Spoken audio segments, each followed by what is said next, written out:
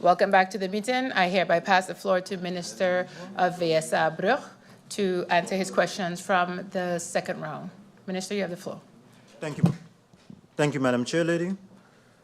I'll start first with the questions posed to me by MP Kotai.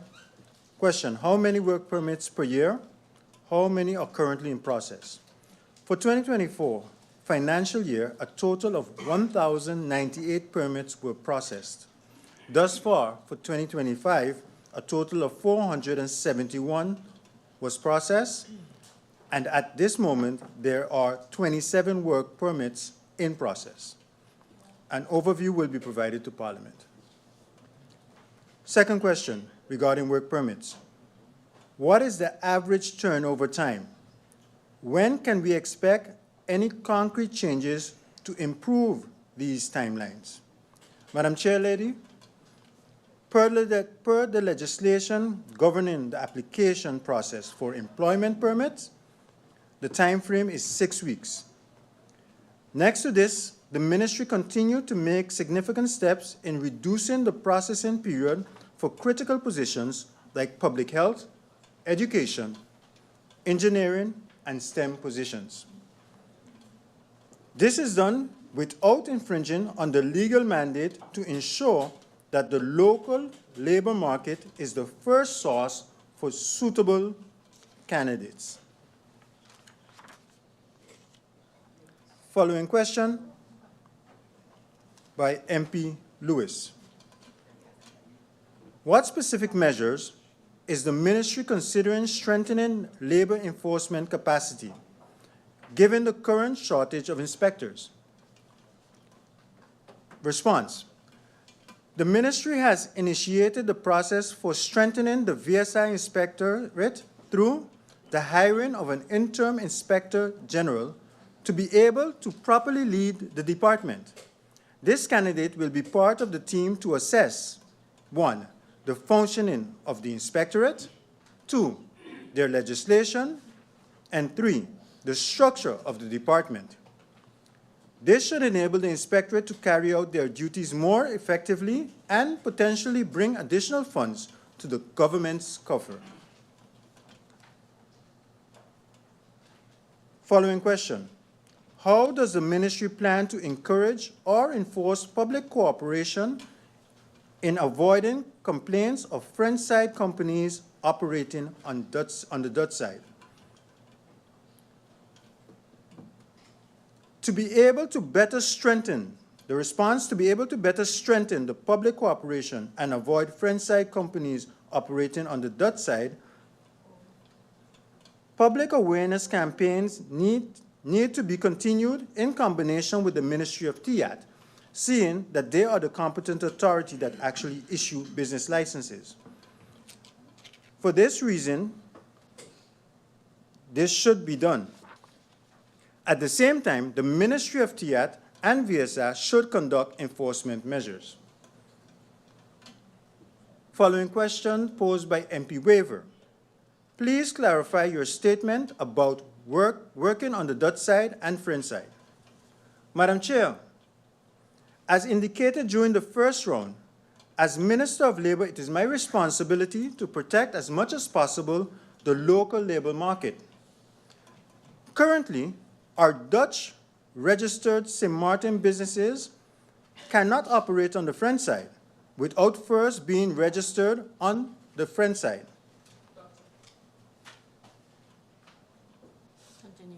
No. Sorry about that. Without first being registered on the French side. However, French side businesses do operate on the Dutch side without registering on the Dutch side. As Minister and a former Member of Parliament, I have been approached on a number of occasions by our local businesses indicating this unfair practice. Following question by MP Myers. Are the relevant shelters up to par? Madam Chair Lady, the buildings which are identified to be used as shelters were recently inspected by VROMI. VSI is awaiting the report to ensure that when needed, VSA knows which buildings are ready for use to assist during emergencies. I will now proceed with the questions posed by MP Westcott Williams. Question 1. Any talk, any research about general pension scheme on St. Maarten? Madam Chair, through you, I would like to inform the Member of Parliament that the idea for a second layer pension is being investigated through the assistance of the TWO. Having said the above, based on the government program for VSA, I have committed to review the old age pension based on the difference in profession, such as, for example, frontline workers. I have also committed through the governing program to review the possibility of a mandatory pension plan or saving plan. These are all scheduled to start in 2026.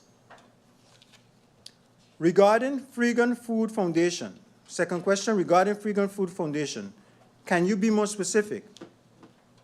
Through you, Madam Chair Lady, based on the agreement with the Freegan Food Foundation, the ministry expects to receive an initial assessment on the June pilot for 60 senior citizen households and information on initial preparation to cover 100 senior citizen households who register at the Freegan Food Foundation for assistance starting July 1st.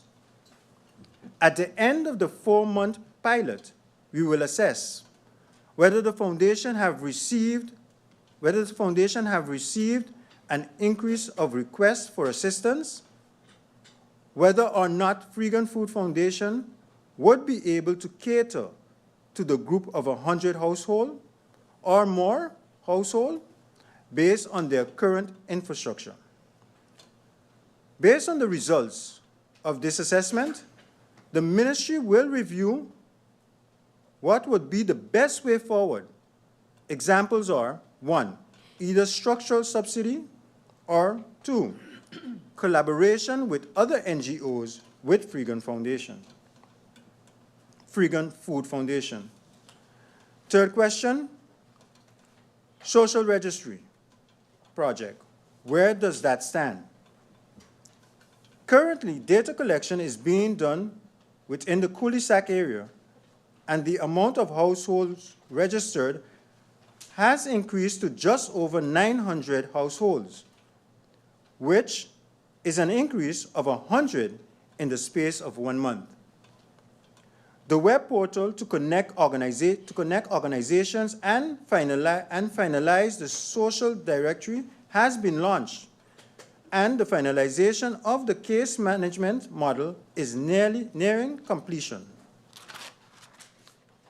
In the meantime, the social registry process has already been implemented on a small scale, and the effectiveness of internal and external collaboration in enhancing the well-being of persons in a household is demonstrated. Question 4, the final question. What is the current status of the reparation ordinance aimed at providing coverage to sole proprietors, taxi drivers, bus drivers, and similar groups? Madam Chair, I am happy to inform you that I have been informed that the contract negotiation between SZV and the legislative draftman are in the final stages. Information received from SZV indicate that the legislation should be ready to be presented to Parliament in December 2025. These are all the answers to the questions that were posed to me in the second round. I will now await any clarification from the MPs. Thank you, Madam Chair Lady. Thank you, Minister Brugge, for answering those questions. I see that we have no clarifications from any members of Parliament, and with that, I am going to adjourn the meeting for 5 minutes until the next minister is ready to come in. Meeting adjourned for 5 minutes.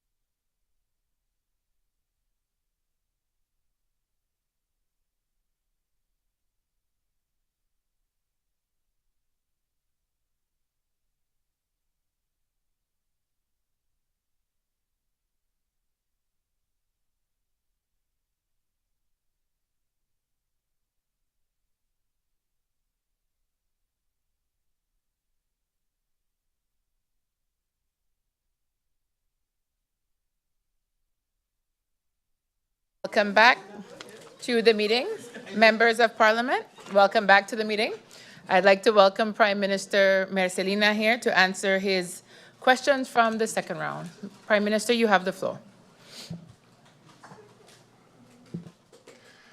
Thank you,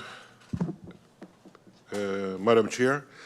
I will start immediately, seeing that it's night hours. Of course, I want to acknowledge the presence of the Secretary General and the members of Parliament and those still with full love for the country following Parliament session now at this particular moment of the night. So I will start immediately with giving answer to the question posed to me yesterday. I will start with MP Doran. The first question he has is, has your office followed up on the procurement expenses of the vehicles of NRPB? I would like to know if those documents have been provided to Parliament. The MP inquires again from the previous round, can a price comparison be given for those same vehicles? Because Real Auto produces Toyota, can a price comparison be given with Real Auto for those same vehicles and what they cost here locally? Then can we then analyze our money for value when it comes to this particular procurement that took place? Yes, my office has immediately followed up with the NRPB, and the tender documents have been provided to Parliament. As previously mentioned, a price comparison cannot be given with Real Auto, as they did not submit a bid. Good to recall is that the command vehicles of the Fire and Ambulance Department are not off-the-shelf vehicles. For details on the specifications, I kindly refer to the tender documents provided to Parliament.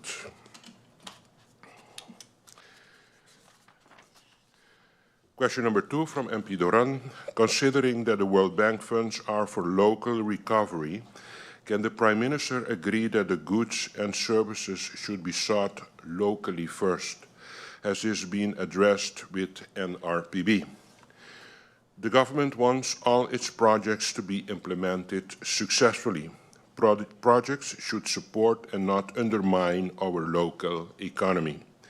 This is part of our definition of success. Local contractors, vendors, suppliers, and professionals should benefit from government's project, irrespective of whether they are financed by our own national budget, by the Netherlands, or by the World Bank. Over the past months, concerns have come up about foreign contractors winning multiple tenders of the trust fund. These concerns have been escalated by my office to the government of the Netherlands and to the World Bank.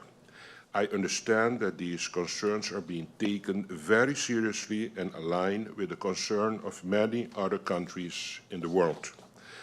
Last week, the World Bank Procurement Practice Manager for Latin America and the Caribbean, Mr. Jean-Jacques Verdeau, visited Sint Maarten. He met with the Council of Ministers and spoke at the NRPB Procurement Engagement event, which was organized to provide practical guidance for local companies on participating in trust fund financed programs.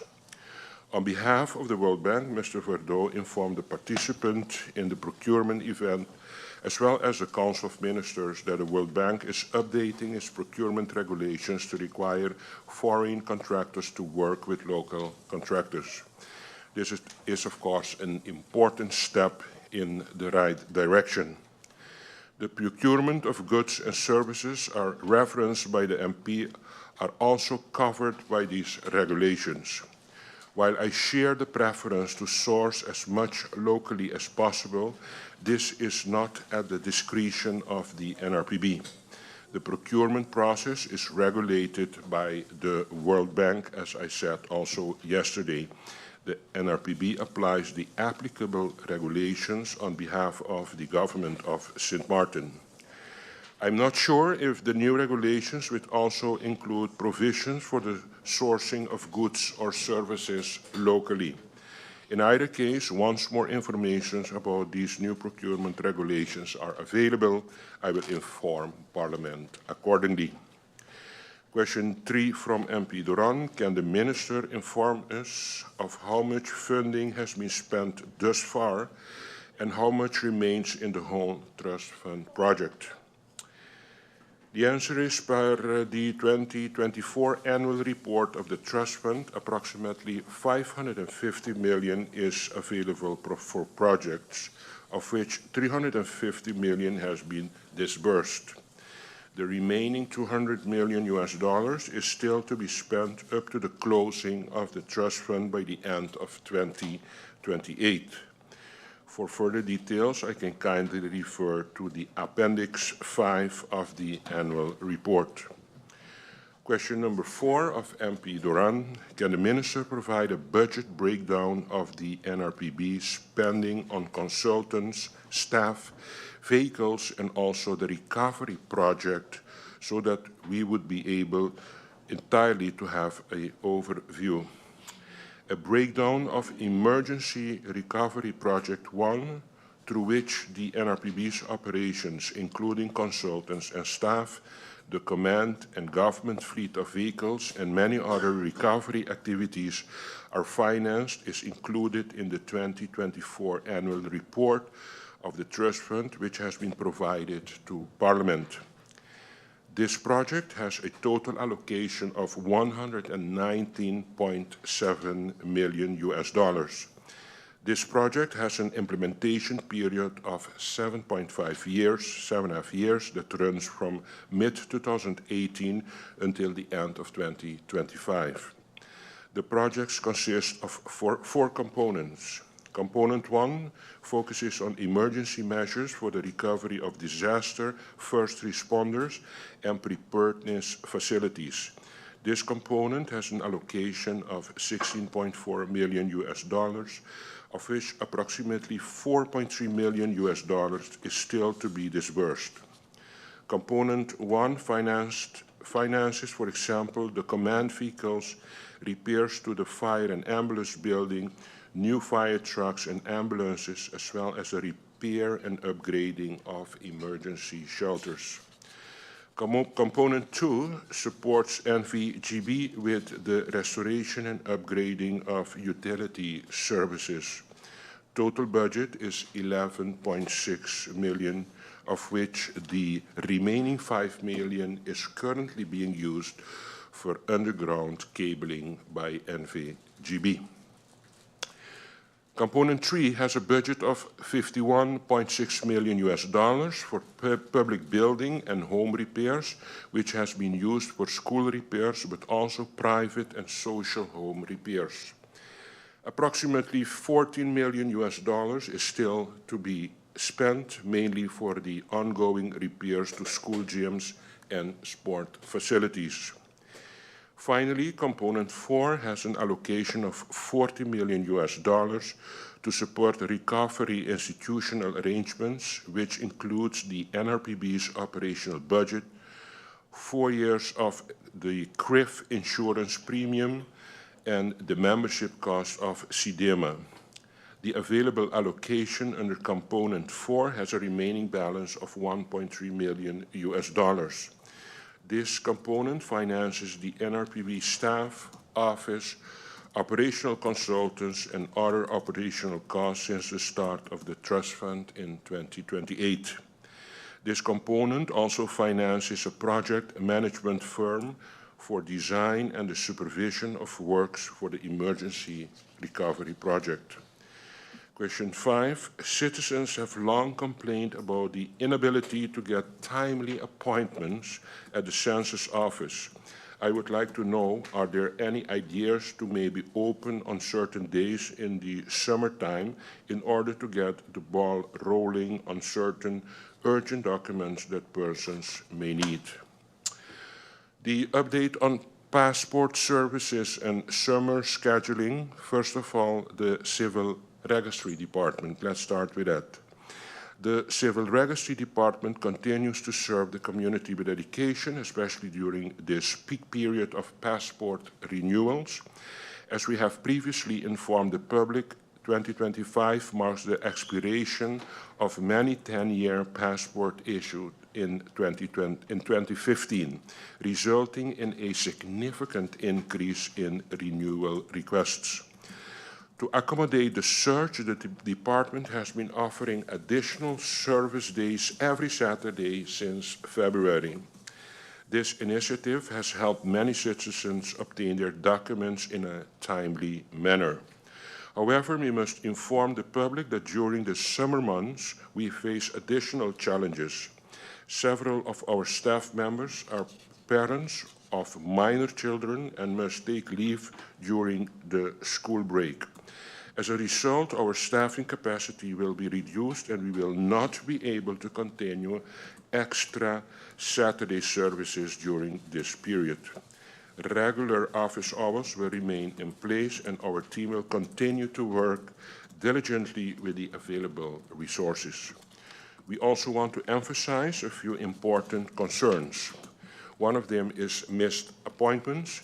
When citizens schedule appointments and fail to show up without notice, it takes away, of course, valuable time slots for others. A second concern is non-Dutch nationals booking passport appointments. Please note that only Dutch nationals are eligible for Dutch passport. These bookings take up space that could be used for eligible applicants. To help address the demand, we are releasing extra appointment slots daily, and we strongly urge all citizens to check the validity of their documents early and book their appointments in a timely manner. Please keep in mind that passports are not produced on Sint Maarten, so processing and delivery times must also be taken into account. We appreciate your understanding and cooperation. We also inform you that extra Saturday service days will resume after school vacation period. Question number 6 of MP Duran. The MP would like to get an update on it from the Prime Minister on the digital government transformation project. What is the status of it, and also what is the timeline for completion of this project? A couple of highlights on this $20 million trust fund project, which is implemented by the digital leadership team of the government of Sint Maarten with support of the NRPB. It comes down to the project recently completed contract award for 2 critical path activities foundational for enabling a successful digital transformation. The signed contract includes 1, the design of the National Digital Identification Solution, a critical enabler of future e-services implementation, and secondly, increased infrastructure resilience via connecting of critical infrastructure institutions to fiber optic networking. Additionally, to strengthen Sint Maarten's cybersecurity posture, the contract for the next generation security hardware was awarded and the new firewalls have already been installed. Work is also progressing on the preparation of draft legislation for the interoperability framework and enterprise architecture, as well as the drafting of the national digital identity regulations. The current closing date of the project is November the 30th, 2026. During the recent midterm review mission of the project, which took place a few weeks ago, the need for an extension of 5 months was identified in order to deliver selected e-services and connect 5 registries to the interoperability platform, which are keystone activities at this particular moment. Once the semi-annual report of the Trust Fund for Q1 and Q2 2025 is available, I will share this report with Parliament. This will include further updates on DGTP and all other Trust Fund projects. We're going now to MP Lewis. While the interruptions in electricity may not last for an extended period, they continue to inconvenience residents, especially in light of the alarming bills they continue to receive from GEBE. What is most concerning is that these outages are not being communicated in advance, leaving public uncertain and frustrated. Can the Minister of Asset indicate whether he is aware of the situation and what concrete measures are being taken to ensure timely and transparent communication for the affected residents? Honourable Chair, I thank the Member of Parliament for raising a concern that resonates deeply with the people of Sint Maarten.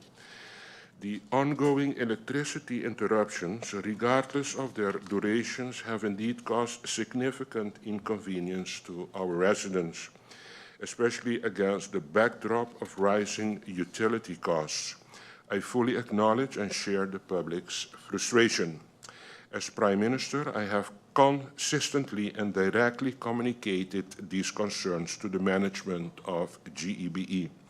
I have emphasized on multiple occasions the urgent need for transparency and timely notification of planned or unplanned outages.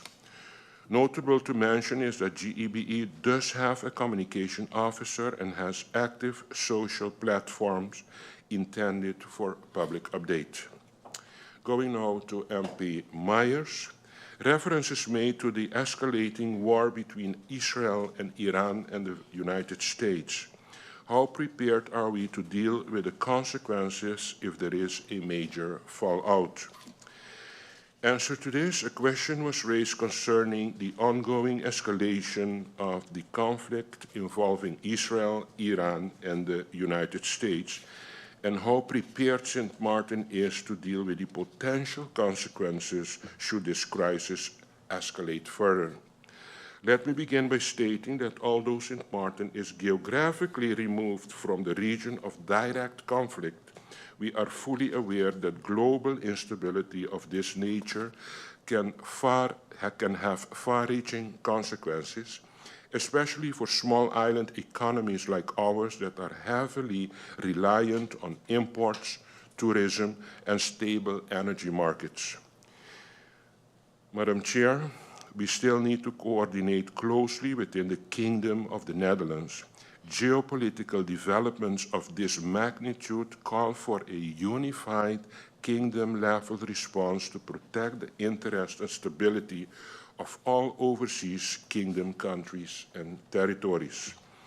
Furthermore, within our own local framework, our ministries, particularly TIAT, VSA, and Finance, will need to work to align strategic reserves, monitor market condition, and strengthen risk management protocols.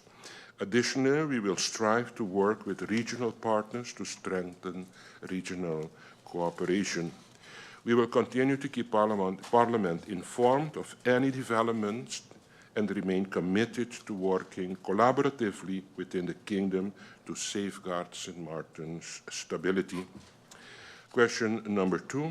How does the government insurance stands as it regards to government facilities during this hurricane season?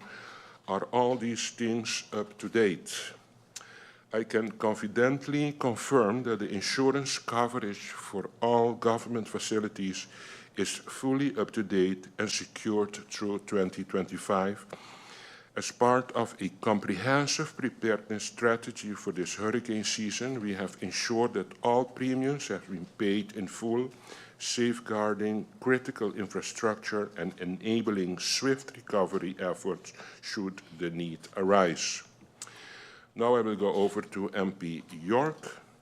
There is a new temporary manager and CFO instated at GEBE.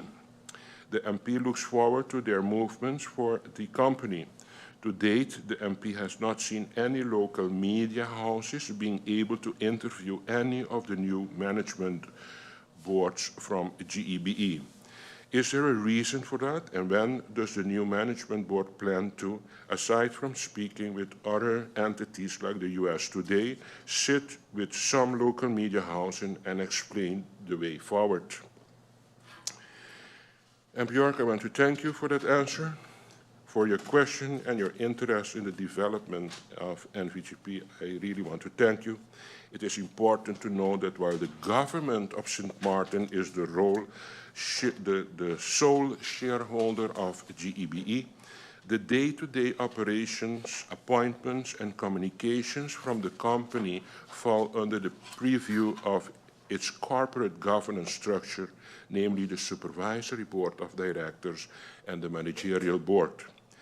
As such, decisions regarding public communications and media engagements by the newly instated temporary manager and chief financial officer are the responsibility of the management board under the oversight of the supervisory board. The shareholder does not intervene in these operational matters unless in cases where it is legally or strategically necessary. That said, I agree that transparent communication with the people of Sint Maarten is, of course, essential, especially at this critical juncture in GP's recovery and stabilization process. I have, though, full confidence that the supervisory and management board are mindful of the public's need for information and accountability, and I trust that they will engage with local media in due course. While I understand there has been an interview with US Today, I do expect that the management will prioritize local outreach moving forward. The people of Sint Maarten deserve to be well informed about the direction of such an essential public utility and will continue to encourage NVGB's leadership to engage with our local media platforms as part of their broader communications strategy. Question 2, has a new temporary manager passed his screening as yet? What is the status on that? And if not, when is it due? Based on a confidential update from VDSM, I can only state that the screening is ongoing and is expected to be completed very soon.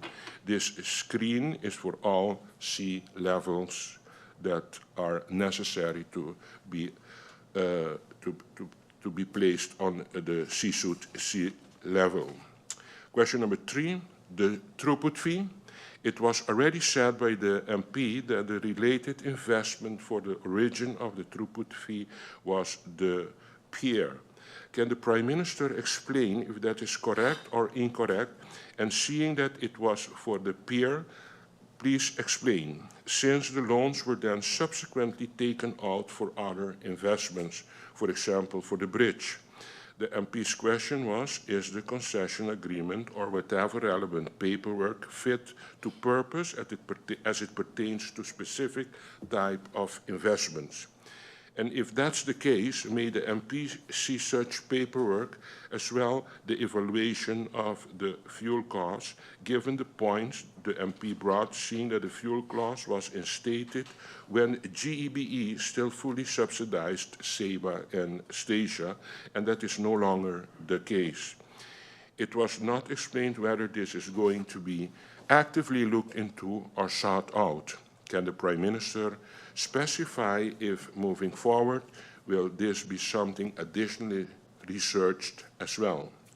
Since the introduction of the concession on July the 11th, 2007, Sint Maarten Harbour Holding are charging the throughput fee, a landed cost on the importation of bulk liquid, predominantly fuel products, charge the imports of the fuel.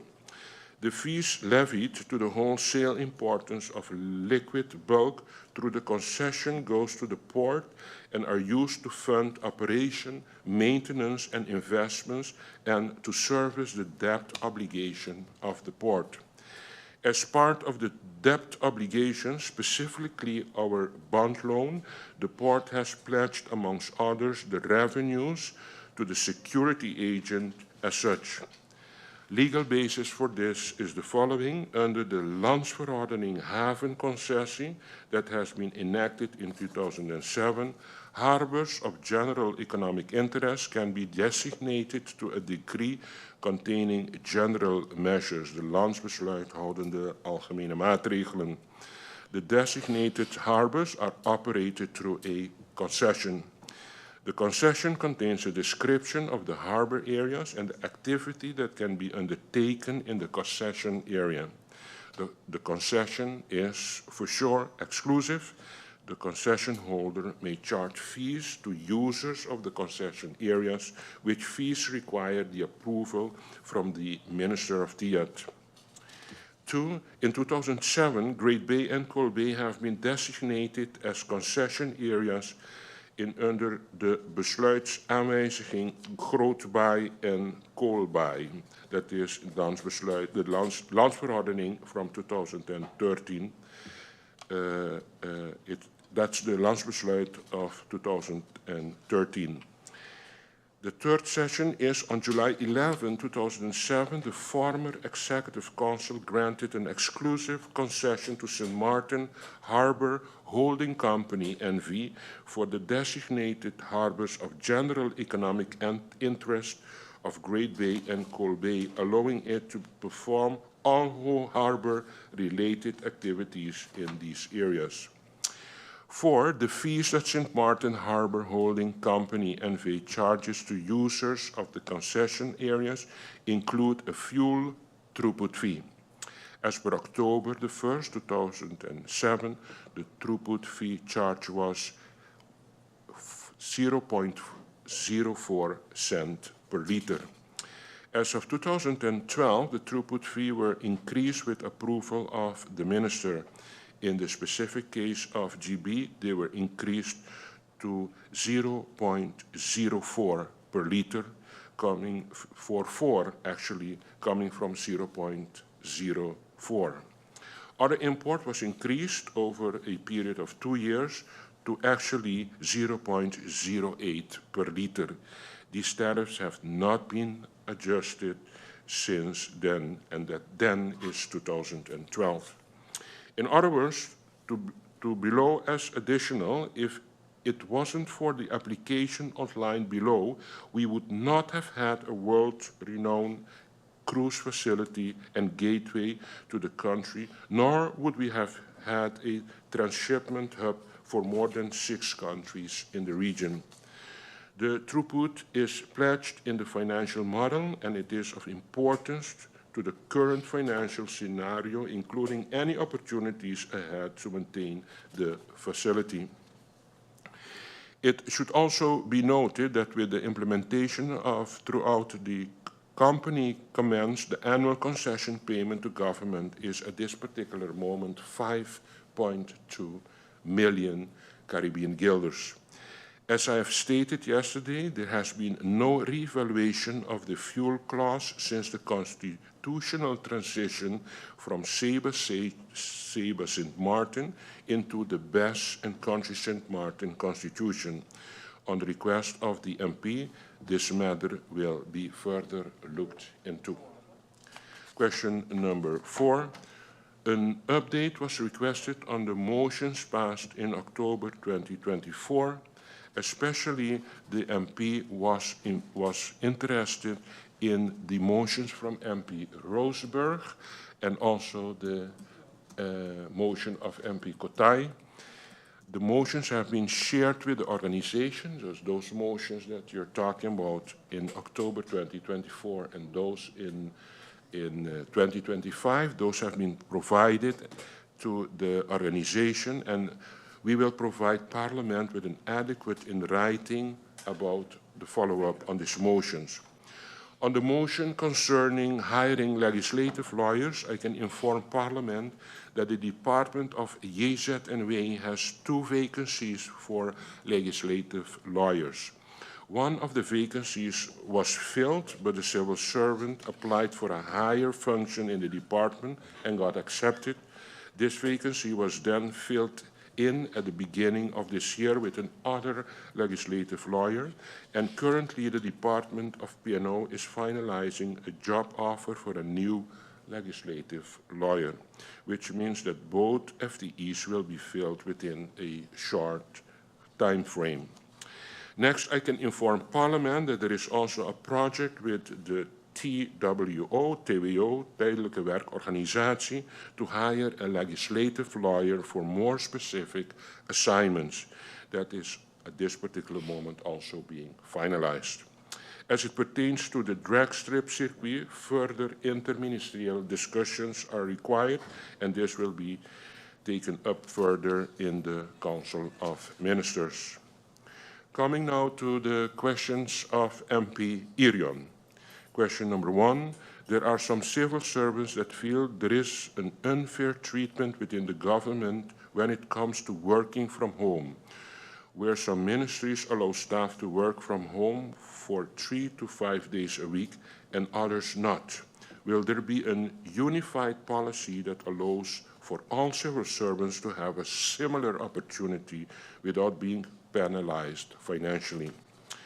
Honourable Member, I acknowledge your concern regarding the disparities in work from home practices across ministries. While each ministry operates with different functional demands, I agree that consistency and fairness are important. As of November 2021, guidelines were provided for when and for who, what functions and circumstances it could be possible. While there are unified guidelines, the functions, the persons, and circumstances are not yet unified. It is therefore up to management to decide until now. And keep in mind, no job can be done entirely remotely.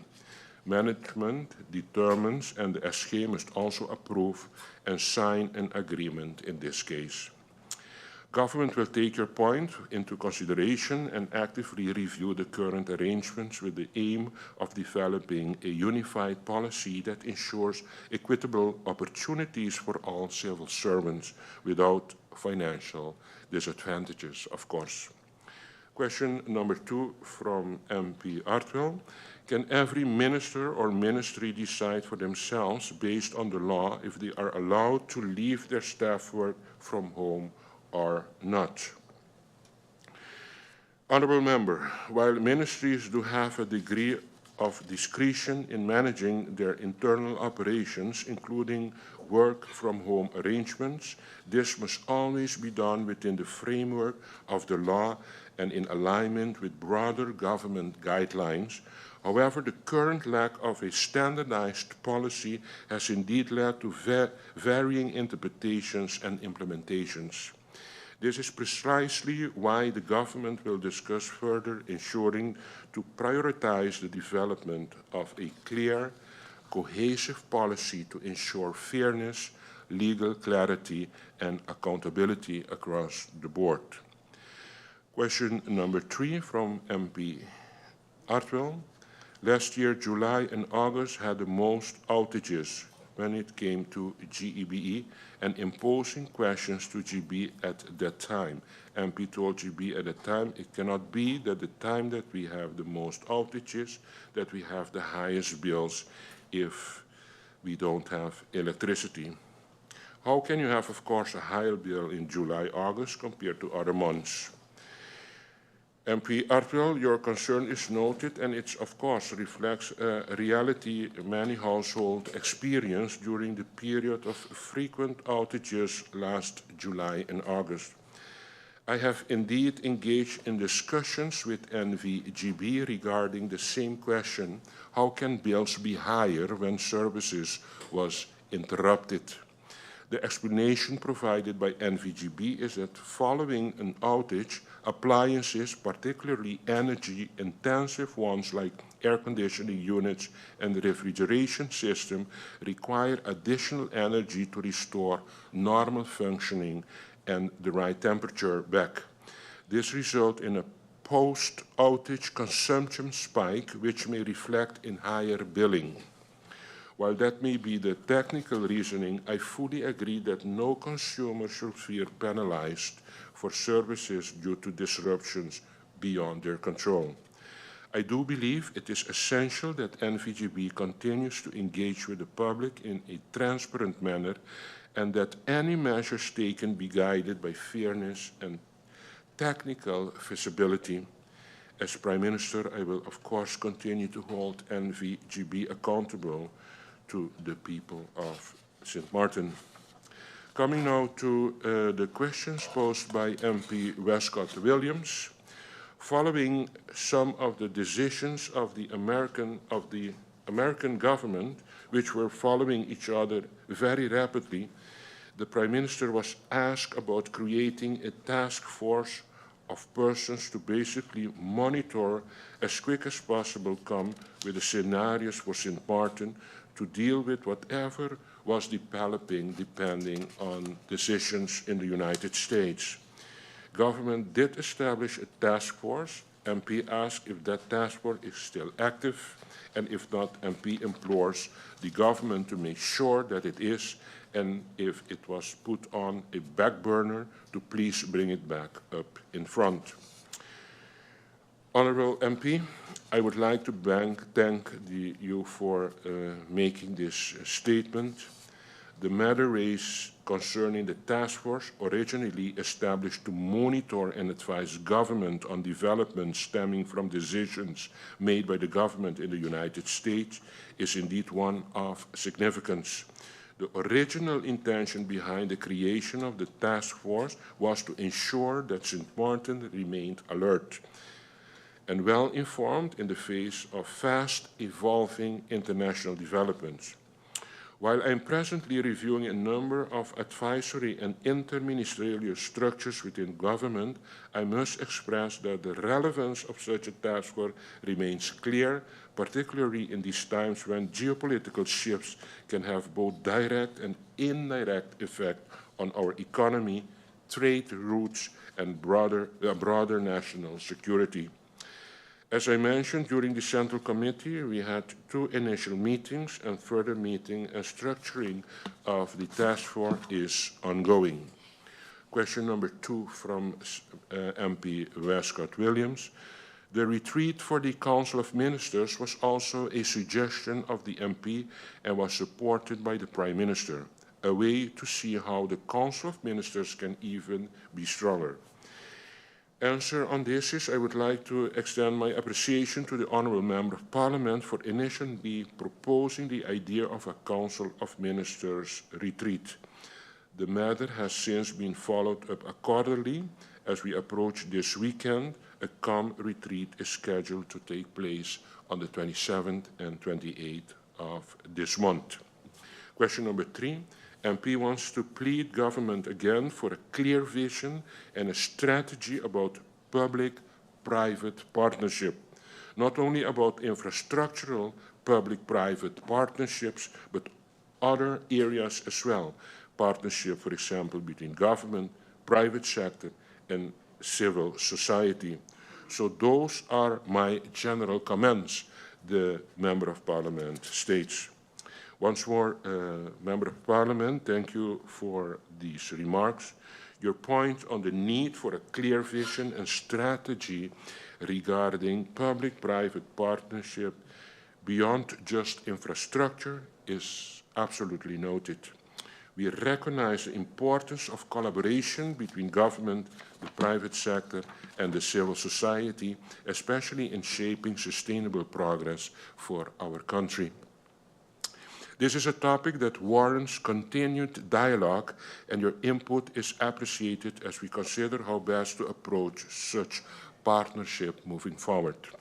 Question number 4. The secondary education level on Sint Maarten is 31%. Where did that come from?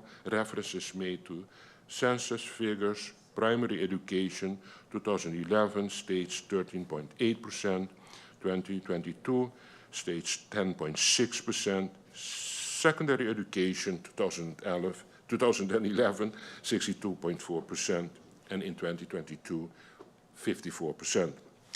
The answer on this statement is according to the 2023 labor market analysis conducted by Pantiel for the government of Sint Maarten and our NRPB of the employed labor force, some 30% did not reach the level of secondary education, while more than 40% only finished high school secondary education, and only 20% enjoyed tertiary education. The full report, by the way, has been provided to Parliament. Question number 5, MP Westcott Williams took note of a survey, a political one, a survey conducted in December 2023. The main issue for the people of St. Maarten included cost of living, price control, wages, and employment. MP asked if it would be a good idea at this time to conduct a type of a socio-economic survey to feel what exactly the people are thinking. MP's suggestion is that we do conduct such a survey. I would like to thank the Honourable MP for this suggestion, and I can assure the MP that this will be a discussion item in the future Council of Ministers, and I think it's a great suggestion. Question number 6, there was a survey conducted by the previous government on electoral reform. Can the government, the Prime Minister, share those results? And when those results are shared, can we together decide to have a more comprehensive survey on the topic?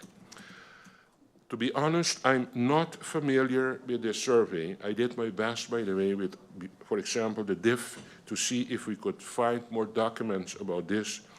But unfortunately, I could not put my hands on those documents that the MP is referring to. But I will request the organization to provide me with the result of this survey once we get through with the search with assistance of the DIF department, and I for sure will share these with Parliament. We are going now to question number 7 from the MP. MP took note of government statement with respect to GEBE and the potential for offering relief to the people of St. Maarten. MP believes that government should somewhat change its approach in terms of taking a waiting attitude and giving GEBE until August to come back and tell them what they think about the proposals that came from BTP/RAC. The MP thinks that government should bring that date closer. MP would like to know if BTP/RAC consults with GEBE on their report. The answer is consultations were held with NVGB prior to the completion of the report. That took place for sure, this encounter. Actually, post receipt of the report, there has been no consultations between BTP and GEBE. Question number 8, the TOT exemption, which is in the law, the delivery of gas, water, and electricity. Where does this fit in this discussion with GEBE? The answer is this TOT will require a discussion which will have to take place first in the Council of Ministers, with a decision taken in the Council with, of course, a great input from the Minister of Finance. We will take it to another level to approach GEBE on this. Question number 9, the country packages was signed off in 2020 and basically started in 2021. And for years that program was there and pushed forward, kind of a holdback, no understanding, etc. And now to hear that some of the matters that were part of the country packages cannot be pursued because we are running out of time with TWO. The MP finds this a pity. MP asks for the very specific priorities with the TWO at this time. Also, MP wants to know if Parliament can get an overview of April through June. The last one was September 2024 to March 2025. MP requests a sort of intermediary report on what and where we are at this particular moment with the application, actually, or implementation of the TWO. The Council of Ministers received an update on the presentation by the TWO on the measures as mentioned in the country packages, and also the fact that this program is ending at the end of the year 2027. During the meeting, it was agreed that the Council of Ministers will provide an overview of measures to be considered as priorities. However, an overview of these priorities has not yet been finalized. Question number 10 from MP Sarah Westcott-Williams. We are working on a response to the report Zittingsjaar Statute, 70 years charter. Some of the faction leaders have been interviewed. Will the government share the report with Parliament so it will be a Sint Maarten response? Honourable MP, your concern and question is of course duly noted, and of course I have no issue sharing, and actually it was all my intention that once we have this report to share it with the honourable members of Parliament. Question number 11. MP wants to know where the National Development Plan stands today. Where is it and where do we stand with it? The MP is referring to a National Development Plan. However, the organization informed me that a few years back the decision was taken to first have a National Development Vision.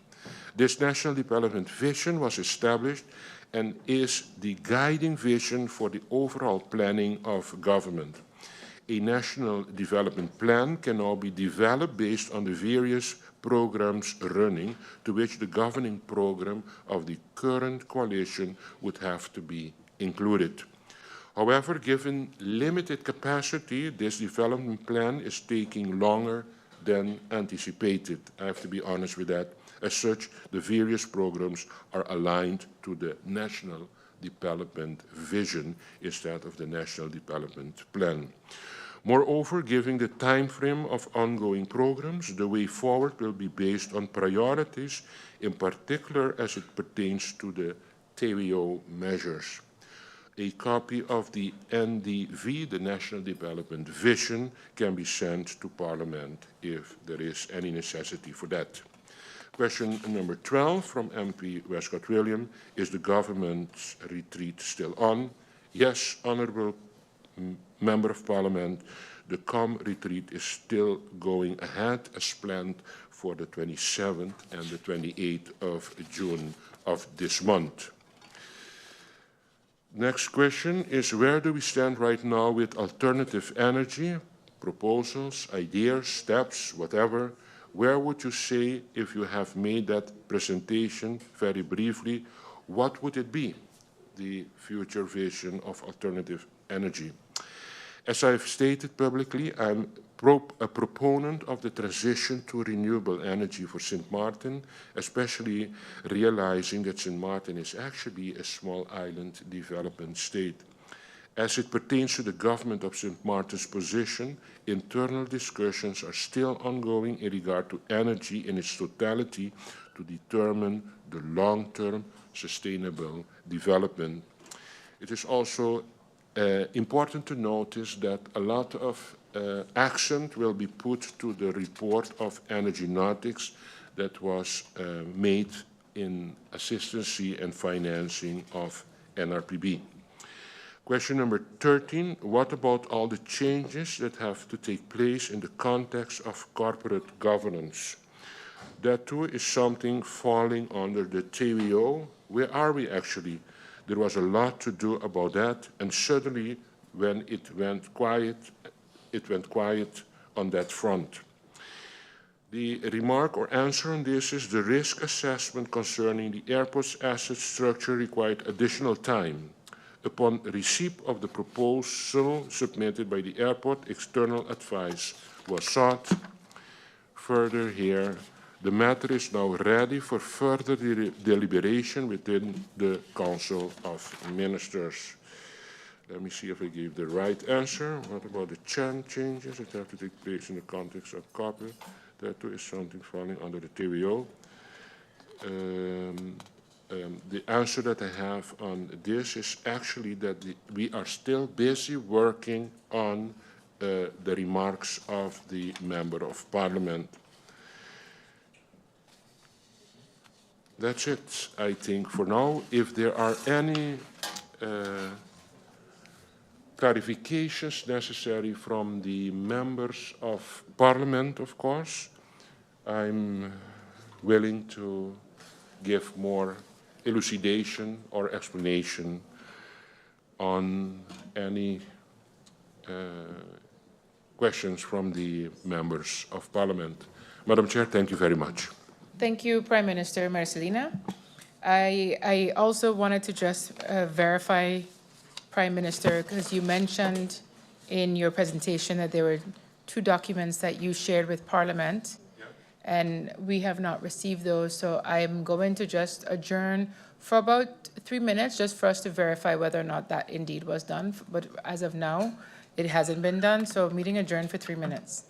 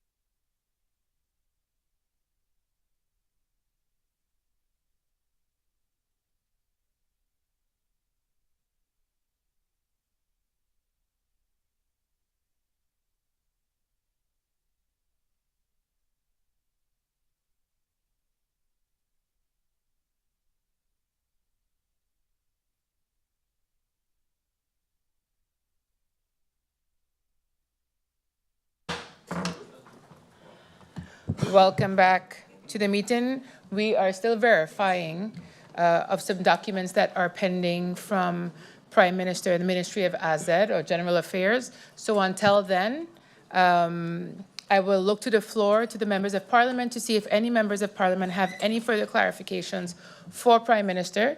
Then we will proceed to receive the Minister of Rami to answer his questions from the second round. And then once we have further clarification from the Prime Minister, we will return after Minister of Rami, Patrice Gums. I see no clarifications. Meeting adjourned for 2 minutes while Minister of Rami comes.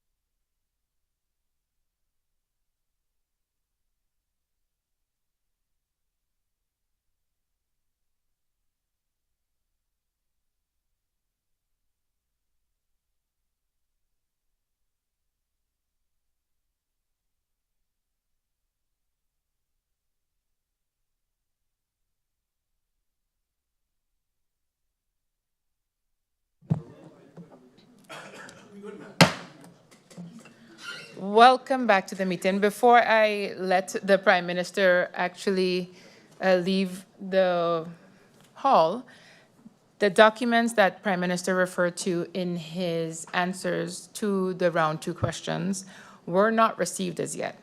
As such, I will allow the members of Parliament to review those documents, and then the Prime Minister will return after the Minister of Rami for us to actually start the clarification round. So meeting adjourned for Minister Patrice Gums to switch with Prime Minister. 2 minutes adjournment.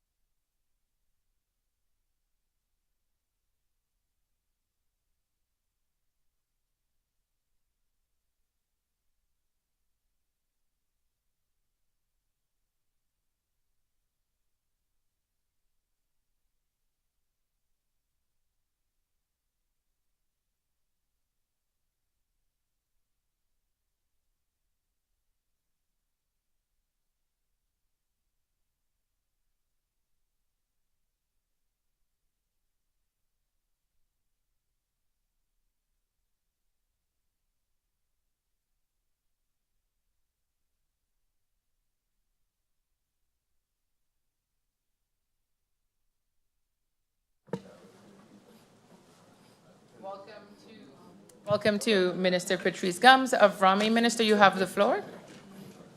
Good evening, Madam Chair, members of Parliament, those listening via any means available. Good evening. I'll begin my questions by responding to the second round questions from MP Darrell York. Pertaining to the hillside stabilization, did Rami or other firms supervise the works to ensure for quality?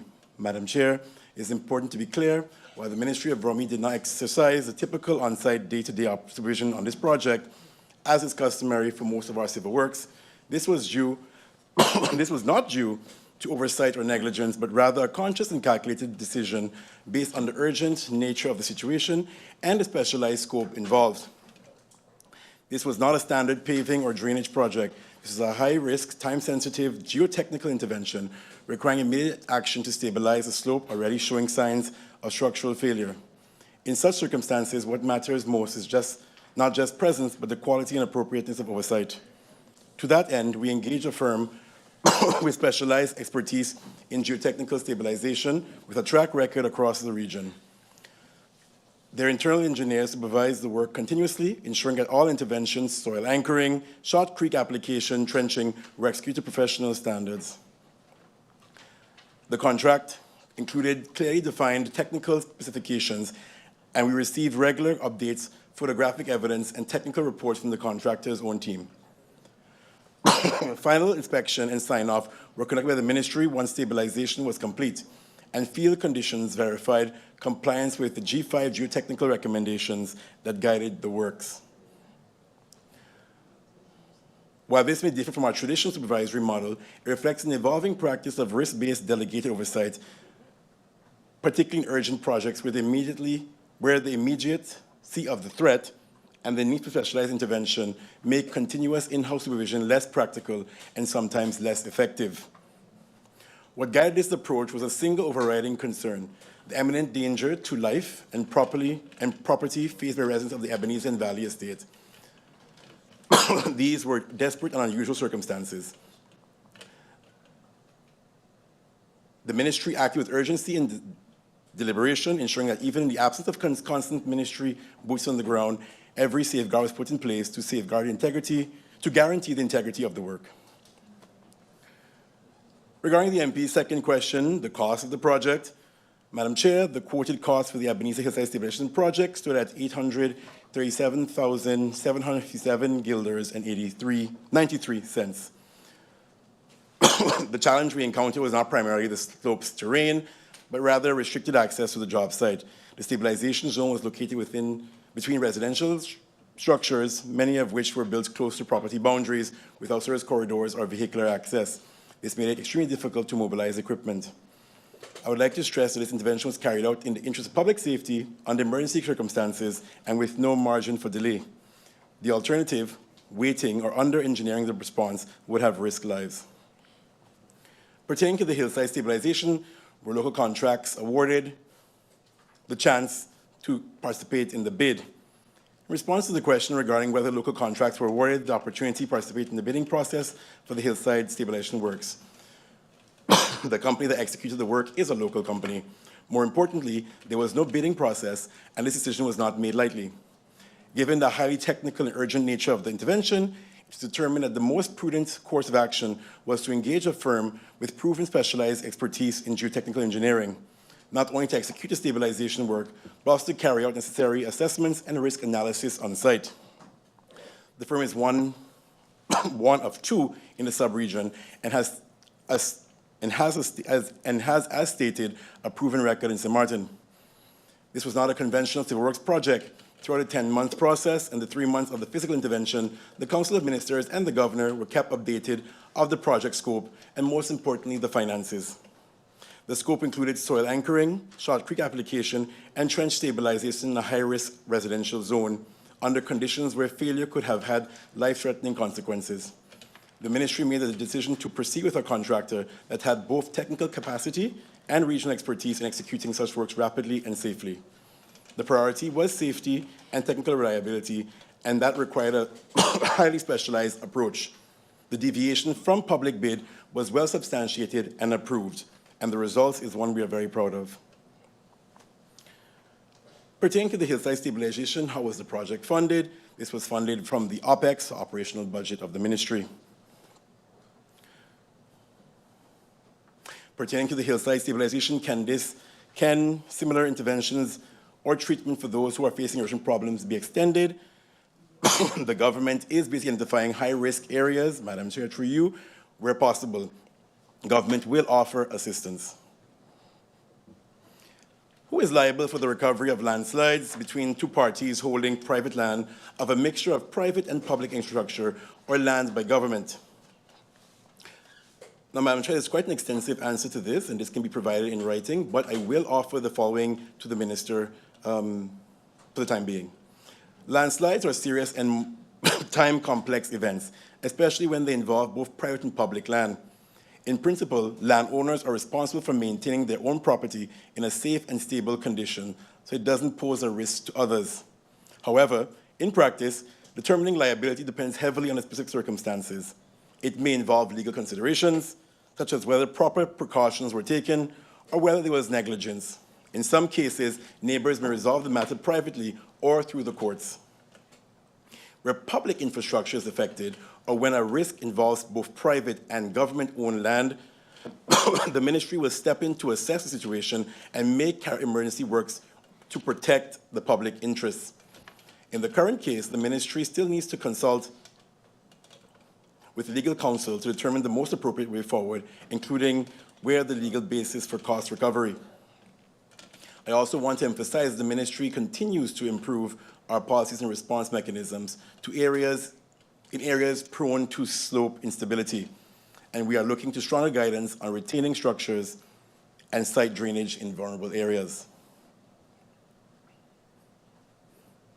The MP had a question: is it that the permits department is not providing a strong flow of permits, or is it that the minister is not signing?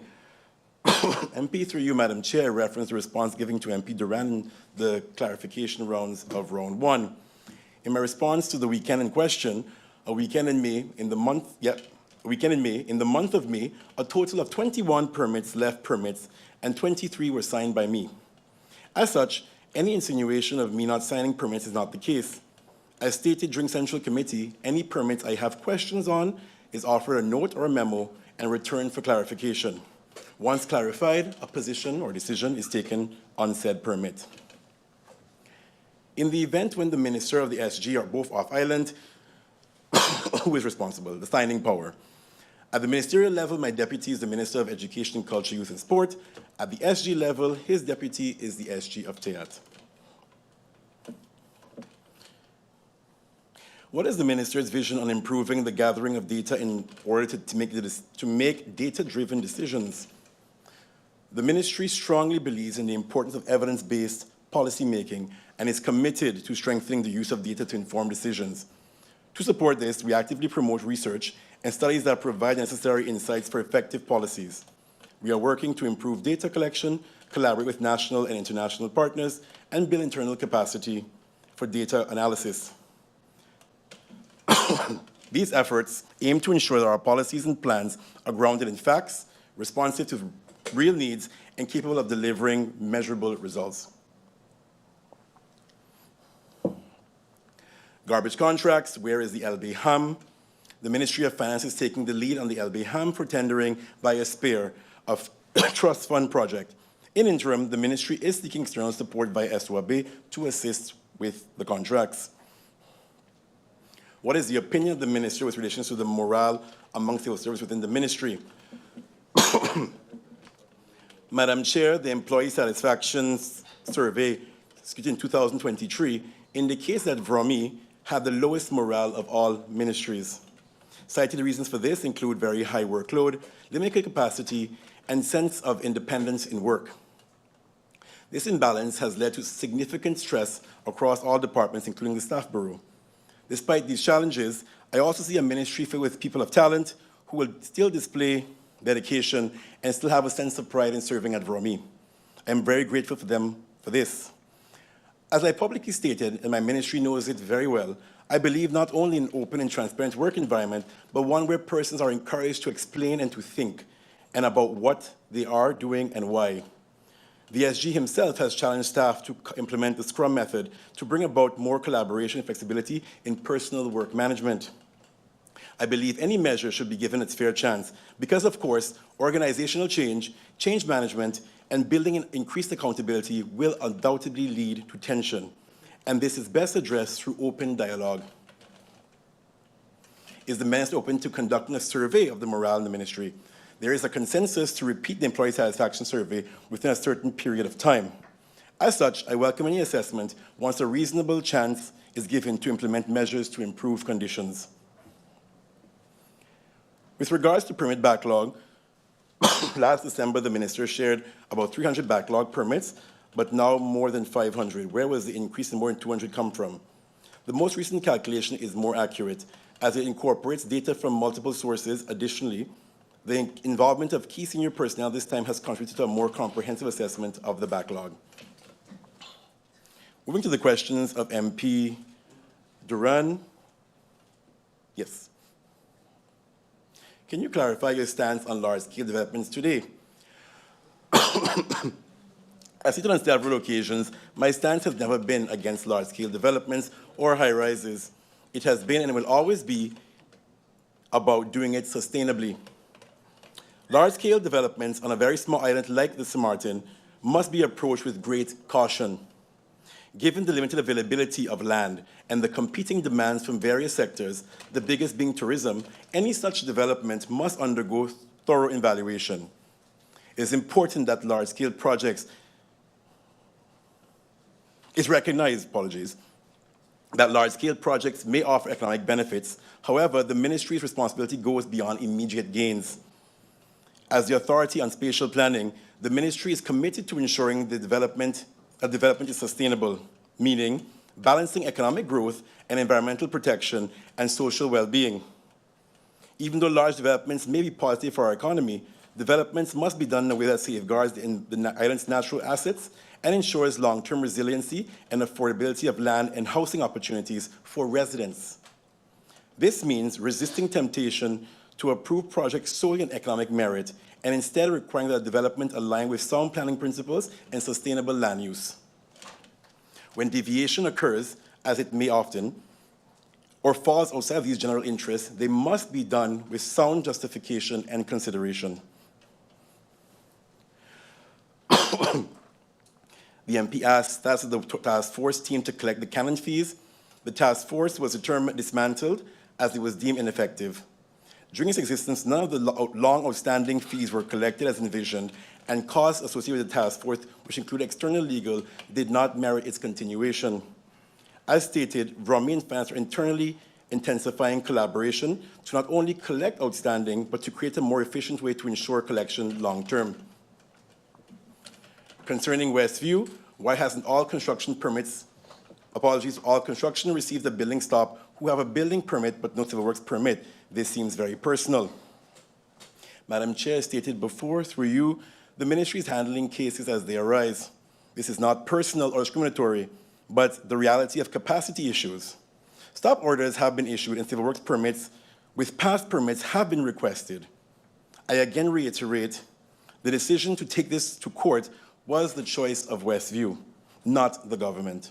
We maintain our willingness to assist wherever possible outside of court.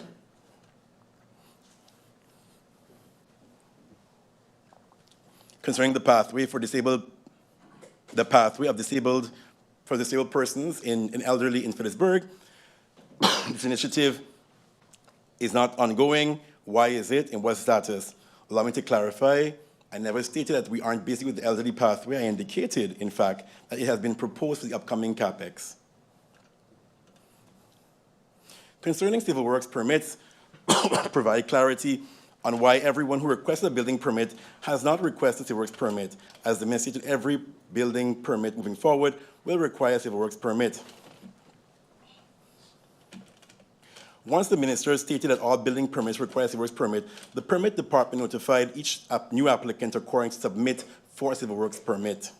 As mentioned earlier, the irregular application of permits means that the procedure is not clear, though the law is there. The ministry, as stated, is finalizing the manual to create a more transparent, clear way forward.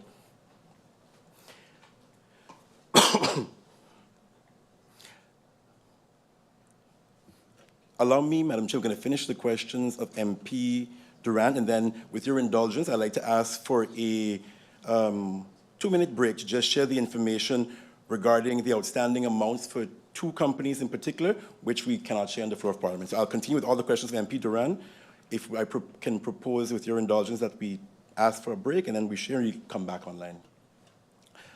The MP asked, Rainforest Adventures, what is the Minister's position on giving rights offs or special pricing for long lease holders who have not paid for extended periods of time? For the record, Madam Chair, through you, MP, through you, Madam Chair, no special price, as is being alleged, was given. Neither did I say that such was given. I sent a well-written, clear response to the Minister regarding that between 1 gillet 20 and 4 gillets 80 is the range for the area with variance according to total buildable area. Moreover, if there is no special pricing, persons experiencing challenges can, of course, discuss and may be offered payment plans. Lease land, will the Minister consider that if other people living in the hills get a special pricing because they cannot utilize a large piece of their land? Similar to the question previously asked before, I want to thank the MP for this question and discuss the following situation. The long lease canon for rainforest, as stated before, was set at a gillet 20 per square meter in 2016. This rate corresponds to the residential tariff in the area and is significantly lower than the commercial rate of 480. This is because the allowable buildable percentage for the parcel is only 5%. This was also submitted in my clarifications to the MP, which greatly limits development potential. By comparison, neighboring lots have allowable buildable percentages ranging from 15-20% to 40%. Additionally, RFA's parcel is uniquely large, or 350,000 square meters, combined with its very low building allowance. This makes the established canon fair and fully justifiable. It is important to emphasize that while the MP appears to suggest, or at least raise the impression, that larger companies are receiving preferential treatment, the reality is more nuanced. The Ministry assesses each case individually and considers not only the size of the parcel or the identity of the lease or the identity of the leaseholder, but more importantly, the land's designated use, building restrictions, and attached conditions. Private leaseholders typically have smaller plots intended for personal housing with fewer restrictions and higher value per square meter. Large-scale projects like RFA often receive land used under stricter conditions, such as ecotourism or nature conservation, with lower building percentages and obligations for sustainable management. These factors limit the commercial return and are taken into account when setting the canon. In short, the lower rate for RFA was not a special favor, but a decision based on objective and unique circumstances. Therefore, the Ministry does not plan to apply such reduced rates automatically over the hillside parcels without similar legal and planning restrictions. Each application will be reviewed on its own merits, taking into account the land purpose of the lease, the allowable building percentage, the size and the location of the parcel, and the relevant policy framework at the time of issuance.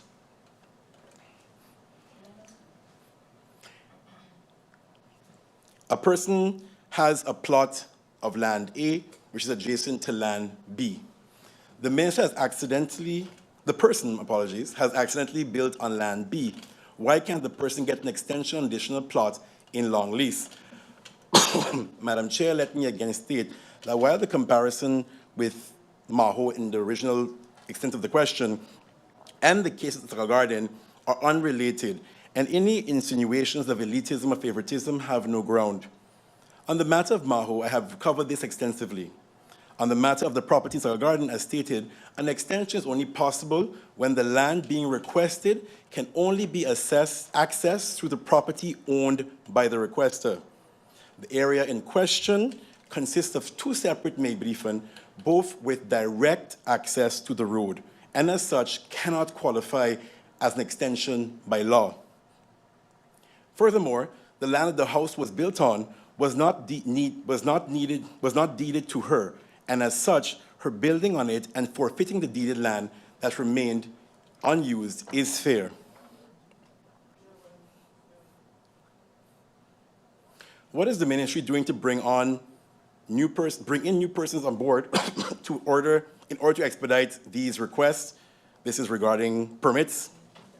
As the Central Committee, through you, Madam Chair, the Ministry is currently engaged in the advice discussions with VNGI, the organization that assisted in clearing the permits backlog 2018 to 2019. VNGI is now in the process of developing a new proposal and in parallel identifying personnel with the appropriate competencies to successfully execute this assignment once again. This time, however, our ambition goes beyond simply addressing the backlog. We aim to design solutions that not only resolve current backlogs, but also ensure the Ministry is equipped to manage the modern-day volume of requests efficiently and sustainably. Madam Chair, with that, I'd like to request the temporary pausing of the meeting to share the information requested to the question. And let me remind the public of the question asked by MP Duran. It was one, has Mahomet Co and all the companies adhered to their fees owed? And then the second question, has Shipyard NV fulfilled their obligations to Country Sint Maarten? And the response is, the collection of all outstanding funds is currently being handled by the receiver's office. More information can be shared via the confidential route. And with that, I'd like to request the indulgence of the House to enter into that discussion. 2 minutes. Thank you, Minister Gums, for that. I will adjourn for 5 minutes so that you can deliberate with the MPs that are interested in viewing those documents. Meeting adjourned for 5 minutes. Use the mic or just?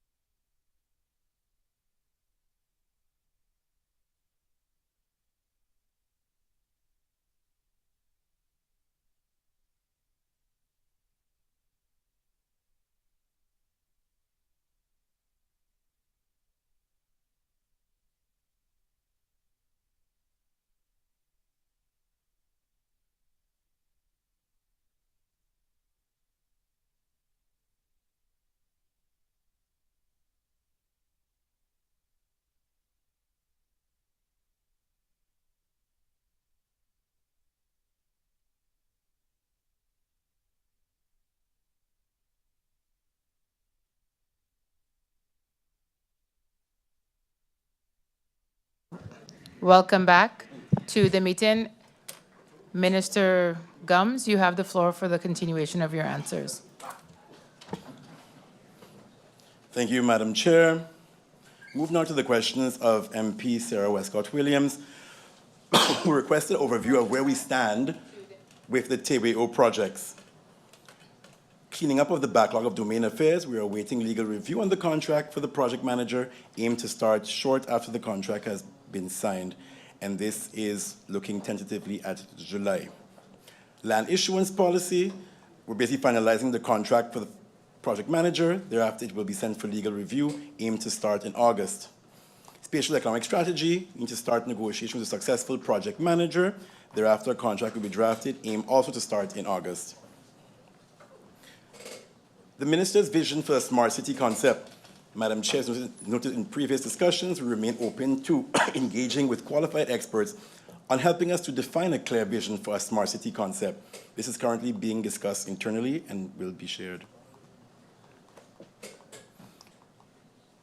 The MP requested to be updated in discussions with Mayor as well as VNGI, and as much as possible, we will be providing updates to the Parliament where relevant on that topic. What's the timeline for Union Road? Union Road will be repaved with CapEx 2025 road sourcing program. The plan is to start this in Q4 of 2025. Regarding the drainage, this is scheduled to commence in the upcoming summer break.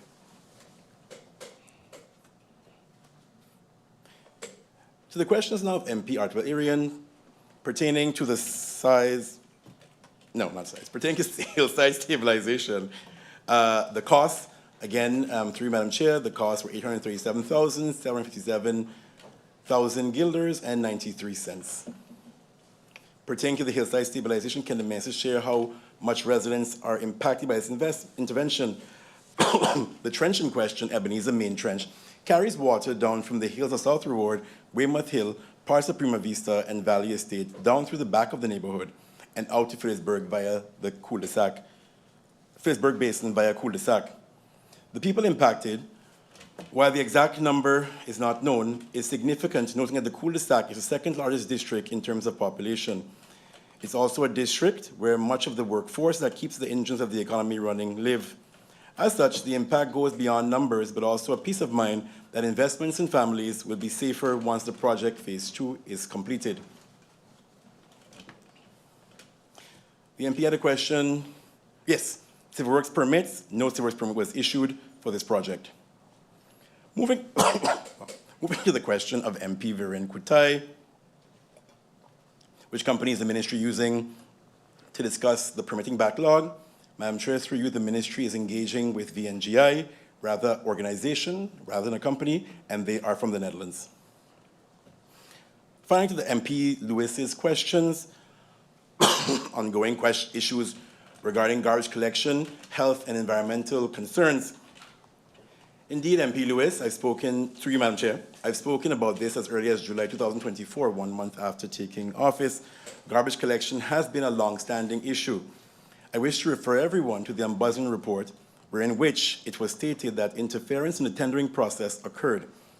This interference led to several key issues, including the reintroduction of disqualified companies and the extension of the number of parcels, despite recommendations to limit the amount of parcels issued to a single company. This fact is directly linked to some of the most persistent and consistent complaints about garbage collection. Since taking office, I've held 2 meetings with all haulers, one in July and one in October. During this period, government offered assistance to several companies, including the use of government equipment when they were unable to fulfill their contractual obligations. Government attempted to change the narrative of the haulers to one of a collective sense of ownership and participation. As truth be told, it is not always the haulers to blame. Despite these efforts, the challenges on the haulers' side continued, and in December, we moved to begin the process of contract evaluation. During this process, we encountered concerns regarding the manner in which notifications and warnings were being issued since the beginning of the contracts in 2021. This is currently being reviewed and rectified where applicable. While I understand, of course, and I've heard several discussions about this, while I understand there are of course concerns about taking bread from a local man's mouth, feeding the local man cannot come at the expense of sanitation, health, or our environment. Abandoned vehicles, and this continues. MP Lewis, through you, Madam Chair, important to note is that VROMI is in charge of car wrecks, not abandoned vehicles. While this distinction is sometimes gray, it is important to note that the ministry continues to collect vehicles daily and is working on the legal basis for enforcement and the accompanying fine system. Equally important to note is that the number of abandoned wrecked cars on the roads speaks of the need for everyone to recognize their role in making St. Maarten dirty or clean.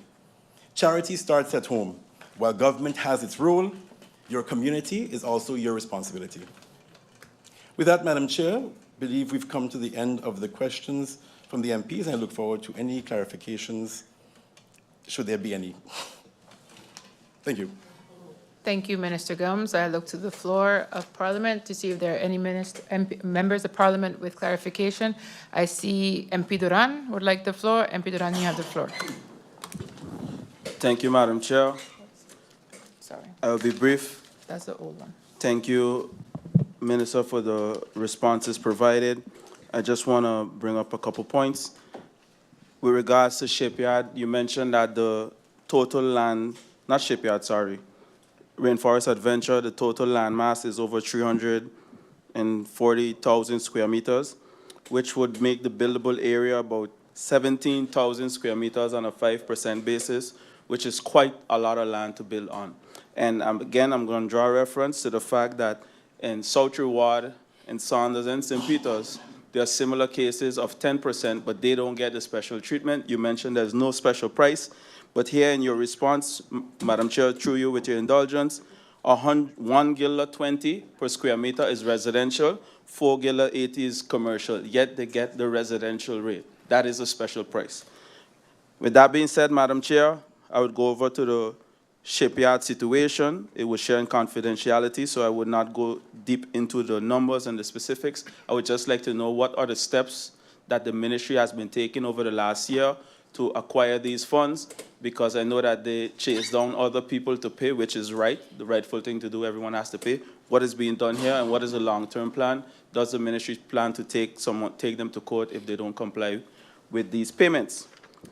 Lastly, Madam Chair, through you, I heard an astonishing number of almost 1 million guilders. I hope it was guilders, with regards to the project that was recently executed. And I'm not going into the point whether it was needed to be done, because obviously it needed to be done, which was the reinforcement of the wall. However, I would like to know, was Article 47 of the compatibility ordinance enacted in terms of allowing deviation? And the LBA, was this signed, also co-signed by the governor, if that can be provided? Because when you talk about the operational expenditures of VROMI, I know that this is very tight. So when you jock 1 million guilders, how does the minister plan to replenish that to run the operations in terms of enhancing the productivity of the ministry? Thank you for the opportunity, Madam Chair. Thank you, MP Duran. The next minister with clarifications is MP York. You have the floor. Thank you, Madam Chair. Madam Chair, just to go over some of the questions that were posed, I asked the Minister, to you, Madam Chair, about leading by example as it pertains to the civil work permit for said project. The Minister said basically because of its emergency nature, there was no civil works permit. And basically, civil works is a case-by-case basis. But, Madam Chair, if I'm not mistaken, the Minister said weeks ago that old permits will be reviewed on a case-by-case basis if needed, right? And that moving forward, all permits will have a civil works permit. So, for a project of this nature to be executed, especially on a slope, with no civil works permit, I don't know if the minister is defeating the purpose with the statement made in his article stating that how important a civil works permit is, and I think leading by example is a very, very important. I also asked the minister if VROMI or an external engineering firm supervise the works to guarantee quality control, etc., especially over the procedure as it pertains to procurement, etc. The minister stated that because of its specialized scope, the contractor basically supervises themselves. Can the minister clarify that for quality and appropriateness? And if that's the case, is the minister then stating that in-house, meaning the ministry, were incapable of handling such a specialized scope for the project? Because if I understood correctly, the minister said the contractor supervised it, his or herself. So can the minister clarify that?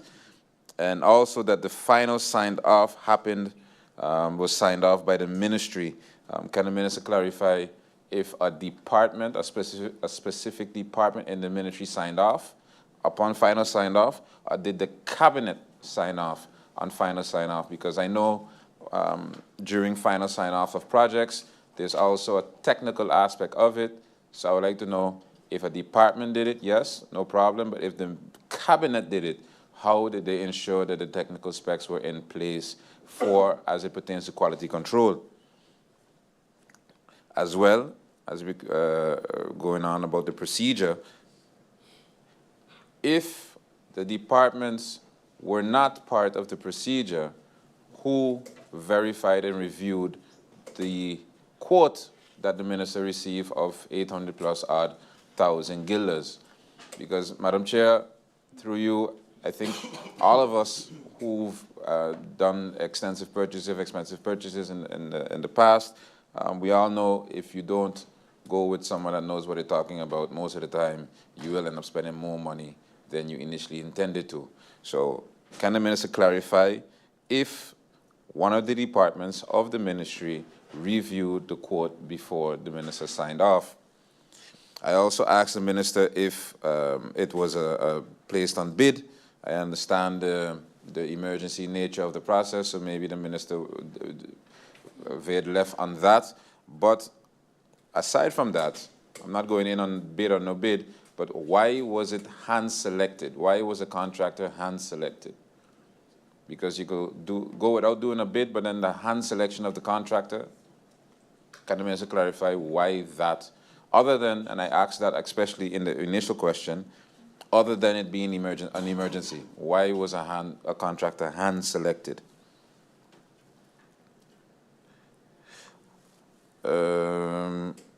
Pertaining to the permits, the minister said that in May, and I hope the minister can clarify this one, the minister said that 21 permits left the permit department and 23 were signed. So that the additional 2 were already on your desk? Okay, clear. So that was clear, Madam Chair. That doesn't need any more clarification. And the minister stated that, upon final handover, can the minister clarify if the delivery report was prepared and signed off by the department? And in that case, which department signed off on the delivery report? Was it the department or the minister being the cabinet? And last question, Madam Chair, for clarifications. I asked the minister if the minister will be open to do an employee survey, satisfaction survey. The minister said upon reasonable chance to fix the problem. The minister is now literally in office for a year in the ministry. Can the minister clarify how much time does he need, through you, Madam Chair, before being comfortable enough to conduct an employee satisfaction survey? And with that being said, Madam Chair, sorry for the interruption. Just to clarify, sorry. Just a minute, Minister Gums. Let me just leave, I believe MP York was almost done, and then I will pass the floor to you because there was no other MPs for clarification.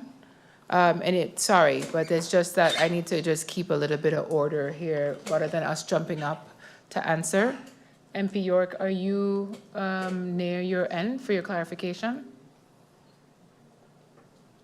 yes, Madam Chair, the minister can take over. Thank you. Thank you, MP York. Minister, if you are ready now to answer your clarifications, then you may do so. If not, then I will adjourn the meeting to invite another minister to come in. Madam Chair, thank you and apologies for the burst of energy. Why I did it, because I want to just clarify if two of the questions asked were new questions or clarifications. One, delivery of the quote signed off, is that a new question? And also, regarding the comfortability of the minister of when he can get us evaluation done, that I believe is also a new question. Because I've already answered the question regarding that exact same thing in my prior, and now there's a new question about when I feel comfortable to do it. So regarding the delivery quote, who signed off the delivery quote, that's the new question, or is that clarification? MPs, you know what? I'm going to adjourn for 2 minutes because if you guys are not going to remember that I'm going to keep order of this, then we're going to adjourn the meeting for 2 minutes while I deliberate with the griffier about whether or not that was a new question, okay? Meeting adjourned.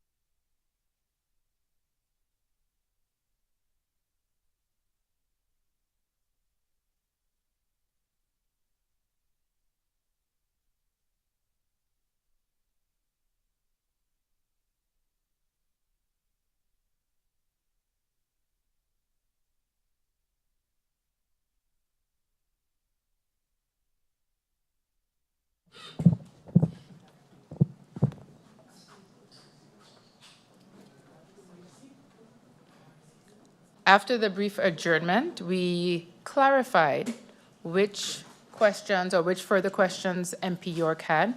Minister Gums is prepared to answer those clarifications, and if MP York so requires further clarification, he will get the floor. Minister, you have the floor. Thank you, Madam Chair. Let me answer what I can answer, right? But I think most of them were okay to answer. Regarding the clarification of MP Duran, yes, Article 47 deviation co-signed by the governor. We are trying to get a copy of that LB, and as soon as we do, we can share that. Regarding the clarifications of MP York, civil works permit emergency nature, case by case. So I think what's important to again state is that I never stated it was a case by case basis for emergencies.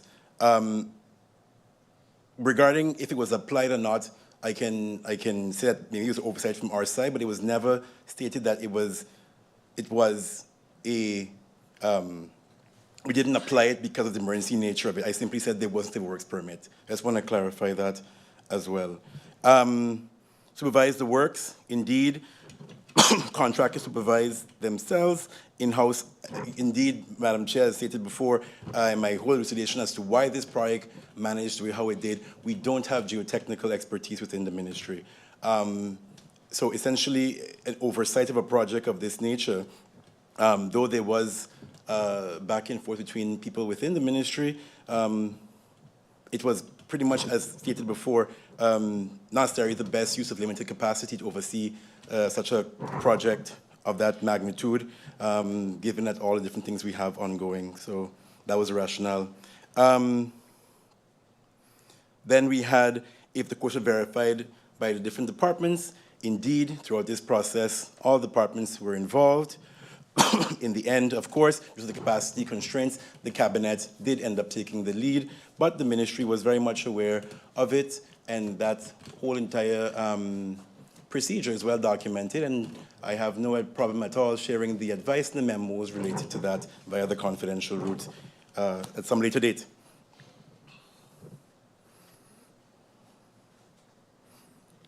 And then, of course, the question regarding the comfortability of time.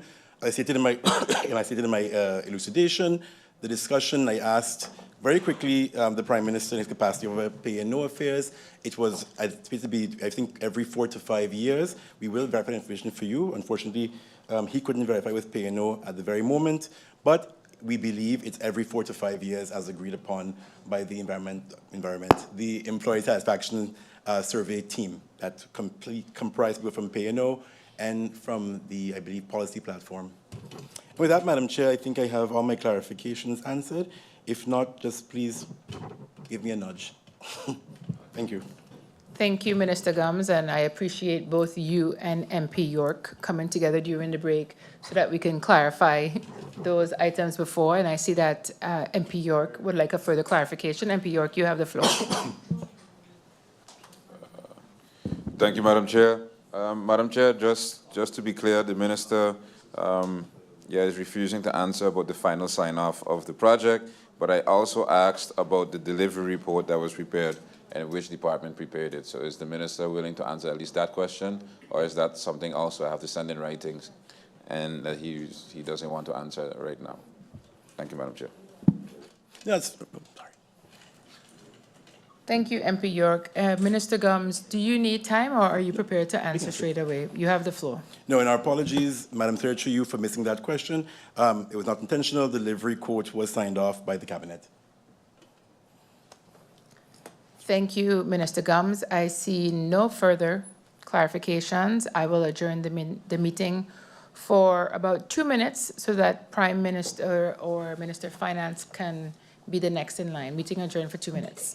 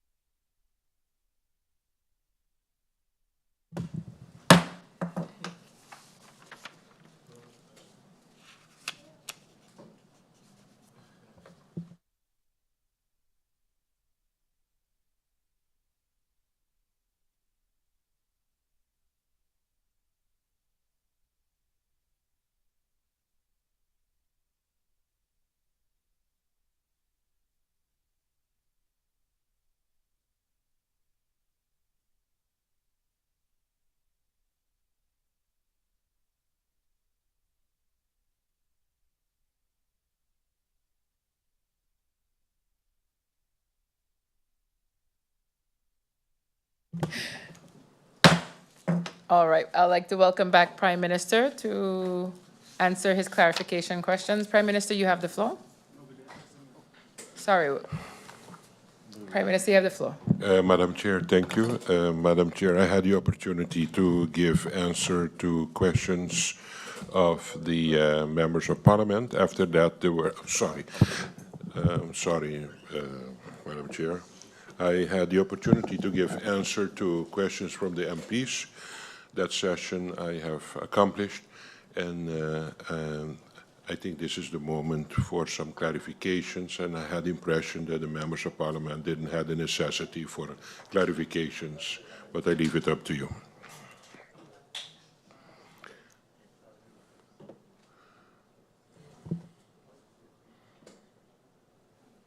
MP Duran, you have the floor. Thank you, Madam Chair. Thank you, Prime Minister, for the responses, and also thank you for the documents that were provided. I must say that this is the most transparent minister, so my comments are pretty brief.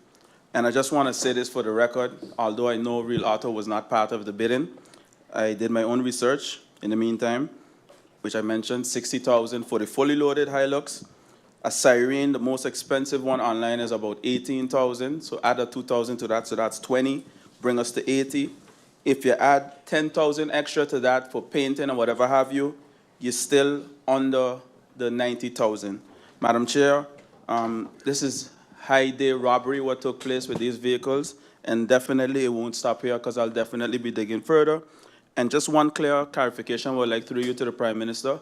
Who is the shareholder rep for GB within the Council of Ministers? Has that changed? Is it the entire COM? That's all I would like to know, and then I'm good. Thank you for the opportunity, and thank you, Prime Minister. Before I give the floor to Prime Minister Marcelina, MP Duran, that was a new question regarding the shareholder representative in the Council of Ministers. If you would like the floor back, MP Duran, you can have the floor back for clarification. Thank you, Madam Chair. I would like to clarify, that question was based on when the Prime Minister was indicating the responsibilities of the COM and what the COM can do and how far the COM can go. So I would like to know, is there a shareholder rep, or is the COM moving collectively when it comes to GEBE or the government-owned companies? So that is the clarification. But it's still a new question, MP York. MP Duran, it's still a new question. It's not a clarification based on the answers the Prime Minister gave during this second round, and that's why I'm saying that it is a new question. Prime Minister, you have the floor. Thank you, Madam Chair. Madam Chair, I have the impression that the Member of Parliament just made a statement just now about the pricing of the vehicles. Important is that the Member of Parliament also realizes that all this took place before my tenure, so I had no saying in decision-making, not even evaluating prices of vehicles. So it is for me what it is. He asked me documents, I provided him with the documents that he confirms, and the prices, he is aware of them too, and me too. But all these happened before my time, but I have a responsibility to Parliament too, and that's why I provided the documents to the floor of Parliament. Thank you, Madam Chair. Thank you, Prime Minister. I see that we have no further clarifications from members of Parliament. Therefore, I am adjourning the meeting for 2 minutes to allow the Minister of Finance to come. Sorry? The Minister of Finance to come in to finish off her round of clarifications. Meeting adjourned for 2 minutes.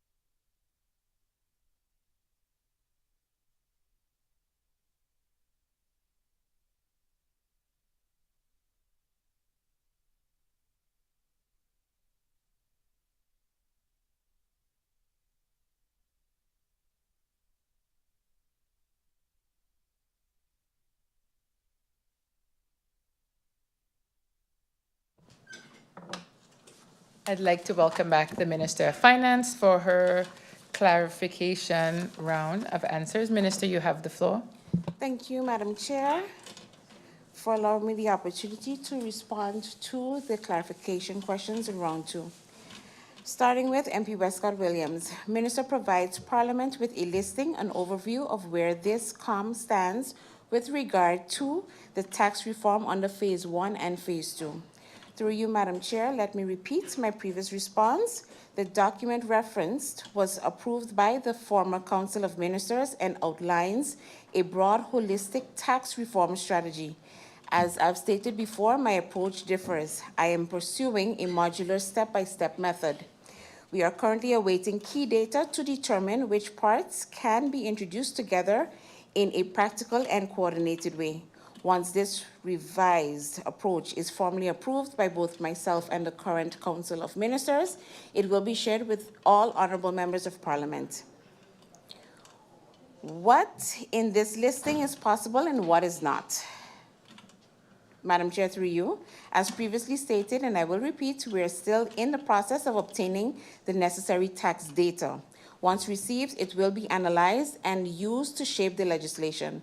This will allow for informed decisions on which measures to prioritize, appropriate rates, how the components align, and the timeline for implementation. Only then can a clear and structured plan be presented.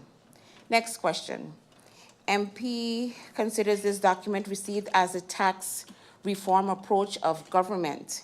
Can we receive from the URSM, DP, PFP, and SAM its proposal for tax reform? Through you, Madam Chair, the document in question was shared in response to a request by the Honourable MP Arian. It outlines Phase 1 and Phase 2 of the tax reform plan approved by the previous NA-UP-led Council of Ministers. That approval focused on specific tax measures and gave the green light to begin drafting legislation.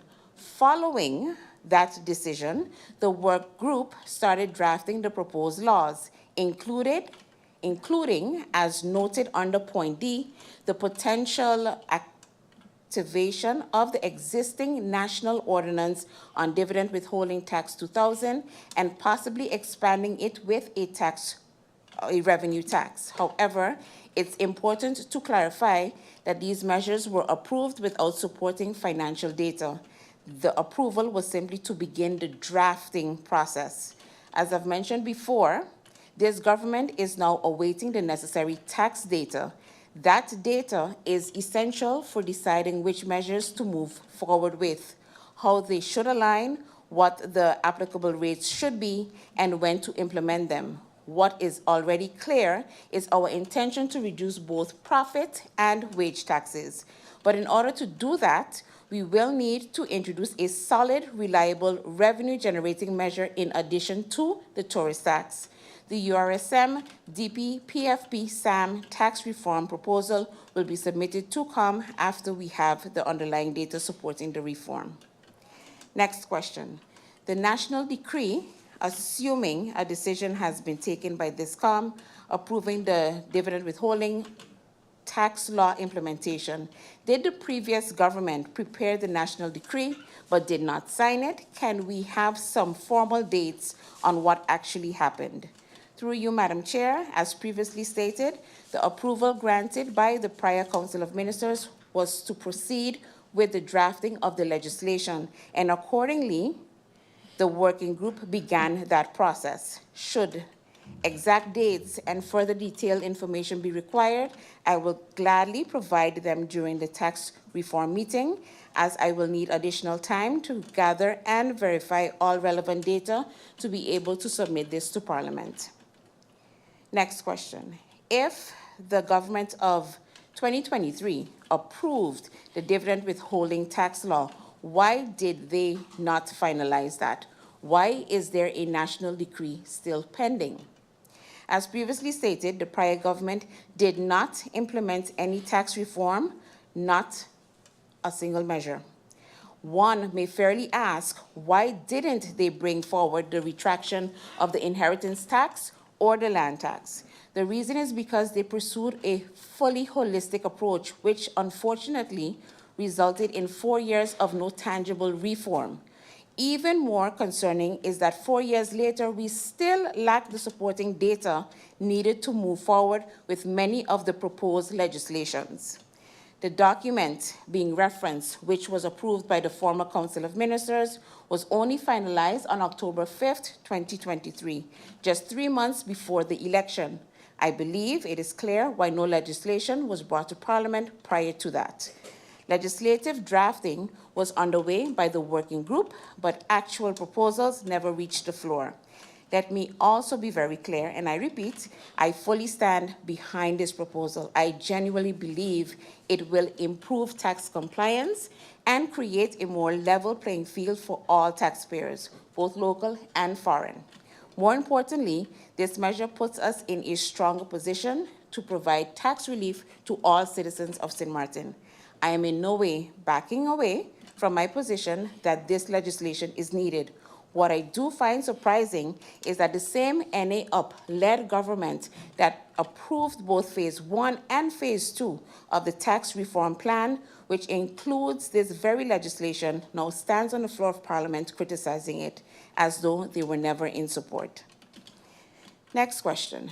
Concerning tax reform, what about other tax revenue generating measures? How can we talk about so many tax items but we cannot provide any potential revenue?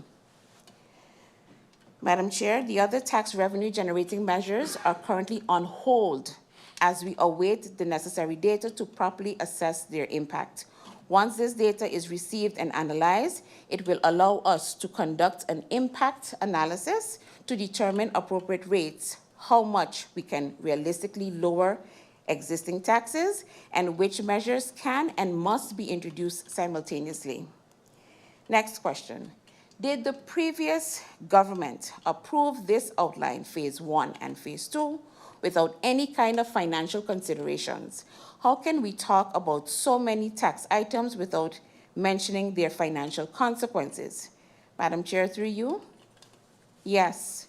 The previous government approved the document without any financial considerations, which is exactly why I am now waiting on the necessary financial data to determine the most effective approach moving forward. However, as I've stated before, this government has made it clear that we are committed to reducing profit tax and wage tax in line with what we promised. To make that possible, we must increase revenue, which is why I am introducing this withholding measure as a responsible step toward achieving that goal. Next question. What is the current government's stance on the document, Phase 1 and Phase 2, as approved by the previous government? Through you, Madam Chair, the full tax reform package approved by the previous Council of Ministers has indeed been submitted and includes all proposed reforms. And yes, the Honourable MP is correct. This government has the discretion to determine which of those reforms will move forward. Not all measures from the previously approved Phase 1 and Phase 2 will be implemented, while others certainly will. As I previously mentioned, I met with the tax reform work group earlier this year and shared my initial views. However, to make informed decisions on which measures to include or to proceed with, we need the necessary data. Without it, we cannot responsibly determine how much to increase or decrease specific taxes. In contrast, this current legislation does not require such data, as it simply introduces a withholding mechanism for an existing tax. The revenue collected through this measure, however, can help inform how much we can begin to reduce profit tax, aligning with this government's stated goals. I now move on to questions posed by MP Duran. MP Duran is seeking clarification relating to the question on how would the tax inspectorate determine who is foreign or not, because there is a lack of a system. They will know based on common knowledge. Can the minister enlighten Parliament and by extension the people of St. Maarten how is common knowledge defined and what is common knowledge? Because if you don't have a system, which they currently have a system, but persons receive inaccurate assessments all the time, so how is this common knowledge going to carry over into a new endeavor when it comes to the dividend withholding tax? Through you, Madam Chair, as previously stated, the withholding tax applies to all shareholders. So the tax inspectorate does not need to determine whether a shareholder is foreign or local. What I emphasized is that it is significantly more difficult for the tax administration to follow up on individuals who live overseas and owe taxes to St. Maarten in any form. I trust the Honorable MP can appreciate that it is widely understood that collecting taxes from someone residing on the island is far more straightforward than pursuing someone living abroad. Next question. There will be no guarantee for local shareholders not to have to pay dividend withholding tax, because at the end of the day, the minister says that they will not be hampered. But then the minister says that they will be hampered, so the MP is confused. The entire discussion on the dividend withholding tax is premature, as the minister is not ready for the implementation phase, and won't be ready for January either. Madam Chair, through you, after my full explanation, the Honorable MP asks whether 10% needs to be added or subtracted to the 18.75%. I understand this can be a complex topic, and I truly do appreciate that. Let me clarify. Both local and foreign shareholders are required to pay dividend tax, whether or not this withholding tax is introduced. Yes, under this proposal, the 10% will also be withheld from local shareholders. However, the total tax burden remains the same. It is not an additional tax, just a portion being collected upfront. The difference is that now, locals can be assured that they are not the only ones paying. Foreign shareholders who benefit from businesses operating in St. Maarten will also be contributing to our healthcare system, our schools, and the many social services our people rely on. This measure ensures fairness and shared responsibility. Next question. The MP heard the minister mention continuity as the reason why the minister is continuing with the dividend withholding tax. This is more a case of selective continuity, because at the end of the day, why isn't the land tax that was included, the inheritance tax that the minister is carrying now, the guest tax for hotel rooms and such alike, the e-zone legislation, and the most important one, the tax holiday? Why isn't that being taken away from the equation? Because the minister used her discretion, which is the same discretion that the minister has used to bring the dividend withholding tax, which will affect our people. Don't hide behind your discretion, because it will seem like an unpopular decision. Carry it with force. Madam Chair, through you, let me repeat an answer I already provided. The full tax reform package, as approved by the previous Council of Ministers, was submitted and includes all proposed reforms. And yes, the Honourable MP is correct. This government does have the discretion to determine which reforms will be implemented. Not all measures from the previously approved plans of Phase 1 and Phase 2 will be executed, while others certainly will. Another answer I will repeat. Allow me to be clear. I stand firmly behind this proposal. I truly believe it will not only enhance compliance, but also contribute to a more level playing field for all taxpayers, both local and foreign. In addition, this measure will help ensure that we can ultimately provide relief to all citizens of St. Maarten, and I emphasize all. I repeat, I stand firmly behind this proposal. Next question. This is a 25-year-old law. In my motion, I put forward, you have to revisit the reality of today in order to determine the way forward. Through you, Madam Chair, I understand the Honourable MP's concern regarding the age of the law. Yes, it is 25-year-old ordinance. However, it is important to recall that as recently as October 5th, 2023, the previous government, of which the Honorable MP was a part, took an official decision to bring this same law into force, as reflected under point D of the approved document, bringing into force the already existing national ordinance on dividend withholding tax 2000 and possibly expand with a revenue tax. As such, it is noteworthy that now, 2 years later, the Honorable MP is included in his motion to a call to visit the matter. Now that it is actively being discussed, as I previously stated, the Tax Reform Working Group includes both fiscal and legislative legal experts who thoroughly reviewed and advised on the introduction of this measure. This was not a matter of simply picking up a law and saying, this looks good. It was carefully assessed by the appropriate professionals before moving forward. Lastly, next question. The MP wanted to bring up the point and wanted to clarify on all the points that he mentioned with regards to the introduction of a tax incentive to stimulate affordable housing, tax exemption in the corporate tax for housing associations to stimulate the construction of affordable homes. Why wasn't that selected? This is a clear-cut case of selective continuity, and again, the MP was part of the Council of Ministers, and what was approved was a holistic plan to generate funds.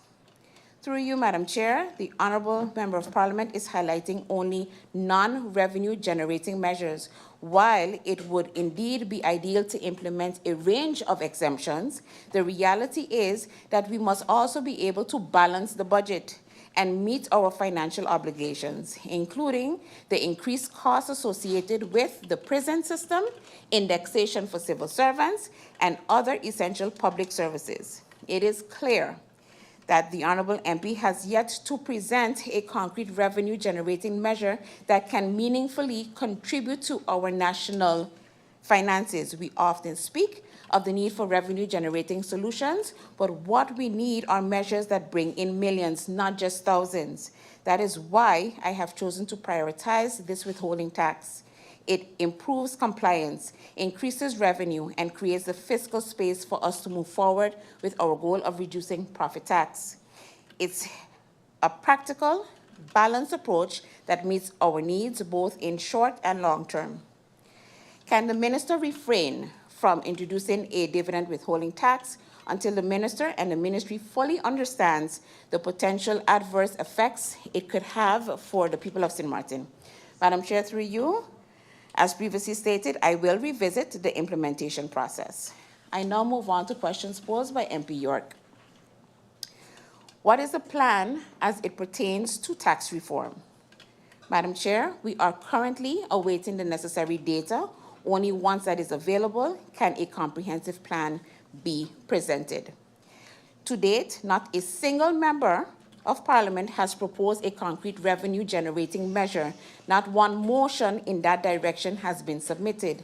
I do understand this, given the position members of Parliament are in. However, it underscores the importance of working together to find balanced solutions that address both revenue and relief. Next question. Can the minister provide her exact reasons for keeping the tax holiday? The minister stated that. Thank you for the pause, Minister of Finance, as I see that we have an interruption from MP La Cruz. MP, you have the floor. Thank you, Madam Chair Lady. Madam Chair Lady, I would urge the minister to actually read the motions, because the motion, I brought a motion forth, the motion with LNG, that is a revenue-generating measure motion, and that will bring a lot of money for the country. Thank you, Madam Chair Lady. Thank you, MP La Cruz. Minister Gums, you have the floor. Thank you, Madam Chair, and thank you, MP La Cruz, for the interruption. And in all honesty, MP La Cruz, I did not get a chance to read your motion, so I will definitely take a chance and look at it. Allow me to continue with the questions or clarifications. Can the minister provide her exact reason for keeping the tax holiday? The minister stated she supports corporate responsibilities, but added, or being added to the policy for tax holidays. I agree with this if we are to keep the tax holiday. Madam Chair, through you, as mentioned before, tax holidays can be a valuable investment tool, but the requirements and evaluation process for granting them must be revised.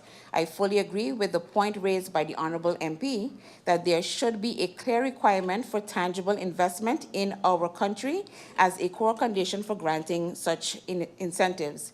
When applied properly, tax holidays can be used to the benefit of the country by attracting meaningful investment. However, it is important to note that a tax holiday is not a revenue-generating measure. It is a policy tool aimed at encouraging investment, not increasing government income. Next question. My question is, why has the minister decided to keep this tax break for major corporations that do not need it while implementing a dividend withholding tax for those who are already paying their fair share? Madam Chair, through you, the introduction of a dividend withholding tax and the revision of the tax holiday regime are not mutually exclusive. As previously stated, tax holidays can be a valuable investment tool, and there is no intention to eliminate them. The objective is to revise the evaluation process to ensure that any tax holidays granted are well justified and aligned with our broader economic goals. With respect to the dividend withholding tax, I would like to reiterate that local shareholders already pay tax on dividends through their annual income tax filings. This legislation does not introduce a new tax, but instead implements a withholding mechanism to enforce an existing obligation, particularly aimed at ensuring foreign shareholders contribute equitable as local shareholders. In most cases, are already fulfilling their obligations. This would increase the revenue as it increases compliance. The decision to move forward with the dividend withholding tax was a practical one.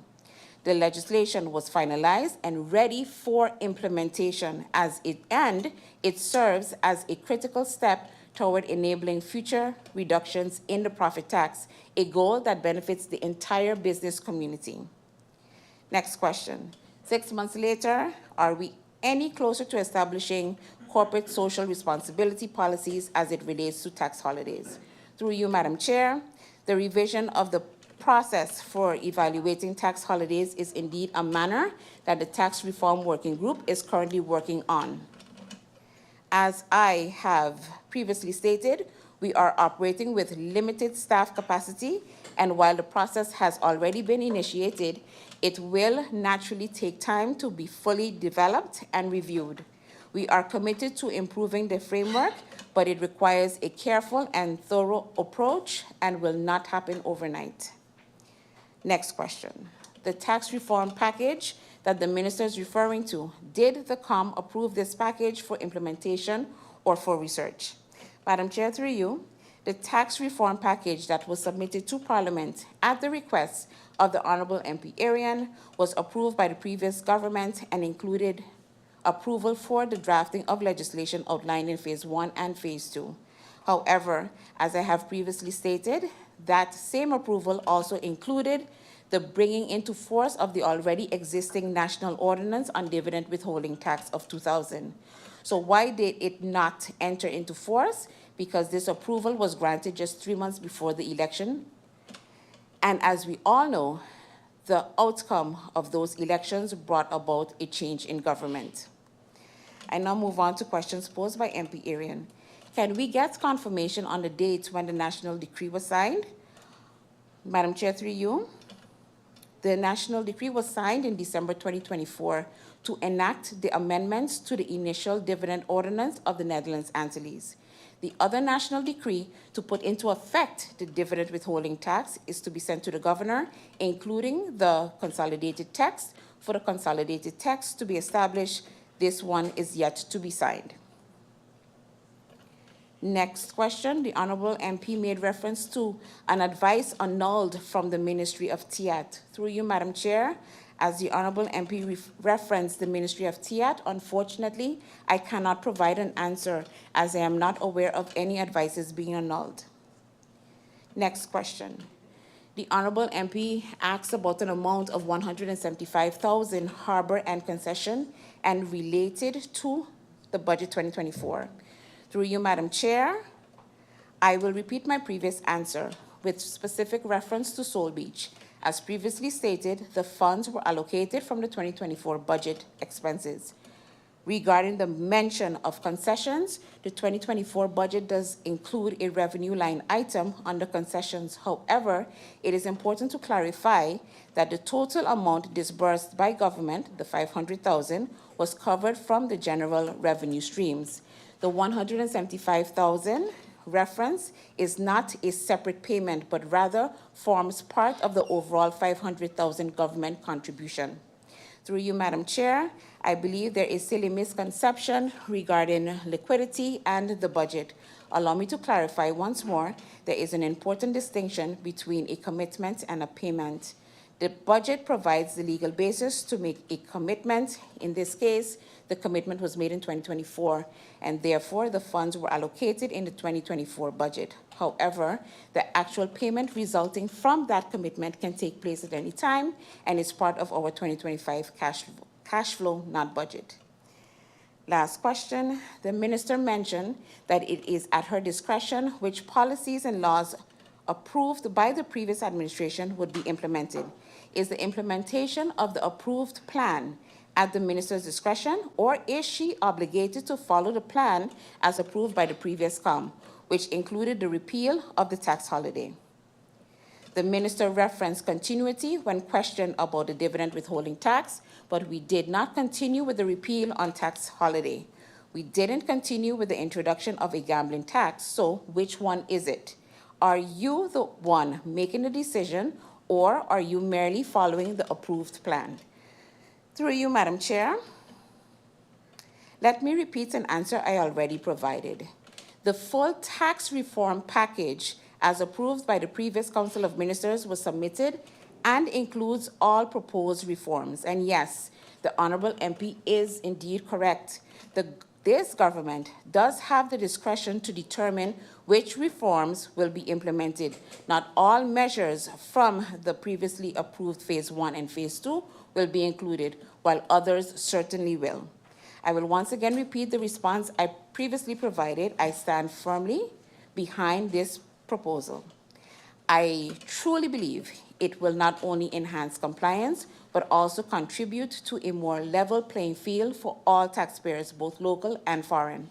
In addition, this measure will help ensure that we can ultimately provide relief to all citizens of St. Maarten, and I emphasize on all. Through you, Madam Chair, what I do find surprising is that the same NA-UP-led government that approved both Phase 1 and 2 of the tax reform plan, which includes this very legislation, is now standing on the floor of Parliament criticizing it as if they were not in support of it. To now claim that it needs to be actualized while distancing themselves from the very form they approve is quite striking. It is clear that this legislation was approved in its current form and that it was intended to be brought forward exactly as it is now being presented. Let me be clear once again. I am not backing away from my position. I fully support the implementation of this measure because I firmly believe it lays the necessary foundation for the reduction of the profit tax, a goal I have consistently stood behind. I have previously stated, and I will repeat, that I signed off on the decree, not the prior government. I am now the one presenting it to Parliament, and that speaks to my full support. That said, the contradictions I am now witnessing from the prior NA-UP-led government, to say the least, is notable. That said, in closing, I absolutely hear and respect the sentiments expressed by members of Parliament. It is important that this measure is clearly understood and well communicated. It is clear that we still have significant work to do to ensure that everyone fully understands this legislation and the ultimate goal for Country St. Maarten. For that reason, I look forward to returning with the tax specialist and revisiting the implementation plan to ensure transparency and alignment and understanding moving forward. Madam Chair, this brings me to the end of the round 2 clarifications. I thank you for the opportunity. Thank you, Minister Gums, for those clarification answers. We have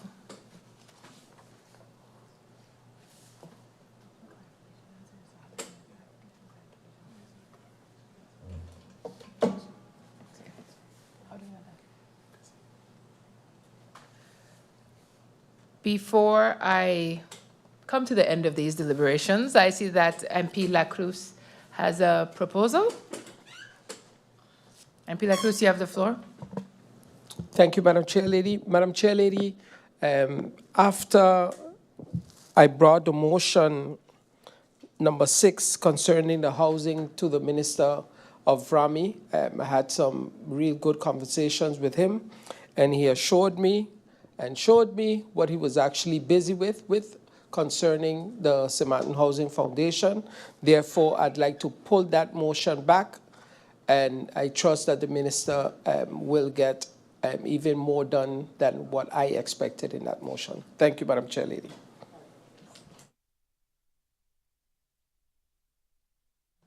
Thank you, MP Lacruz, and your request is noted, and we will update the motions accordingly.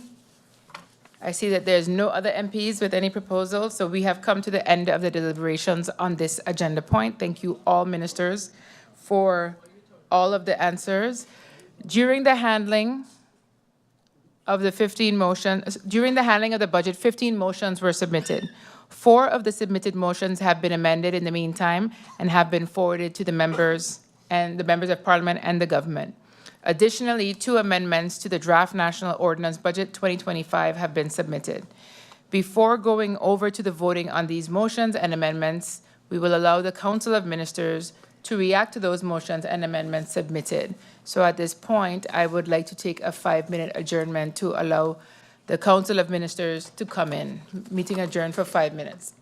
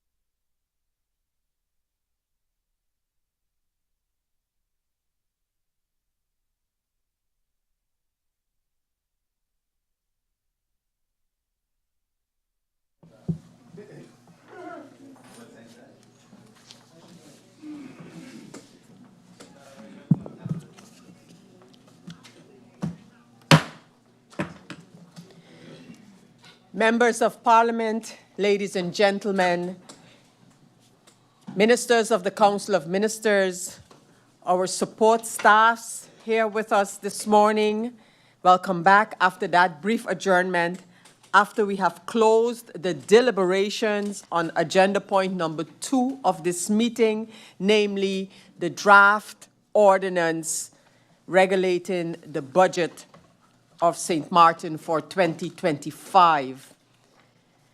At this time, we have several motions presented by members of Parliament, which of course have to be voted upon. Before going over to the voting on these motions, we also have 2 amendments, but before going over the voting on these motions, we will allow the Council of Ministers to react to the motions and thereafter the amendments as submitted. I look at motion number 1 regarding the implementation of the dividend withholding tax beyond January 1st, 2026, and I ask the respective minister to briefly give, in this case, her position, namely the Minister of Finance position on this motion. Minister of Finance, you have the word. Thank you, Madam Chair. And thank you for the opportunity to respond to this motion. As I stated during the questions and responses plus clarification throughout this budget debate on dividend withholding tax, I will be returning to Parliament with a specialist and an implementation plan. I believe then the motion should be brought after I come to the meeting to Parliament. So with that, I cannot approve this motion. Thank you, Minister of Finance, for those comments regarding motion number 1 of this agenda point. And this motion resolves as follows: to request the Minister of Finance to suspend the planned implementation of the dividend withholding tax beyond January 1, 2026, until Parliament has received and reviewed the following. 1A, a comprehensive implementation plan including timelines, legal analyses, and administrative steps.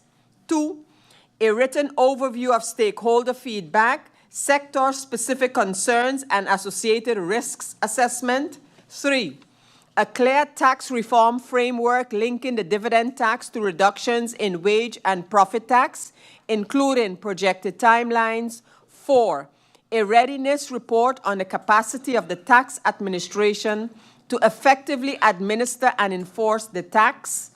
To require the minister to submit the above-mentioned documents within 6 weeks from the adoption of this motion. To request that no legal or administrative enactment of the tax be finalized or enforced until Parliament has debated and approved the implementation framework. To further request the minister to launch, after the submission of the above, a public consultation and awareness campaign allowing for informed input and broad understanding of the tax's implications. This motion, submitted by Member of Parliament Egbert Duran and co-signed here by 5 other members. For those that I can read the name of, they are MPs Irian, Lewis, La Cruz, Otley, and York thus far. Before going over to voting on this motion, I ask if there is the need for roll call on the motion, for hoofdelijke stemming on the motion. 1. Hoofdelijke stemming is being requested. Does any member request or require to motivate his or her vote? The possibility is there to do so now. Briefly, we have MP Duran. MP Duran, your motivation. Good morning, one and all. Madam Chair, I'll be pretty brief. This motion is pretty straightforward. It's allowing the members of parliament the time and allowing the ministers the time actually to do some more deep dive into the content of this whole dividend withholding tax. During this entire debate, it has not been and still hasn't been clear as to the way forward and the readiness of the organization to implement such. Therefore, I find it pertinent to not just dust off a 25-year-old legislation and bring it back as it is brand new, but allow the parliament to deliberate in order for us to make wise decisions in a feasible manner. Thank you, Madam Chair. Thank you. Thank you, MP Duran. I don't see any other indication for motivation, and that would mean, members of parliament, ministers of government, that we can go over to preparing for the vote on motion number 1, and we would therefore start with the number 11. 11, our Secretary General will indicate who and call off the names for the voting.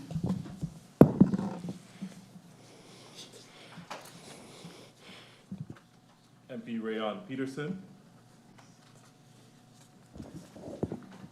Against. MP Shamira Roseberg. For. MP Ludmila de Weaver.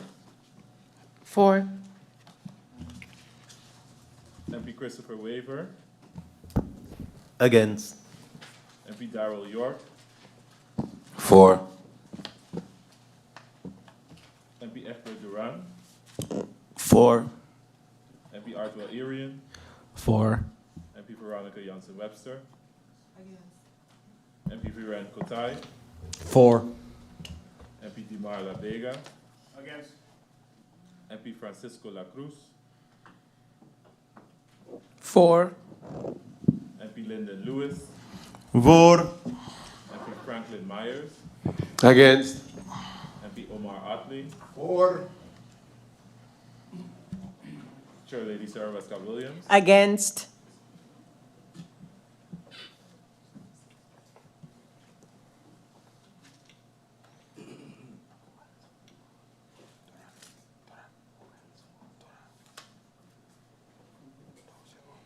The outcome of the voting on this motion is 9 for, 6 against. This means that the motion has been carried.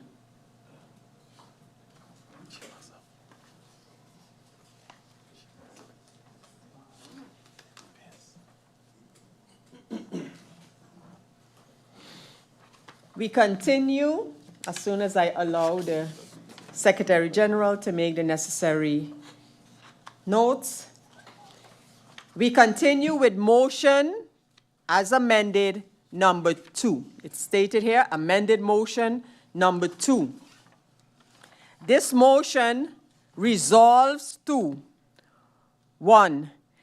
Request the Minister of Justice in collaboration with the Central Board of Probation to urgently assess all current inmate cases to gather a synopsis of the following: scheduled release dates, crime category and severity, type and length of sentence, stage of sentence. 2, to request the minister, after the assessment mentioned in Resolution 1, to look into the possibilities mentioned in Article 131 up to 137 of the Criminal Code concerning conditional early release in order to determine the eligibility of the current inmates in regard to these articles, under the condition mentioned by law that no violations have taken place that could hinder the conditional release date. 3, to request the Minister of Justice to look into the legality of the conditional release policy 2023 by the Minister of Justice and to assess if the ministerial decision of the 10th of August 2005 for the Netherlands Antilles can still apply for St. Martin in light of Articles 132 and 137 of the Criminal Code, or if a revamped version of the law is feasible. 4, to request the government, on the basis of Article 1.32 and Article 1.37 of the Criminal Code, to ensure the special condition of electronic monitoring can also be considered in cases where the inmates qualify for early conditional release. To urge the government, number 5, to urge the government where possible to look into developing additional sentence reduction measures on the basis of violations to Article 3 of the European Convention of Human Rights, to prioritize improving inmate rehabilitation and reintegration, and to reduce the pressure on the cell shortage while maintaining supervision of the convicted person or persons. Measures can include but are not limited to regulations on the foreign grace, 10% resocialization discount on the sentence, 5% discount on the sentence for work, and additional sentence reduction schemes on the basis of Article 13 of the European Convention of Human Rights, and should remain in effect until a national decree containing general measures under Articles 1.32 and 1.37 of the Criminal Code of St. Maarten is officially established. 6, to request the Minister of Justice to ensure the effective implementation of these alternative measures with a focus on rehabilitation, relieved pressure on cell capacity, and prevention on violations of fundamental rights of detainees. To request 7, the Minister of Justice to prioritize the establishing of the national decree containing general measures as mentioned in Article 1.32, Section 7, and Article 1.37, Section 2 of the Criminal Code for legal clarity on this important matter. 8, to request the Minister of Justice to provide an update as per Resolution 1 to the Committee of Justice in Parliament within 3 months, and a general update on the remaining resolutions of this motion within 6 weeks. This motion has been submitted by Member Omar Otley and co-signed by the members La Cruz, York, and Lewis. I now give the opportunity to the Minister, the respective Minister, to give a brief expose on this motion. Acting Minister of Justice Marinka Gums will take the floor on this motion. Thank you, Madam Chair. As it pertains to motion number 2, with respect to this motion, the Ministry notes that several of the measures proposed are already being implemented. The Ministry continues to explore the range within which sentence reduction can be applied under the current legal framework, while also assessing broader needs related to available cell capacity. It must be clearly stated that the ministerial regulation of 2005 referenced in the motion was formally revoked in 2015 and is no longer valid. Any future measures must therefore be based on the current legislation.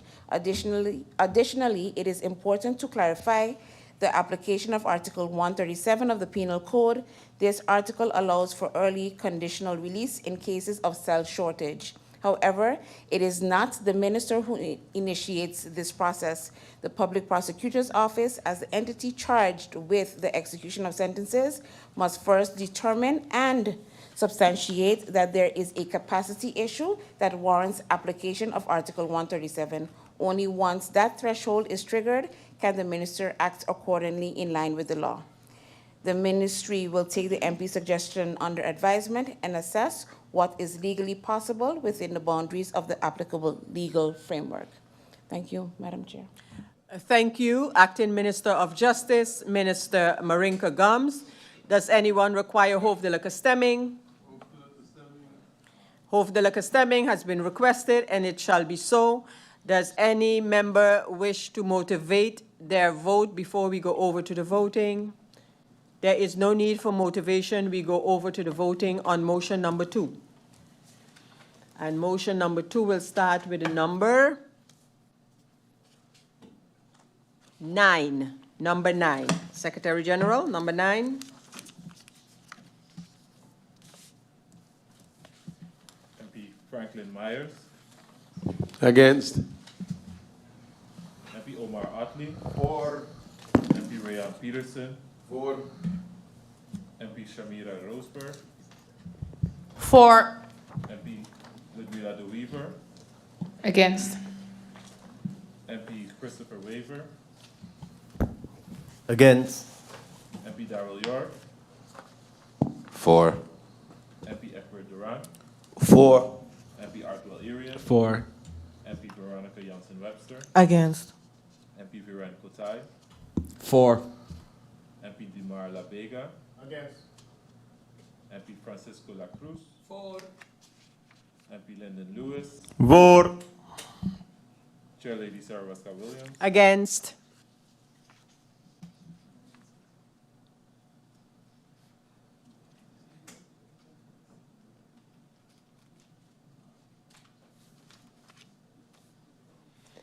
The outcome of the voting on motion number 2 is 9 votes for, 6 against. This motion has been carried.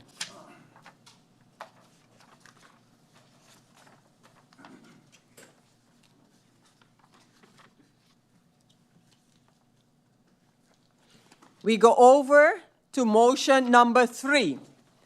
The motion number 3 resolves that to request the Minister of Finance to grant a turnover tax TOT exemption to Sol on all heavy fuel oil, HFO, and diesel imported destined to be sold to GEBE NV for a minimum of 1 year based on Article 8, Paragraph 6 and 7 of the National Ordinance containing rules regarding a tax on business turnover. To request the Minister of TIAT/Government of St. Martin to evaluate the legal basis on the possibility of removing the TOT from government fuel price publications. To which minister can I give the floor? The Minister of TIAT will address this motion. Minister Heiliger, you have the floor. Good morning to you, Madam Chair Lady. With regards to this motion, the Prime Minister, together with a dedicated team that includes the BTP, is currently reviewing and assessing the areas where relief may be provided. However, it is important to recognize that a decision of this magnitude requires a proper and thorough assessment and giving their potential long-term impact. So as it pertains to the resolution directed to my person, I have no objections to reviewing the legality of including the TOT tax in the price structure. Thank you, Madam Chair Lady. Thank you, Minister Heiliger, for your comments on the motion number 3. Is hoofdelijke stemming required on this motion? Hoofdelijke stemming is required. Does any member wish to motivate his or her vote? We have several motivations, and I give the floor to MP Lewis for motivation. MP Lewis. Good morning, Madam Chair. Short and sweet. The people of this country is suffering. It's a great motion. Let's move forward. Thank you, Madam Chair. Thank you, MP Lewis. Any other member? No other? Yes? No? Yes? MP La Cruz, you're up next. Thank you, Madam Chair Lady. Madam Chair Lady, this is nothing new.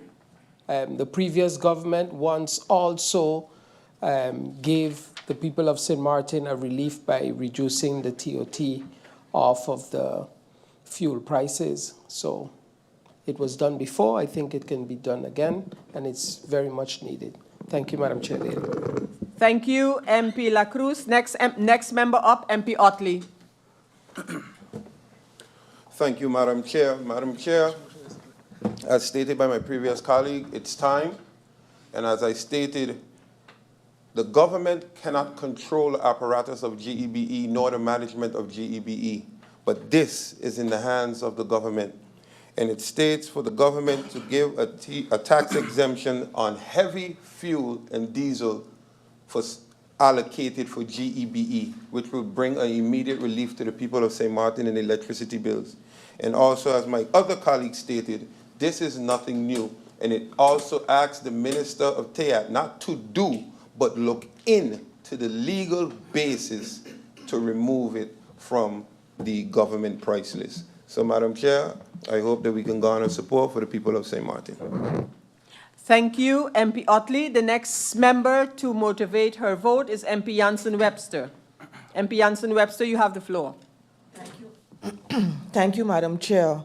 I commend the MP for trying his best and for every time coming with a different motive, a way of how to help the people with GB. However, I cannot support based on the fact that this is giving SOL a blanket exemption. SOL doesn't only supply GEBE and the production of energy. SOL also provides other services, and this is a blanket turnover tax exemption. So based on that, I cannot agree with this proposal as is. Thank you, MP Janssen. MP Doran, you have the floor. Thank you for the opportunity, Madam Chair. This is just one of those things where you can not support it. Reason why I say that, Madam Chair, is because all of us in here know somebody that is suffering with these overwhelming GB prices, and this is a way, where the government can explore the legal possibilities. I think that is clearly defined, and I don't see any blanket option with it. I see the fact where the point is clearly stated for GEBE for their fuel supply to do the exemption. So therefore, Madam Chair, like I say, a lot of us say they love St. Maarten with their mouth. Tonight we're going to see who love it with their actions. Thank you. Thank you, MP Doran. The next MP to motivate his vote is MP Kotai. Thank you very much, Madam Chair. In reality, this doesn't only fall in the domain of the Ministry of TEAT. Other ministries are also involved, and it did not get the sentiment from them. So I do not want to give the false hope to the people that they will be paying less over time. So I cannot support this motion. Thank you, MP Kotai. I will add my motivation as well, and that is that I have the commitment from the Prime Minister to, together with the Minister of Finance, research and look at this particular exemption in the law, not only regarding SOL, but how it would affect the supply of water, electricity, and gas. And with that commitment, I cannot support this motion. We will now go over to voting on motion number 3.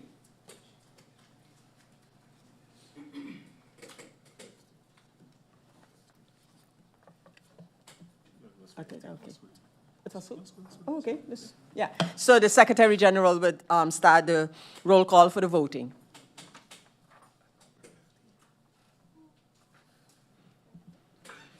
MP Darrell York. For. MP Edward Duran. For. MP Artwell Irian. For. MP Veronica Janssen-Webster. Against. MP Firen Kutai. Against. MP Dimar La Vega. Against. MP Francisco La Cruz. For. MP Lyndon Lewis. For. MP Franklin Myers. Against. MP Omar Otley. For. MP Rayon Peterson. MP Shamira Roseberg. Against. MP Ludmila De Weaver. For. MP Christopher Waver. For. Chair Lady Sarah Westcott Williams. Against.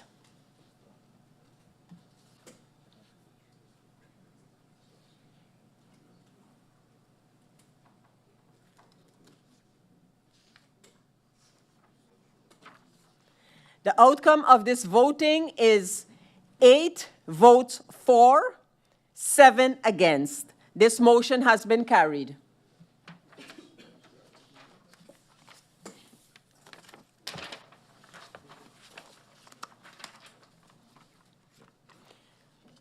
Motion number 4 of agenda point number 2 of this public meeting resolves to allocate an amount of 45,000 Caribbean guilders from the budgets of the Ministry of TEAT and VSA for a comprehensive sterilization campaign targeting stray animals on St. Maarten with a primary objective of reducing public health risks associated with zoonotic diseases and environmental contamination. 2, to ensure the campaign covers the cost of spaying and neutering stray animals, necessary post-operative care, and public awareness initiatives to promote responsible animal management. 3, that a progress report be submitted by both the ministries of TIAT and VSA to Parliament within 6 months of the campaign's commencement, detailing the number of animals sterilized, funds utilized, and measurable public health outcomes. 4, that the Ministry of TIAT adjust its legislation necessary to levy a fee for animal imports to structurally support this program, that this motion takes effect immediately upon approval. This motion is submitted by MP La Cruz and co-signed by the members Utley, Irian, Doran, York, and Lewis. To which minister can I give the floor? To the Minister of TIAT. Minister of TIAT, you have the floor. Thank you, Madam Chairlady. While I recognize the importance and the intent behind this motion, I must note that at this time, the ministry is not in a financial position to contribute directly to this initiative.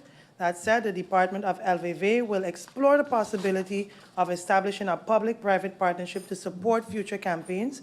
Additionally, the department has already begun work on the necessary framework for a levy or importation fee on animals as a potential revenue-generating measure. And in light of these factors, I am unable to align myself with this motion in this current form. Thank you, Minister Heilige Martin of TIAT. Does any member request hoofdelijke stemming on this voting? There's hoofdelijke stemming requested. Does any member wish to motivate his or her vote? I see MP Veronica Janssen wishes to do so. MP Janssen. Thank you, Madam Chair. This one, the spay and neuter program, is one that I myself have been working on before, and I reached very far with this. I am totally in agreement that St. Maarten needs this, not only for the reasons that MP La Cruz gave, but also in protecting our natural flora and fauna. When you have wild animals, especially dogs, they mess with that, which also in turn messes then with your tourism product. However, I think that this is something that can be budgeted in the 2026 budget, and therefore I cannot support at this time. Thank you, MP Janssen. No other motivations being requested. We can go over to the voting on this motion. Motion number 4.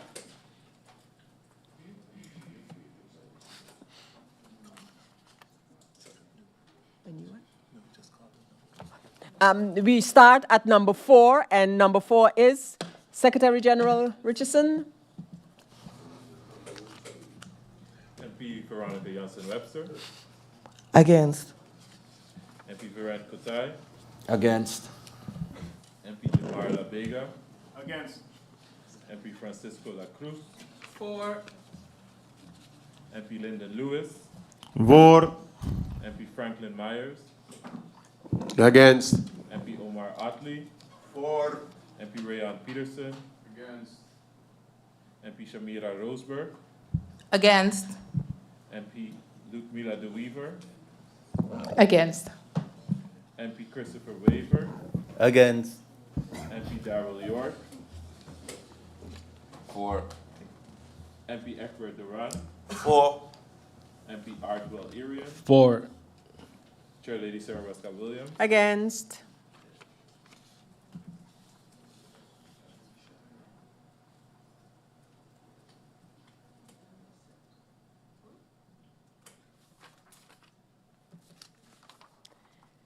This motion, the voting for this motion resulted in 6 votes for, 9 against. This motion has been rejected.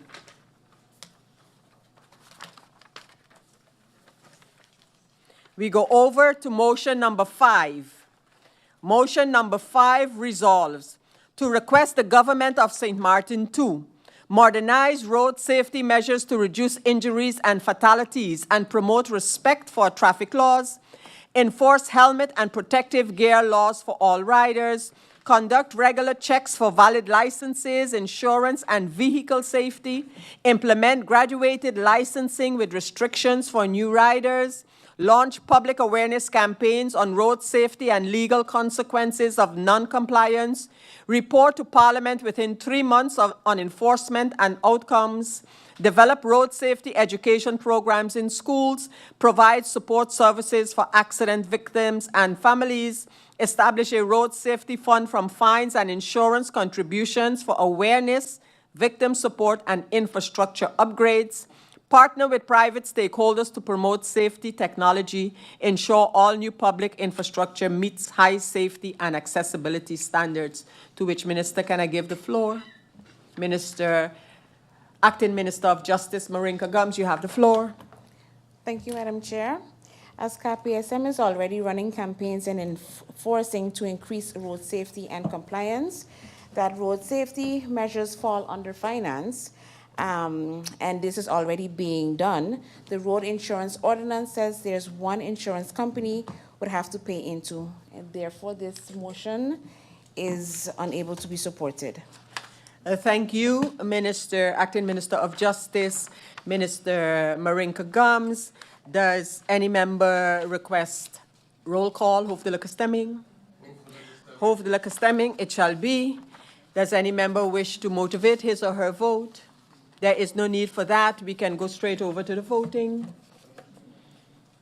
And the number we begin with is number 14. Secretary General. Oh, I have the...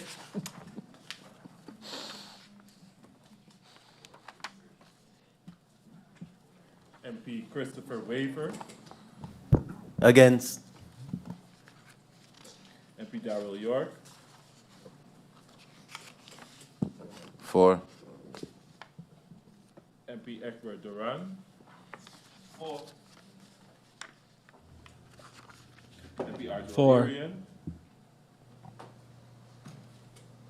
MP Veronica Jansen-Webster. Against. MP Viren Kutai. For. MP Dimar La Vega. Against. MP Francisco La Cruz. For. MP Lyndon Lewis. For. MP Franklin Myers. Against. MP Omar Otley. For. MP Rayan Peterson. For. MP Shamira Roseberg. For. MP Ludmila De Weaver. For. Chair Lady Sarah Westcott Williams. Against.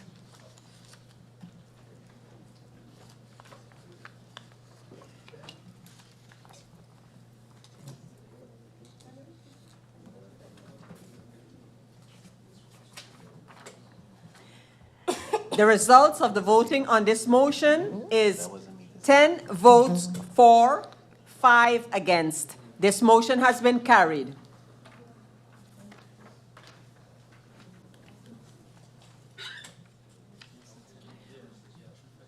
Motion number 6.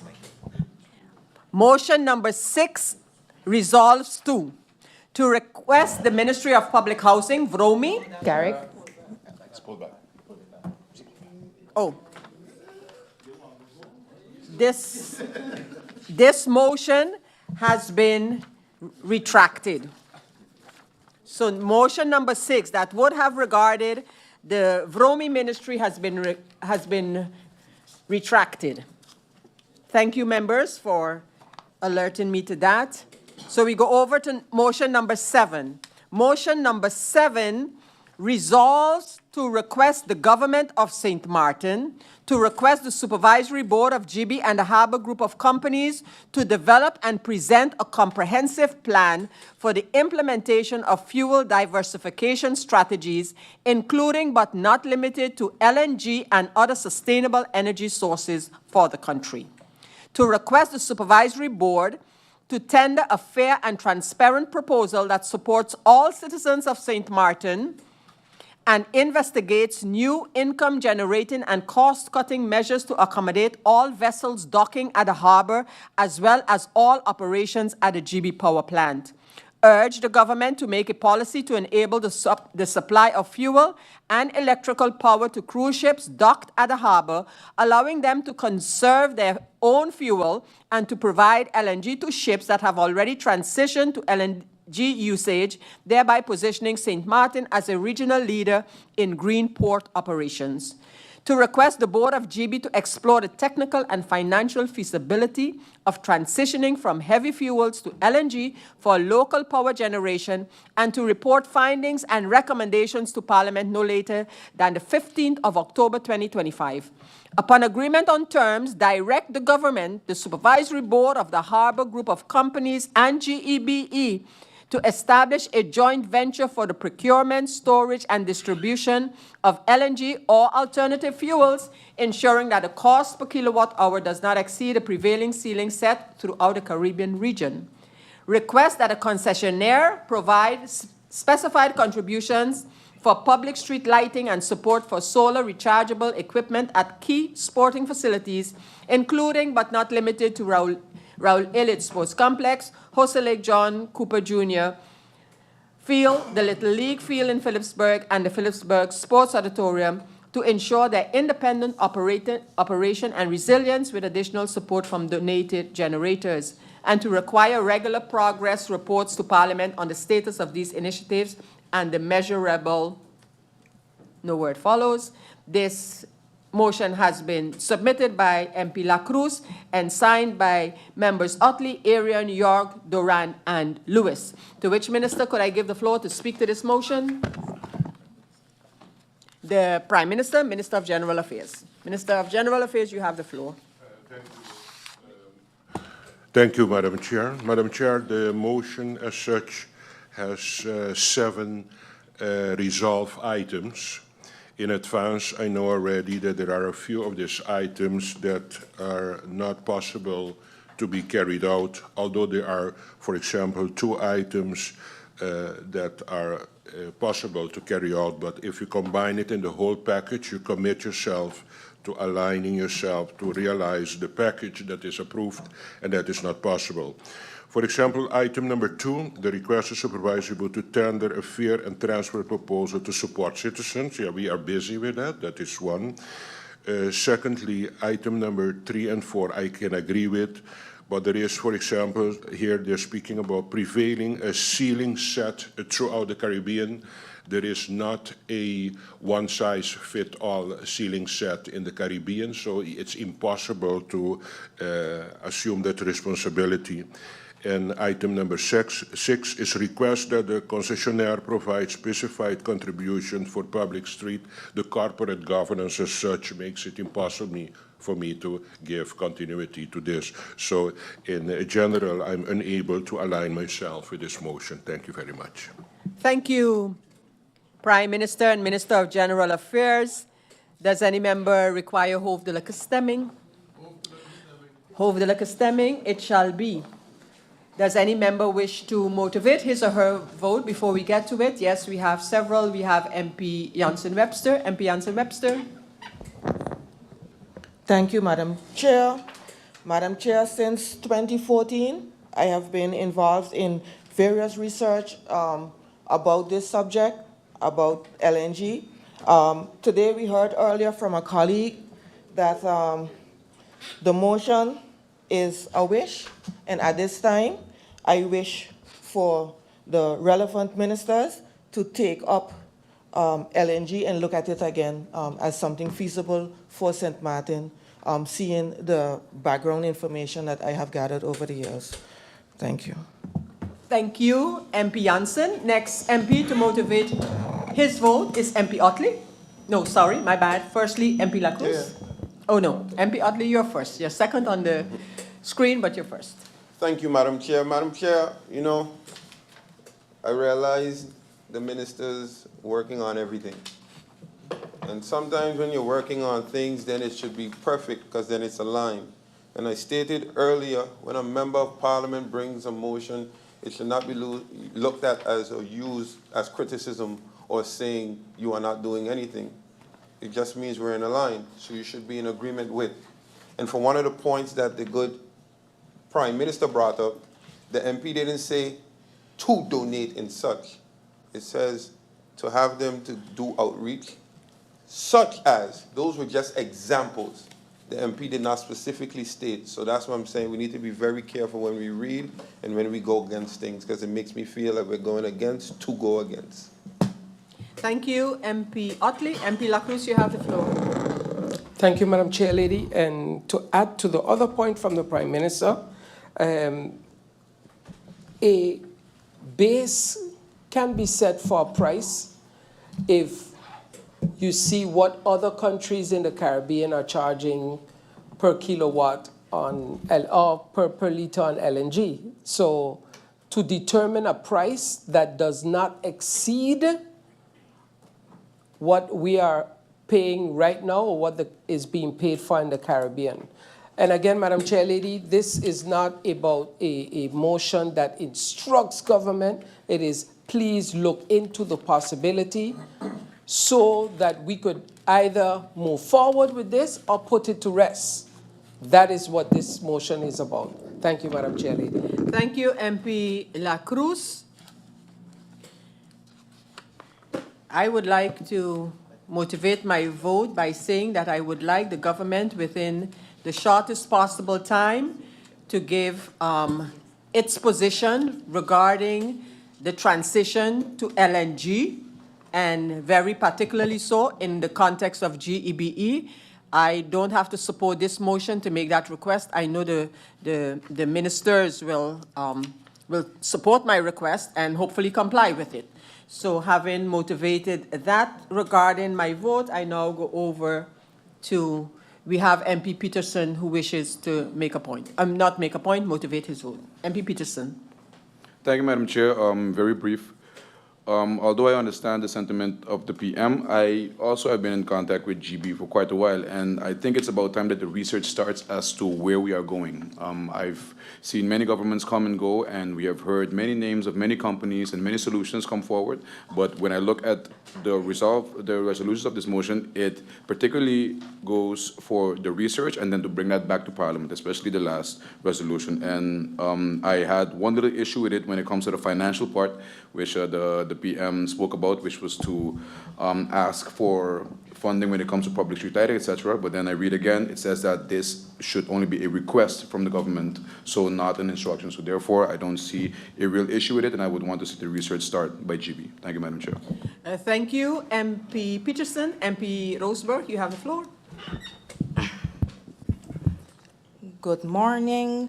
In regards to this motion, I have been seeing the different motions of the past, 2011, 2013, and it's quite shocking to see that up to now, we are still talking about this topic. I'm asking myself why the research hasn't happened in the past and why do we keep on talking and no action has happened. At least that's what I take out of this, seeing that in the previous governments, I haven't seen that this was implemented as yet. So therefore, I do not see no issue with research. It will make us smarter. It makes clear where we can go and what is possible and what is not possible.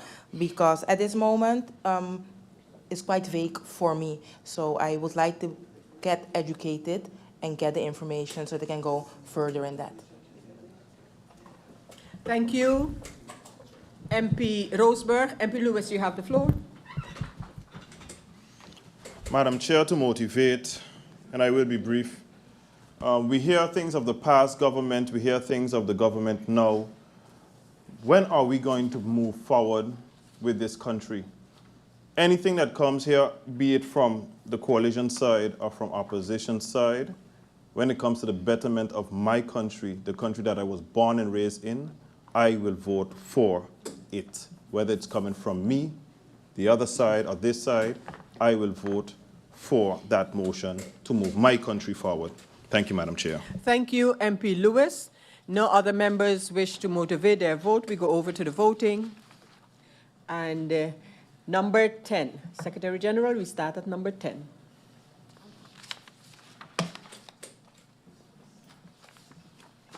MP Omar Otley. For. MP Rayon Peterson. For. MP Shamira Roseberg. For. MP Ludmila De Weaver.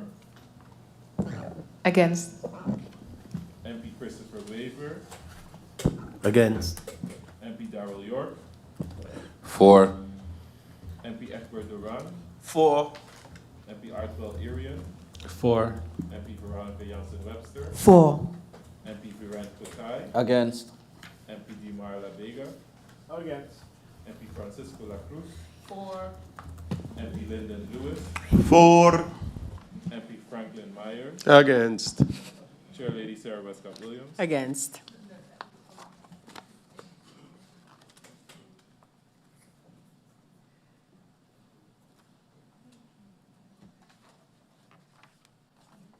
The result of the voting on this motion is 9 members for, 6 against. This motion has been carried.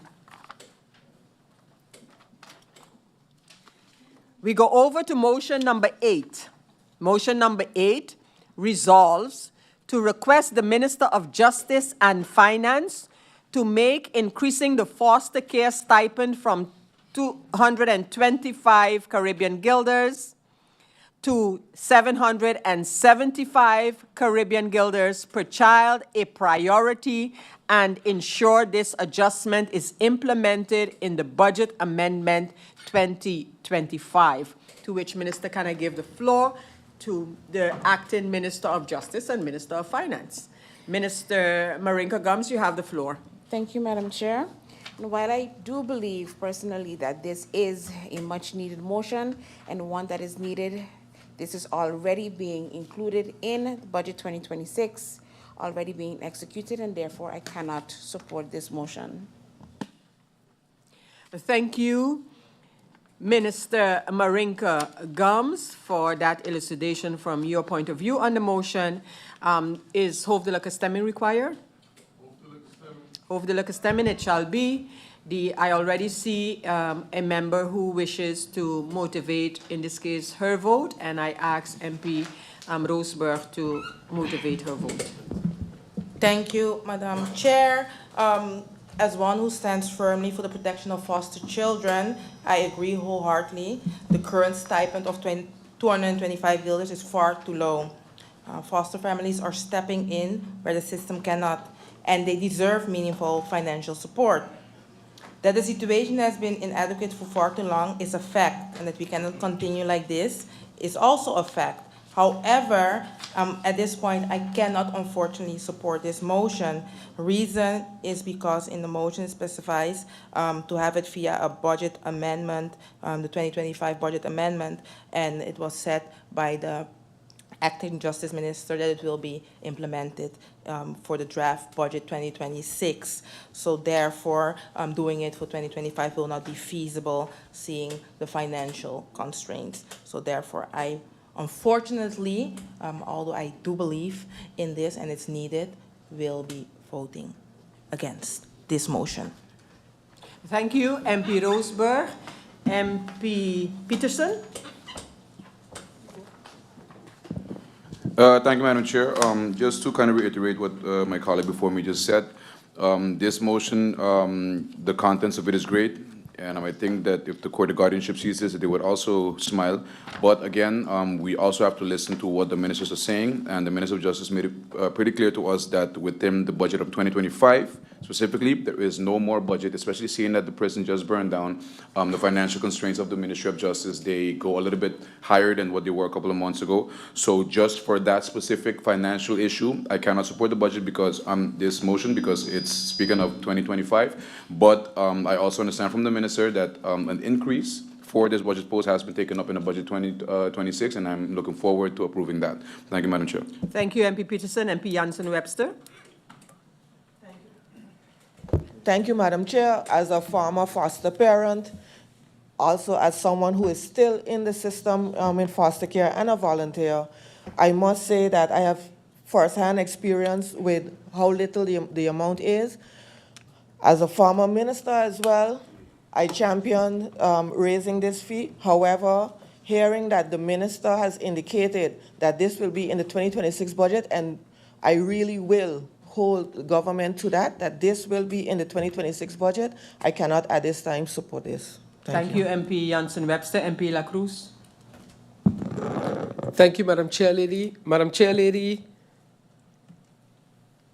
it brings me joy to hear the words from the Acting Minister of Justice that this will be in the 2026 budget.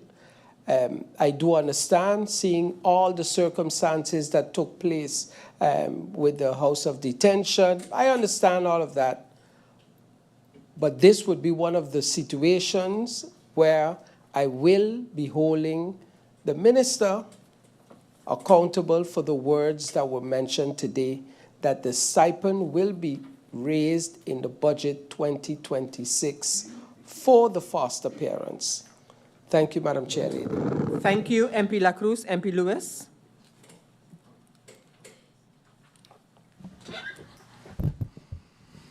Madam Chair, the person that presented the motion, I'm getting different sentiments. But I could barely remember what happened yesterday to think that the government of St. Maarten is going to tell me in 2026 that it will be taken up. We have found money to handle all sorts of things most recently. And I think it is very important when we come with such a motion, when it comes to the vulnerable children of this country, why should we stand and wait for another budget? A budget that will take when? Will it be presented? We still have the Budget Amendment 2025 to deal with, and still the draft budget 2026, which could be next year. Again, the people of this country is suffering. We're talking about children, and it's time for us to stand for those youths and the individuals that are tirelessly working with these children and taking care of them. I will support this motion as long as it's still on the table. Thank you, Madam Chair. Thank you, MP Lewis. I just want to join those motivating their vote and again say to the government, you have expressed that this will be taken up in the 2026 budget, and I look forward to that. And any type of retroactive payment that the government with the foster care institutions will determine is a right amount for the care of our children. We now go over to the voting on this motion, and we start with number 10. Number 10.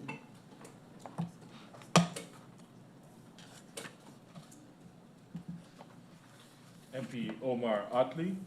For. MP Rayan Peterson. Against. MP Shamira Roseberg. Against. MP Ludmila de Weaver. Against. MP Christopher Waver. Against. MP Darrell York. For. MP Egbert Duran. For the children. MP Artwell Irian. For. MP Veronica Jansen-Webster. Against the motion. MP Viren Kotai. Against. MP Demar La Vega. Against. MP Francisco La Cruz. For. MP Lyndon Lewis. For. MP Franklin Myers. Against. Chair Lady Sarah Westcott Williams. Against.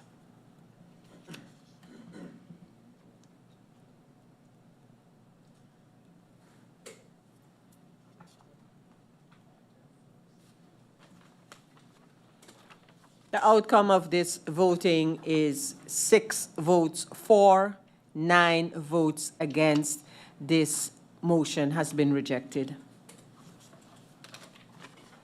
We go over to motion number 9.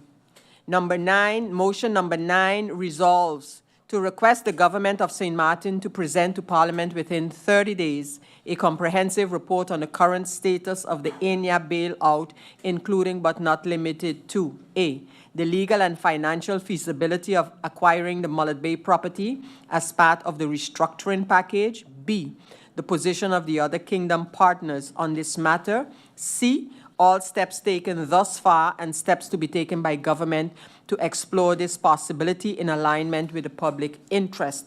To which minister can I give the floor? The Minister of Finance, Minister Marinka Gums. Minister Gums, you have the floor.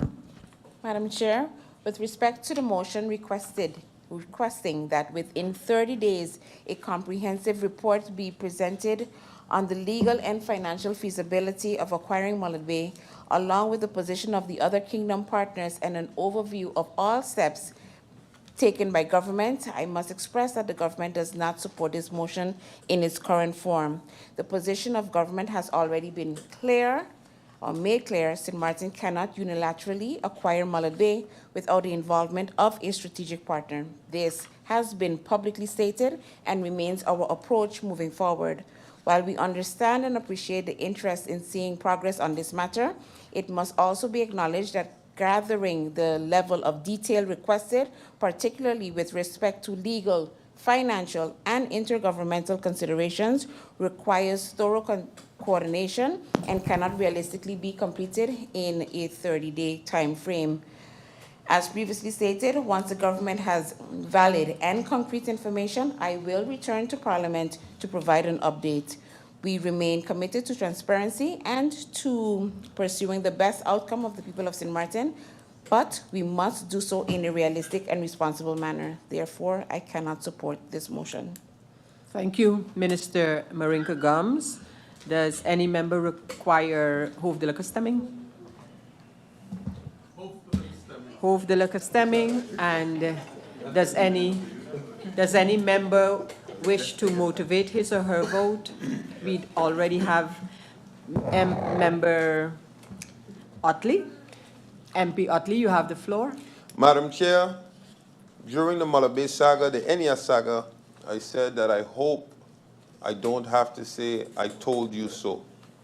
So I would say to the good MP, this is the second time you have brought this motion, and the minister said that she will bring an update. As long as the budgets keep coming and there's no update, I will say to the good MP, bring your motion. Because it seems like the motion is not the problem, the 30 days. So next time we make it 60. And then we'll see what the excuse is then. Thank you, Madam Chair. Thank you, MP Otley. I see MP Duran wanting to motivate his vote. MP Duran, you have the floor. Thank you, Madam Chair. Madam Chair, I'm going to use this word twice for this debate. I find it cute, the response from the government with regards to now they find a clause to use the 30 days. But Madam Chair, through you to the government, you had 6 months. Absolutely no update was given, and now we hear the same story. I think last time the excuse was a bit different. Nevertheless, Madam Chair, I will continue pressing along. As the song says, the Bible song, press along, saints, press along. Because at the end of the day, Mullet Bay has a significant impact that is embedded on all of us, well, some of us, and we're going to see, and I indicated before, Mullet Bay is already gone, in my humble opinion, and the government just isn't telling us that as yet. That is the reason why, during this entire debate, every single request for information was blatantly refused and disregarded. But again, I hope that some might have a change of heart and come along and let's get this thing done. Thank you. Thank you, MP Duran. I don't see any other, yes, I do see MP Roseberg requesting to motivate her vote. MP Roseberg. Thank you, Madam Chair. Based on the answering of the finance ministers, giving the timeline that she mentioned that it is not feasible, but she did say that once, and I do hope through this motion and also seeing that was said on the floor of Parliament, that this will be as soon as possible and not delayed any longer unnecessarily, so to provide the information as requested so that we on the floor of Parliament would know where we stand and clarity can be given. Thank you, MP Roseberg. Now I don't see any more members requesting to motivate their vote, so we go over to the voting. And we start with the number 7. Number 7, Secretary.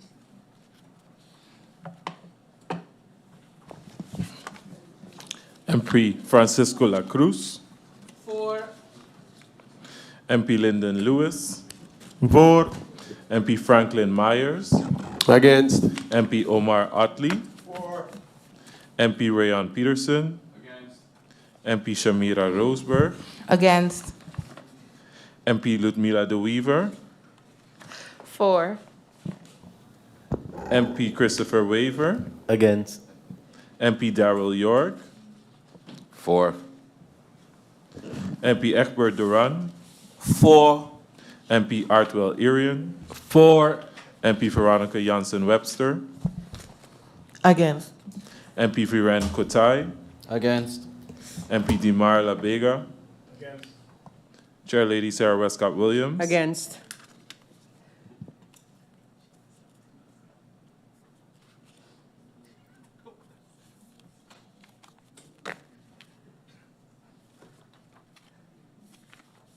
The results of the voting on this motion is 7 for and 8 against.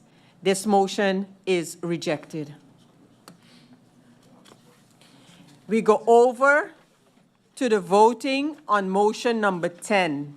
And this motion resolves to request the Minister of TIAT in collaboration with the Ministry of Finance to assess and determine what forms of financial assistance, support mechanisms, and alternative high-traffic business opportunities can be extended to the displaced vendors, taking into consideration available budgetary space and national priorities.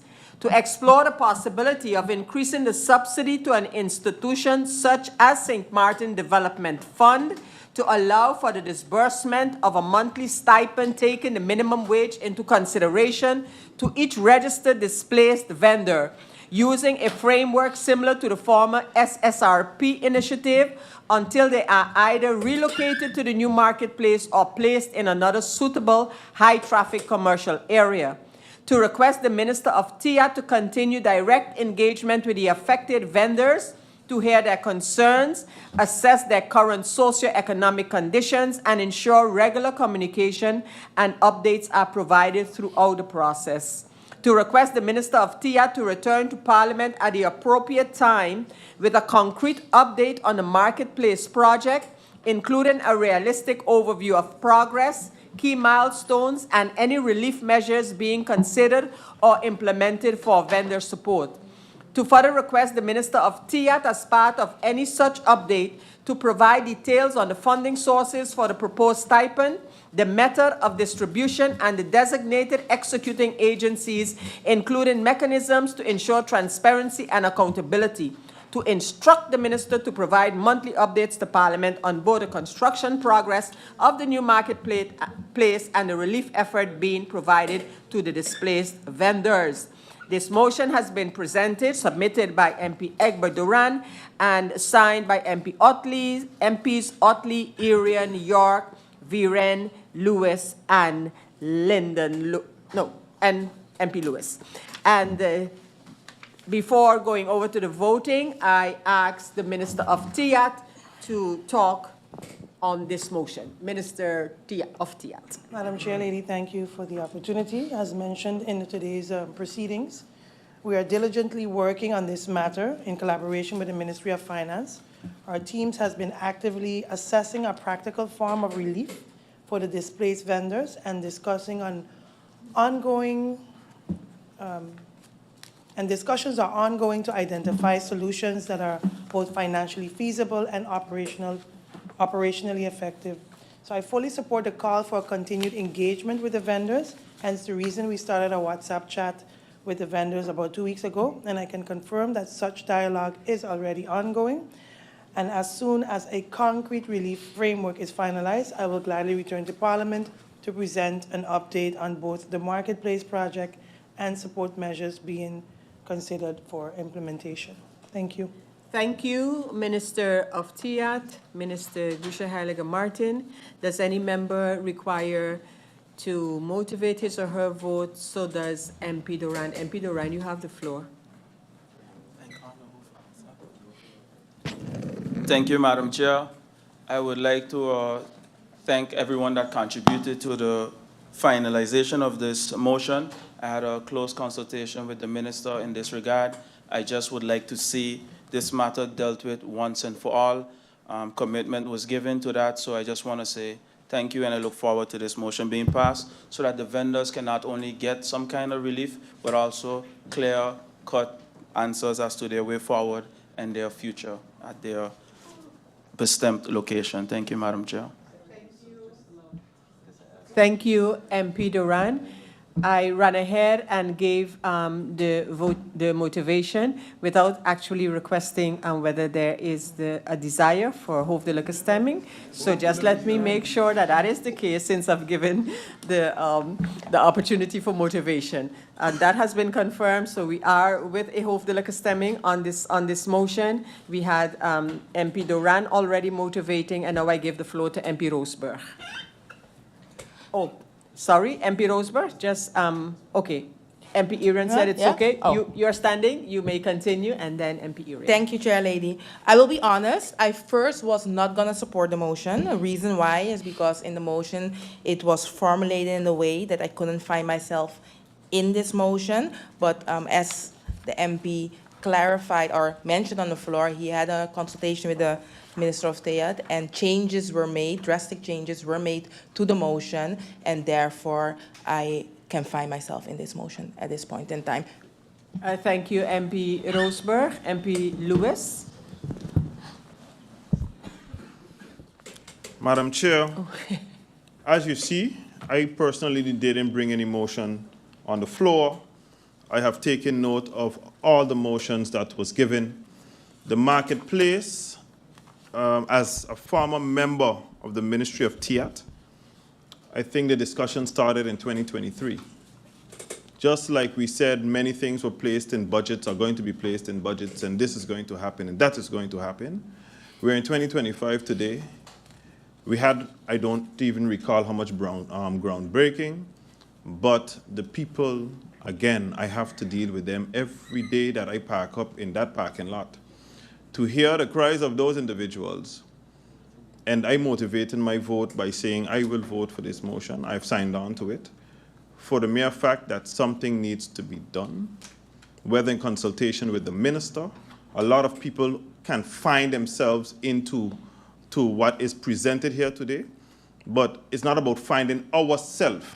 We are here representing the people of this country. So I have to feel what the people is feeling and bring it on the floor of Parliament as I am a representative for everyone in this country.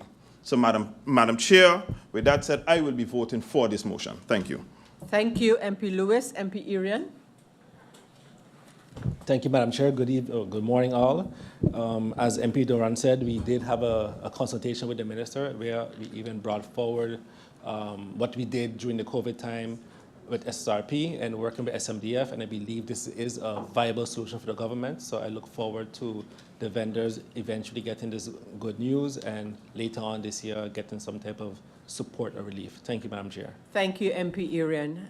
I don't see any other member requesting to motivate their vote. So yes, let me add just a few words as motivation.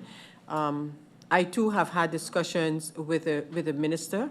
I believe that for starters, the vendors should not be paying their fee where they are in this location right now. That is the first thing that should be looked at, which I know the ministry is doing, and I await that the finding by the ministry as to how these vendors can be assisted. I know it will come because where there is a will, there will definitely be a way. So I have that commitment, and I expect it to be lived up to.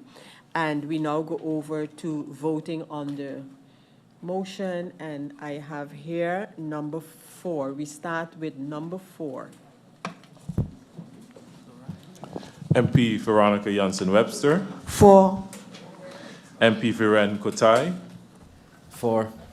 MP Dimar La Vega. Against. MP Francisco La Cruz. For. MP Lyndon Lewis. For. MP Franklin Myers. Against. MP Omar Otley. For. MP Rayan Peterson. Against. MP Shamira Roseberg. For. MP Ludmila De Weaver. Against. MP Christopher Waver. For. MP Darrell York. For. MP Egbert Duran. For. MP Artwell Irian. For. Chair Lady Sarah Westcott Williams. Against.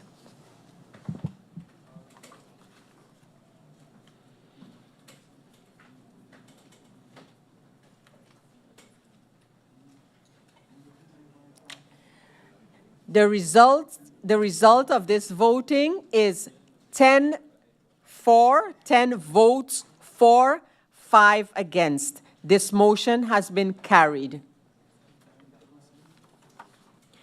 We go over to motion number 11. And motion number 11 resolves that the Ministry of VSA, in close collaboration with the Ministry of ECYS and its existing NGO partners, utilize 50,000 Caribbean guilders from the projects and activities budget post of the Department of Community Development, Family and Humanitarian Affairs, 43489-7260, projecten and activiteiten to implement a supplementary pilot breakfast initiative for the 2025-2026 school year, targeting children who are vulnerable and currently underserved. That this initiative serve as an interim support measure to complement the ongoing efforts of ECYS and its NGO collaborators. That both ministries jointly report to Parliament regularly on the progress, implementation, and outcomes of the breakfast programs. To which Minister can I give the floor? Minister Richnel Brug of VSA. Minister, you have the floor. Good morning, St. Maarten. Good morning, members of Parliament. With regard to this motion brought forward by MP Roseberg, this one is definitely one that is close to my heart as a founder of the St. Maarten Food Bank, and I know MP Roseberg herself does projects with regard to feeding our children. Coming from the Inspectorate of Education, where I've had first-hand experience with regard to children going to school hungry, and I know the consequences thereof, I most definitely do support this motion and have no problem. I have no problem supporting this motion and ensuring that we minimize the amount of children that goes to school hungry every single day. The numbers keep rising, and this is one way that we can minimize the numbers. And also, I want to also take this opportunity to thank the stakeholders, together also with the Ministry of Education, for everything that they've been doing thus far. So this motion definitely has VSR support. Thank you, Minister Brug.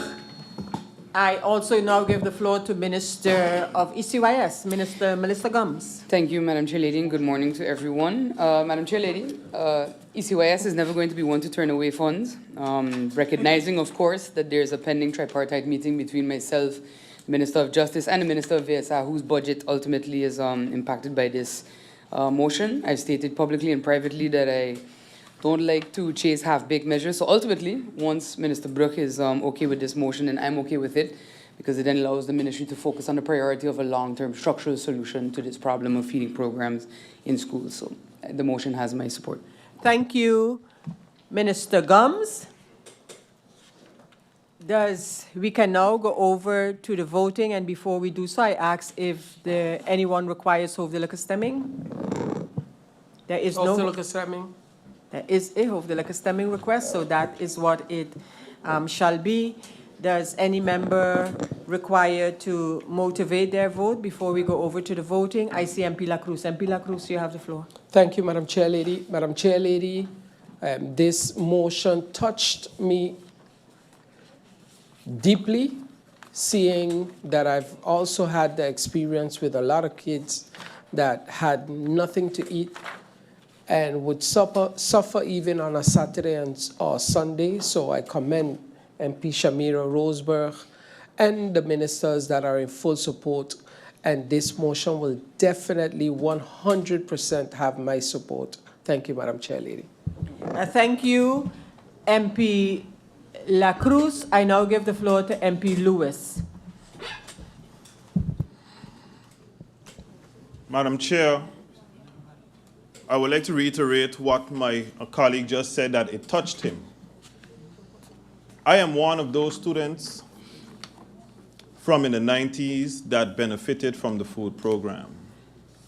I am one of those students that came from children making children, that did not have enough to give their children, along with many other children of my time. Madam Chair, it's important that we, even though we requested for hoofdelijke stemming, I know that this motion should be passed by each and every one of us here.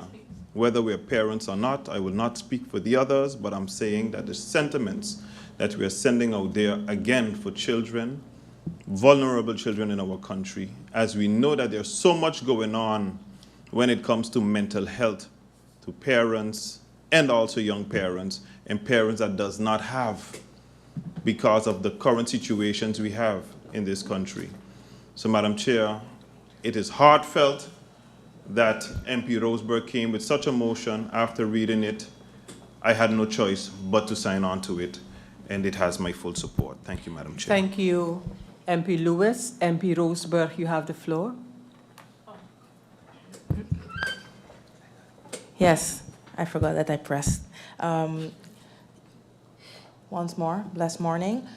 In regards to the motion that was presented and also in collaboration with the Ministry of ECYS and also VSA, I am grateful that there are such positive comments on the motion. I also would like to take the opportunity that faction worker of the URSM, ST, Kanagiter, also assisted actively with this motion. So I would like to publicly thank her for assisting, and I hope that all the members will vote in favor.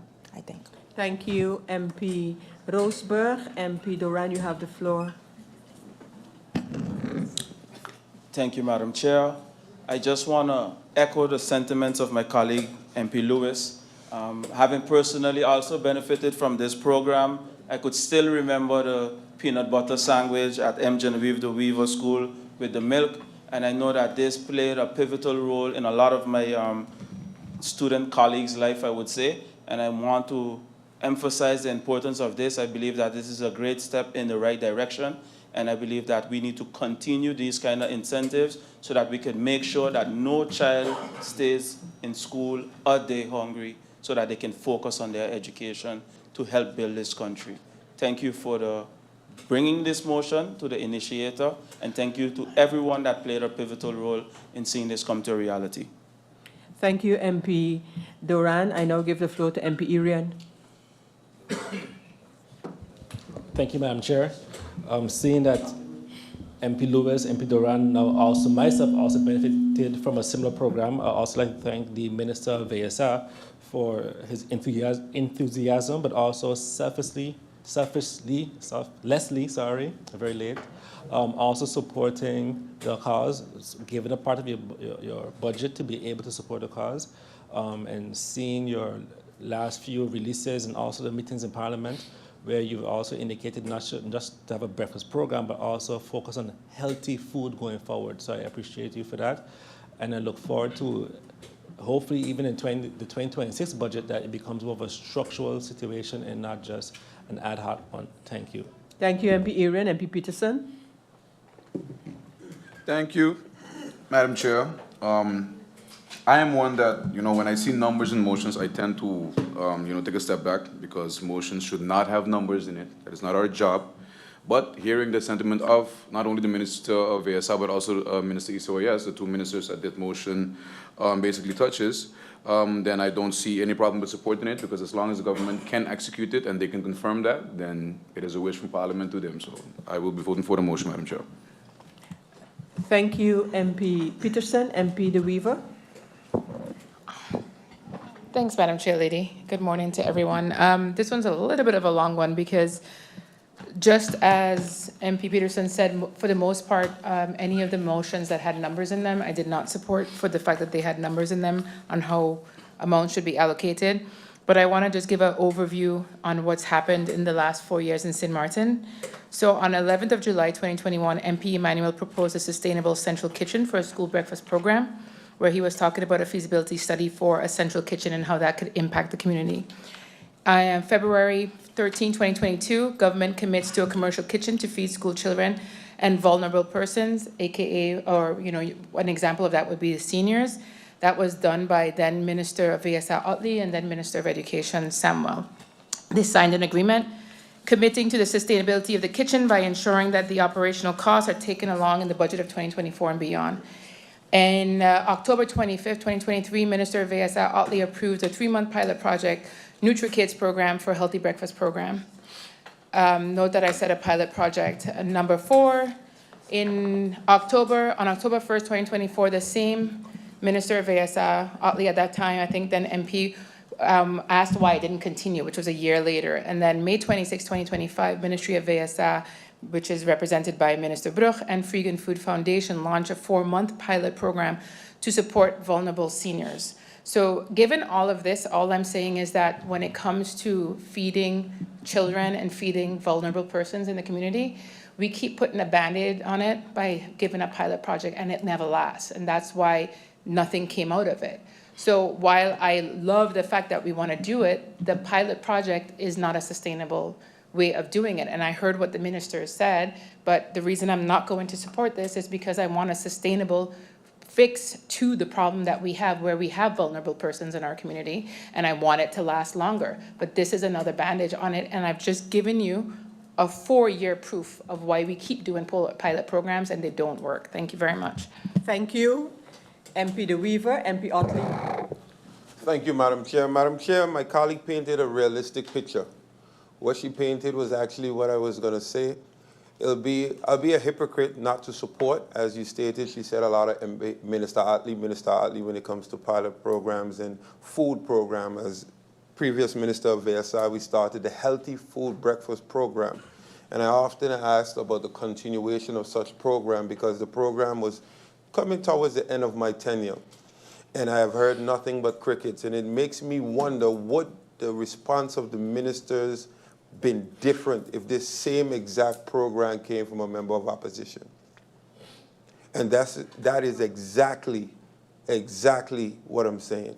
And regardless, sometimes, because I feel like my colleague before me, but I saw the bigger picture.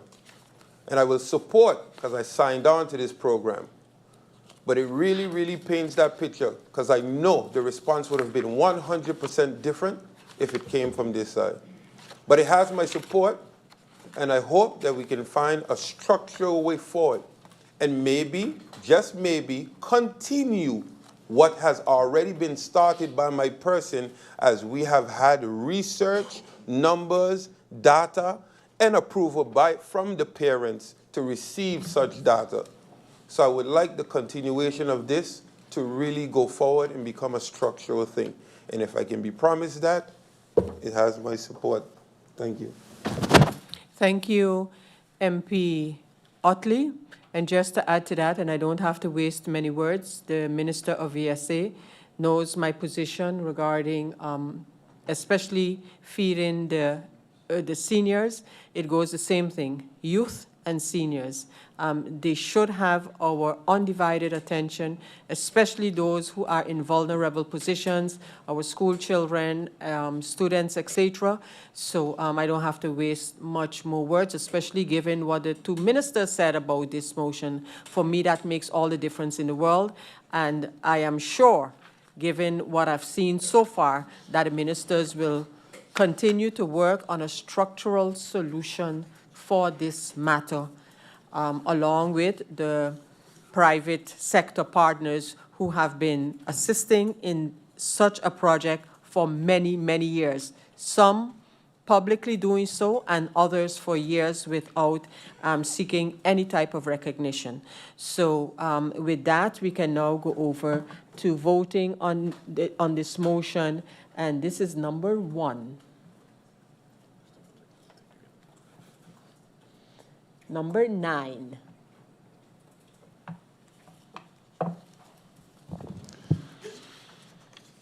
MP Franklin Myers. For. MP Omar Otley. For. MP Rayan Peterson. For. MP Shamira Roseberg. For. MP Ludmila De Wever. Against. MP Christopher Waver. For the children. MP Darrell York. For. MP Egbert Duran. For. MP Artwell Irian. For. MP Veronica Jansen-Webster. For. MP Viren Kotai. For. MP Dimar Labega. For. MP Francisco La Cruz. For. MP Lyndon Lewis. For. Chair Lady Sarah Westcott Williams. For.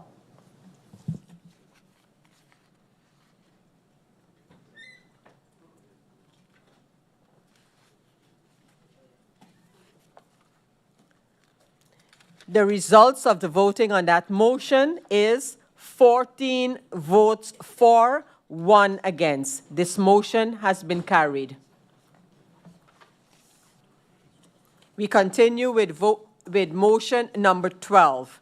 Motion number 12 seeks to resolve that to urge the Minister of Justice, preferably within a period of 3 months, to develop and formally adopt a clear and transparent policy framework for the application of Articles 1.37 of the Penal Code of St. Maarten, or to amend the current conditional release policy of 2023, which allows for early conditional release in urgent cases of prison overcrowding, suggesting the following to be implemented in the policy or to be amended to the current conditional release policy of 2023.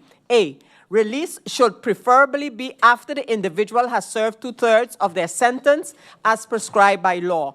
B. An additional early release reduction of up to 15% may be applied as an emergency measure, not exceeding a maximum of 18 months before the original release date. C. Of the 18-month early release period, up to 6 months may be served on the electronic monitoring, EM, as this falls within the discretionary authority of the Minister of Justice based on Article 1.37. 2. Suggesting that the amended policy should outline A. The definition and criteria for establishing an urgent need due to the lack of cell space. B. Objective, fair, and transparent eligibility standards that prioritize individuals closest to their legal release date and who have served the largest portion of their sentence. C. A documented and accountable procedure for decision-making and internal oversight. 3.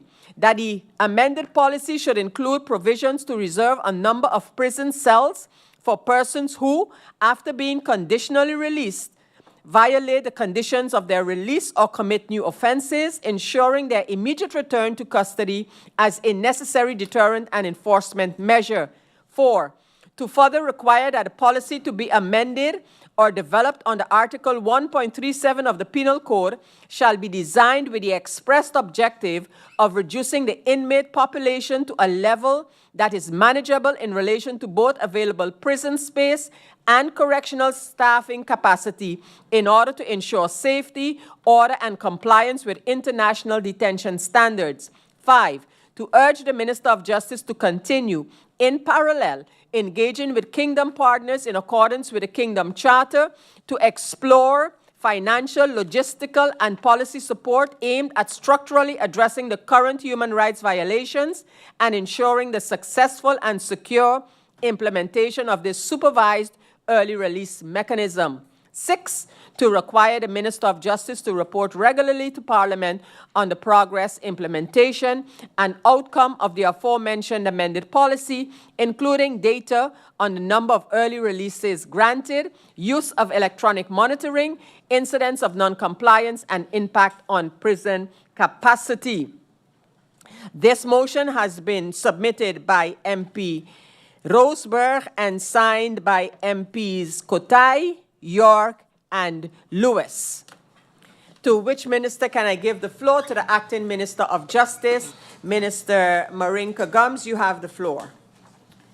Thank you, Madam Chair. The Ministry of Justice acknowledges the contents and intent of motion number 12 regarding the development of a formalized policy framework for the application of Article 137 of the Penal Code of St. Maarten. It is important to clarify that early conditional release is already being implemented where legally permissible based on capacity constraints and following the mandatory procedures set out in Article 137. This includes sentence reductions of up to 18 months, subject to strict assessment and formal advice from the Central Probation Board, the Prison Director, and the Probation Services J&IS. Electronic monitoring, EM, where used, is applied as a special condition and not as a standard measure. The proposal to establish a fixed framework based on the former 2005 ministerial regulation revoked in 2015 raises legal concerns. According to the explanatory memorandum of the current penal code, any extra statutory sentence reductions are null and void. In addition, the implementation of any broader EM-based program is not currently feasible from a budgetary or staffing perspective. Each anchor bracelet costs approximately $254 per month. Beyond that, it revokes a dedicated 24 hours, 7 days a week monitoring unit, increased probation capacity, and sufficient law enforcement personnel to respond to any violations in real time. At present, the necessary funding and human resources to scale up this program do not exist. Regarding the proposal to reverse cell space for individuals who violate the conditions of their release, this is unfortunately not feasible given the current severe shortage in detention capacity.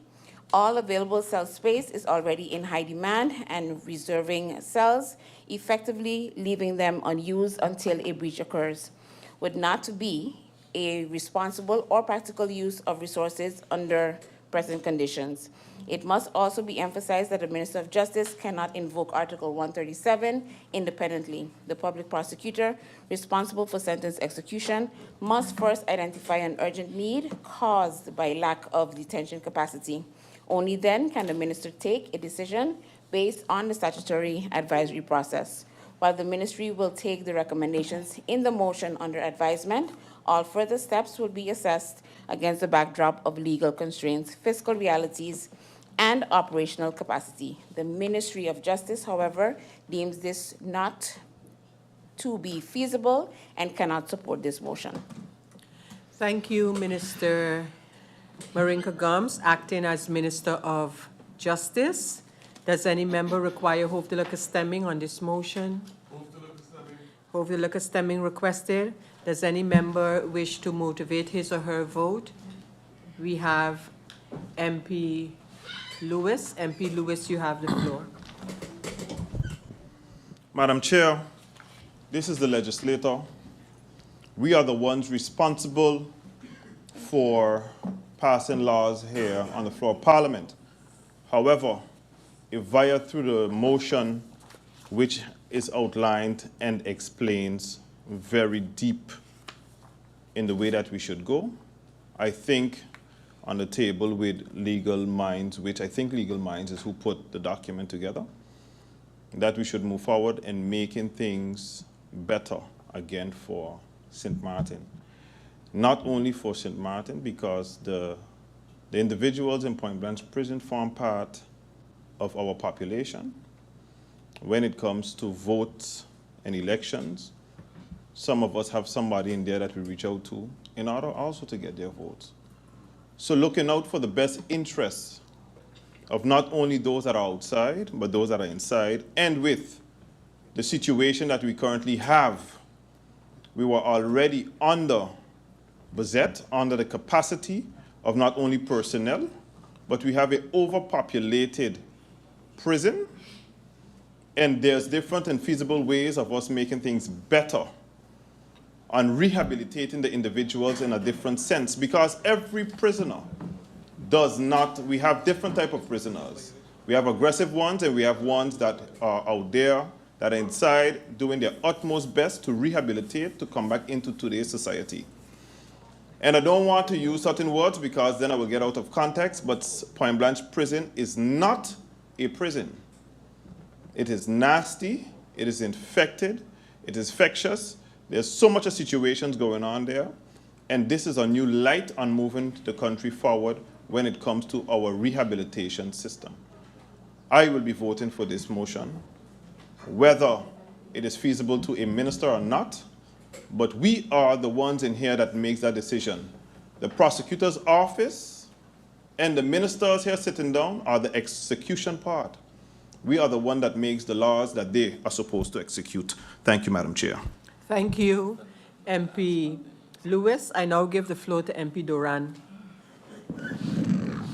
Thank you, Madam Chair. Madam Chair, I have to echo the sentiments of my colleague when he said earlier, it's not about if you see yourself in it. You have to think about the fact if it's beneficial for the country. Madam Chair, we have an overpopulated prison. We have all the issues lined up, but I see little solutions coming forward from the government in this regard. So therefore, for me, Madam Chair, it's a no-brainer to support a step in the right direction. I haven't seen any instruction in the motion. So therefore, if we all can think along the lines more solution-oriented, I think a lot of greater things can come for our people. Because a lot of people talk about progress, a lot of people talk about solutions, but when it comes time to act in situations like this, you see little action. So therefore, I will definitely be supporting this motion brought forward by my colleague, MP Roseberg. Thank you. Thank you, MP Duran. I see MP Peterson requesting the floor for motivation. MP Peterson. Thank you, Madam Chair. Madam Chair, for me, this motion, it hits a little bit bittersweet because while I can understand the sentiment, legally, I am not in agreement with everything that is put in the motion. Unlike the MP who spoke before me, I do see some instructions in the motion. Actually, in the first resolution, it says that within 3 months, a clear and transparent policy should be delivered to Parliament. And here is where I, as a legal mind as well, Madam Chair, kind of like am at a dilemma, because I look at the trias politica as something very firm. And if you look at these articles that we are speaking about in the Criminal Code, Article 132 and 137 of the Criminal Code, if you look at Lease from Article 32, it speaks specifically of where the mandate lies. And in that article, it says that aside from the authority of the Minister of Justice, the mandate is by the OM and the Centraal Bureau voor Reclassering. And that kind of echoes what the sentiment of the Minister of Justice was. And, you know, we passed a motion today that where government is requested to do more research and to look into existing and maybe future, maybe revampable legislation in regards to this.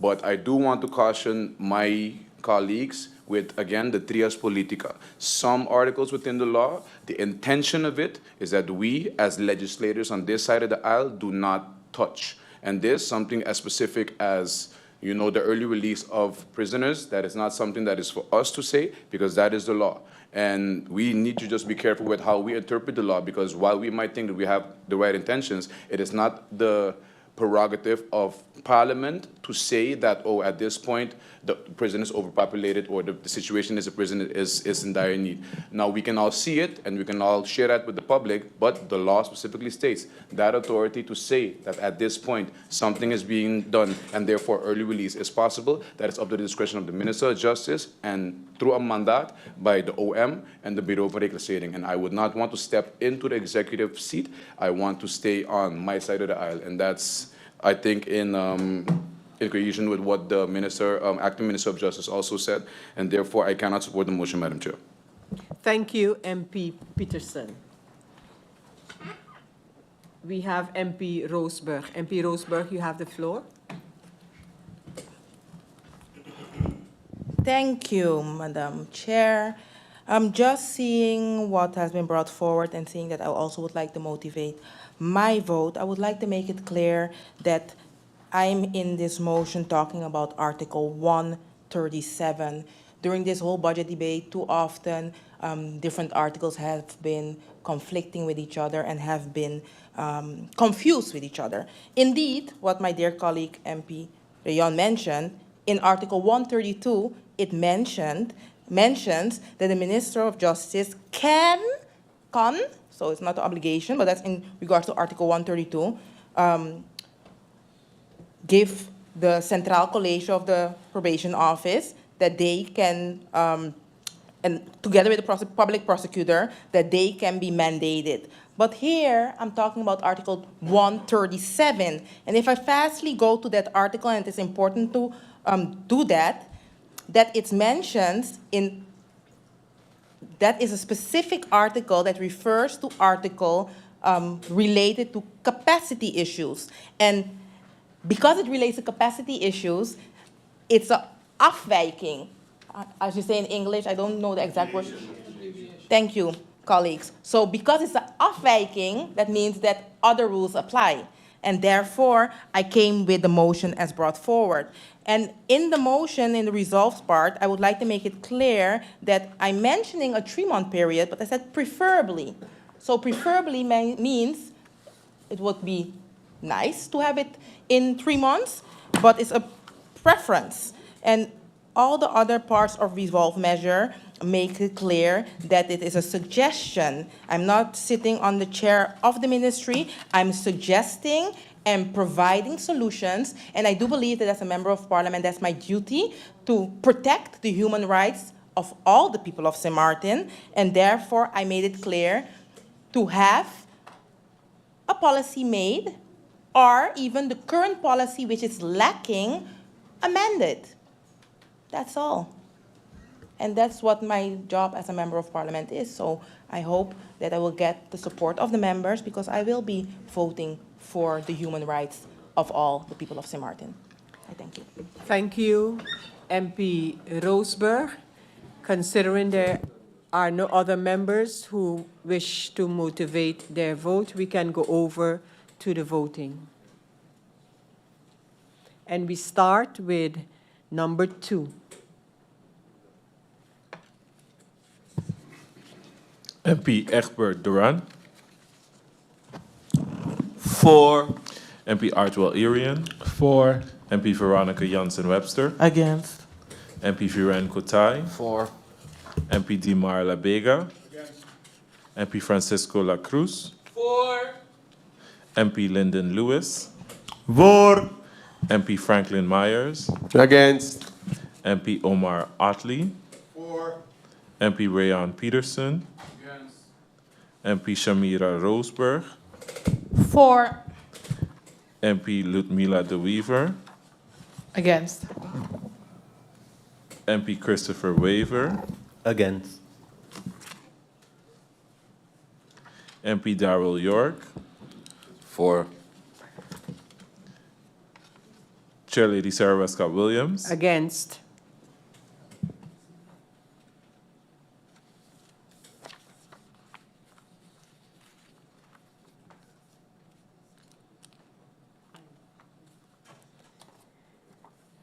The results of the voting on this motion is 8 for, 7 against. This motion has been carried.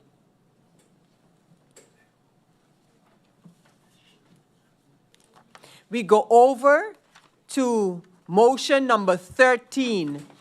Motion number 13 resolves to urge the government to prioritize regional agricultural diplomacy by actively pursuing direct distribution and trade agreements with Caribbean and Latin American countries for fresh produce and essential food goods to reduce the cost of living. 2, to urge the government to reconvene meetings with wholesale suppliers to discuss cheaper options of import. 3, to reconvene discussions with agricultural organizations to develop a holistic plan of approach for local production. 4, to revisit the food basket and ensure that locally produced foods are included in the list. 5, to return to Parliament within 90 days to provide an update on the progress on the execution of the above points. This motion has the support of MPs Otley, Kotai, York, Roseberg, Lewis, Waver, Myers, Peterson. I believe the next one is MP Jansen and MP Westcott in any case, from what I make out from the signatures. So, members of parliament, we have this. I look to the Minister of TIAT and ask for her comments on her reaction to the motion. Thank you, Madam Chair Lady. With agriculture, livestock, and fisheries being not only a central pillar of the Ministry of TIAT's broader economic diversification strategy, but also the chosen theme of Parliament for this year, I can certainly find myself in this motion. The ministry has already taken concrete steps to strengthen this sector, and we're actively building regional cooperation through soon-to-be-signed MOUs, maintaining ongoing dialogue with key stakeholders, and working diligently towards the establishment of the agriculture, livestock, and fishery agency, the ALF agency. So this agency is intended to serve as a key instrument in driving food security, supporting farmers, and unlocking agricultural potential across the country. So I look forward to returning to Parliament before the end of the parliamentary year to provide a detailed update on progress made in the next steps in the CCAD committee. Thank you. Thank you, Minister Heilige Martin. Does any member wish to, firstly, hoofdelijke stemming? Does any member wish for hoofdelijke stemming? And that was your request, MP? Yes, so we get in hoofdelijke stemming. And does any member wish to motivate his or her vote? We do have, firstly, MP La Cruz is firstly. MP La Cruz, you have the floor. Thank you, Madam Chair Lady. Madam Chair Lady, even though I understand the motion, and I am very much in agreement with the motion, but what I've heard so far from the Minister of TIAT and everyone that's dealing with agriculture, even the trips that have been taken to the Dominican Republic, that all these things have already been, are in place. So the motion seems somewhat redundant to myself, but again, I do understand it. Then I have a little trifle because of the price control and the basket of goods. I know what actually caused the hardships for the ministry when it came to the basket of goods and the controls on the prices. So I'm very curious to know how this will play out if passed in Parliament. Thank you, Madam Chair Lady. Thank you, MP La Cruz. MP Iran, you have the floor. Thank you, Madam Chair. Listening to the Minister of TIAT and the other ministers regarding how motions went tonight, the minister basically outlined all the plans that she has herself and basically motivating that everything in the motion has already been executed. So I'm very interested to see how the vote will go next. Thank you, Madam Chair. Thank you, MP Iran. I don't see any other member requesting to motivation, so we go over to the voting.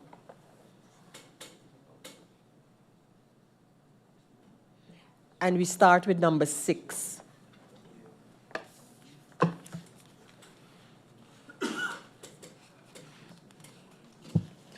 MP Dimar La Vega. For. MP Francisco La Cruz. Against. MP Lyndon Lewis. Against. MP Franklin Myers. For. MP Omar Otley. For. MP Rayon Peterson. For. MP Shamira Roseberg. For. MP Ludmila De Wever.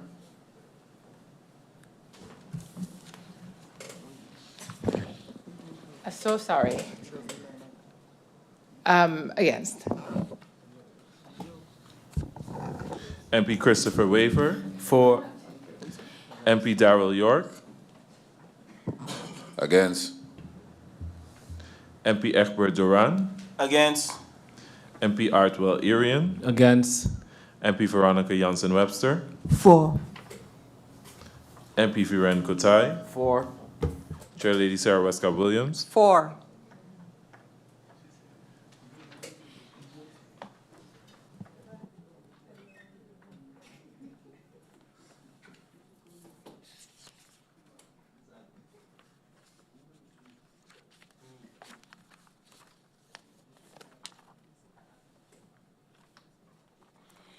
The results of this voting is 9 votes for, 6 against. This motion has been carried.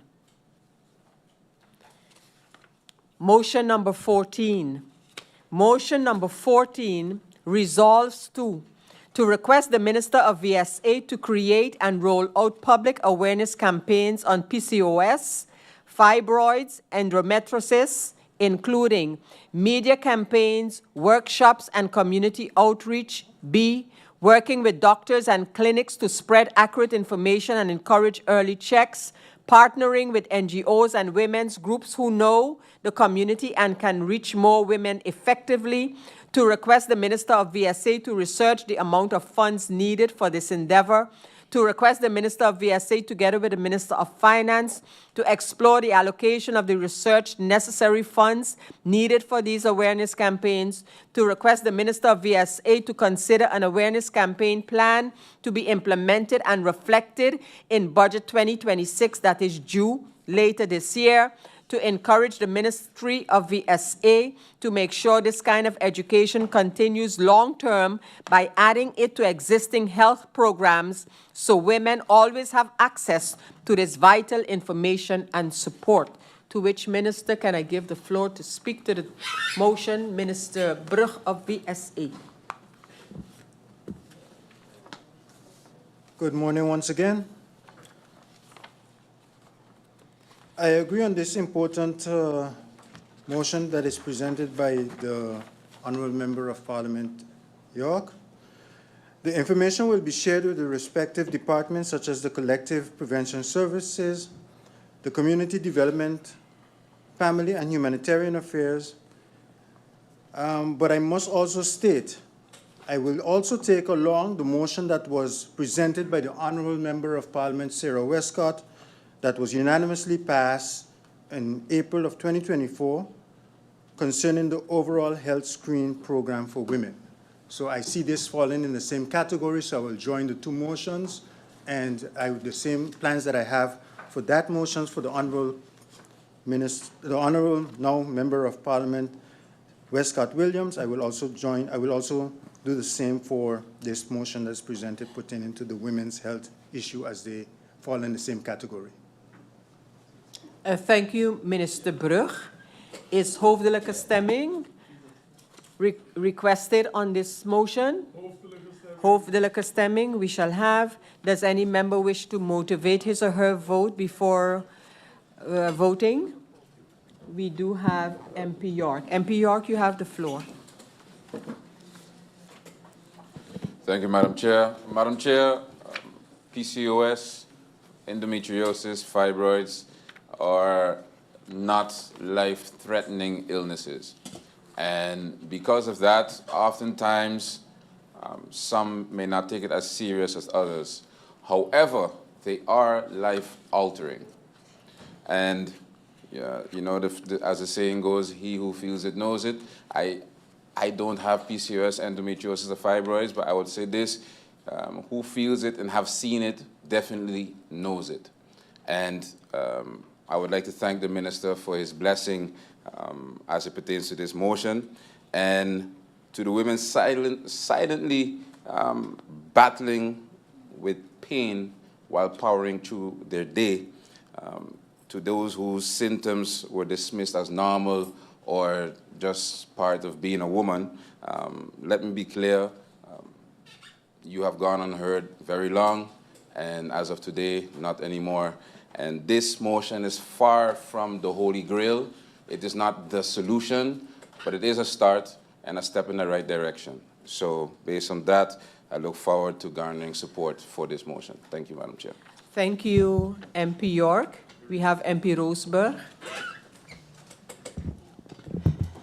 Thank you, Chair Lady. I myself will also be voting in favor of this motion. I also signed on to this motion because I believe that this needs to be addressed. Other than that, as mentioned, MP York might not have experienced certain symptoms, but I know of a lot of women that have, and I myself can speak of symptoms like that I have experienced. So voting against a motion like that, if you have experienced the pain, you can just not vote against a motion like that. So that's why I believe that awareness is important. We should be talking about topics like this, and this is a step forward. And I know that MP Westcott Williams is a big advocate for women's health and health in general. So I do believe that this can be combined and the awareness can continue to take place on a bigger scale. So I will vote in favor of this motion. Thank you, MP Roseberg. We now have MP Peterson. MP Peterson, you have the floor. Thank you, Madam Chair. This motion kind of fits into what PFP was fighting for the last term. I believe former MP Gums, now Minister Gums, she discussed women's reproductive rights and safe contraception many times here on the floor of Parliament, preventive care, etc. And like the MP before me mentioned, also the chair lady herself also was championing this a lot in the last term. So this fits into what we have been trying to achieve for women. So kudos to you, MP York, and I will be voting for this motion. Thank you, MP Peterson. We now have MP La Cruz. No? Oh. Yeah, sorry, I thought I was looking at another listing of members. So we have come actually to the end of the motivations by the members of Parliament, and I don't have to add my motivation, but I would, any motivation that is, but we will go over to the voting now. And we start with number 9.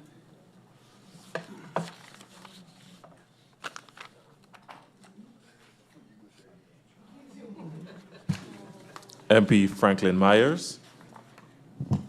For. MP Omar Otley. For. MP Rayan Peterson. Unanimous, man.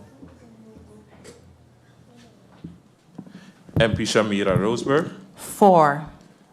MP Ludmila de Weaver. For. MP Christopher Waver. For. MP Darrell York. For.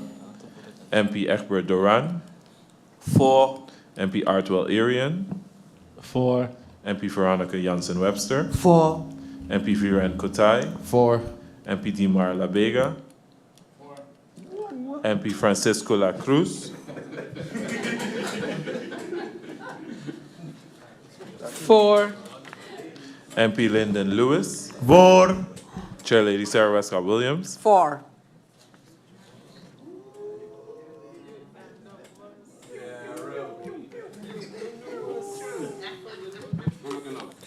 The results of this voting is 15 members for, 0 against. This motion has been carried unanimously, albeit by hoofdelijke stemming.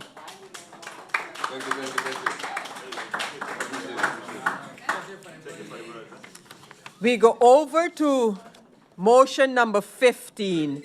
Motion number 15 resolves to request the General Audit Chamber to conduct an independent review of the financial and administrative process related to the support of the Soul Beach event, including A, the application and approval process, including legal advice obtained, B, budgetary allocations, payment mechanisms, and the relevant ministerial or interministerial decisions, C, all financial and in-kind contributions, D, documentation and adherence to applicable legal procedures, 2, request the government, informed by the findings of the review, to develop and implement a supplementary policy to the subsidy ordinance that, A, clearly defines eligibility criteria, including distinctions between for-profit and non-profit entities,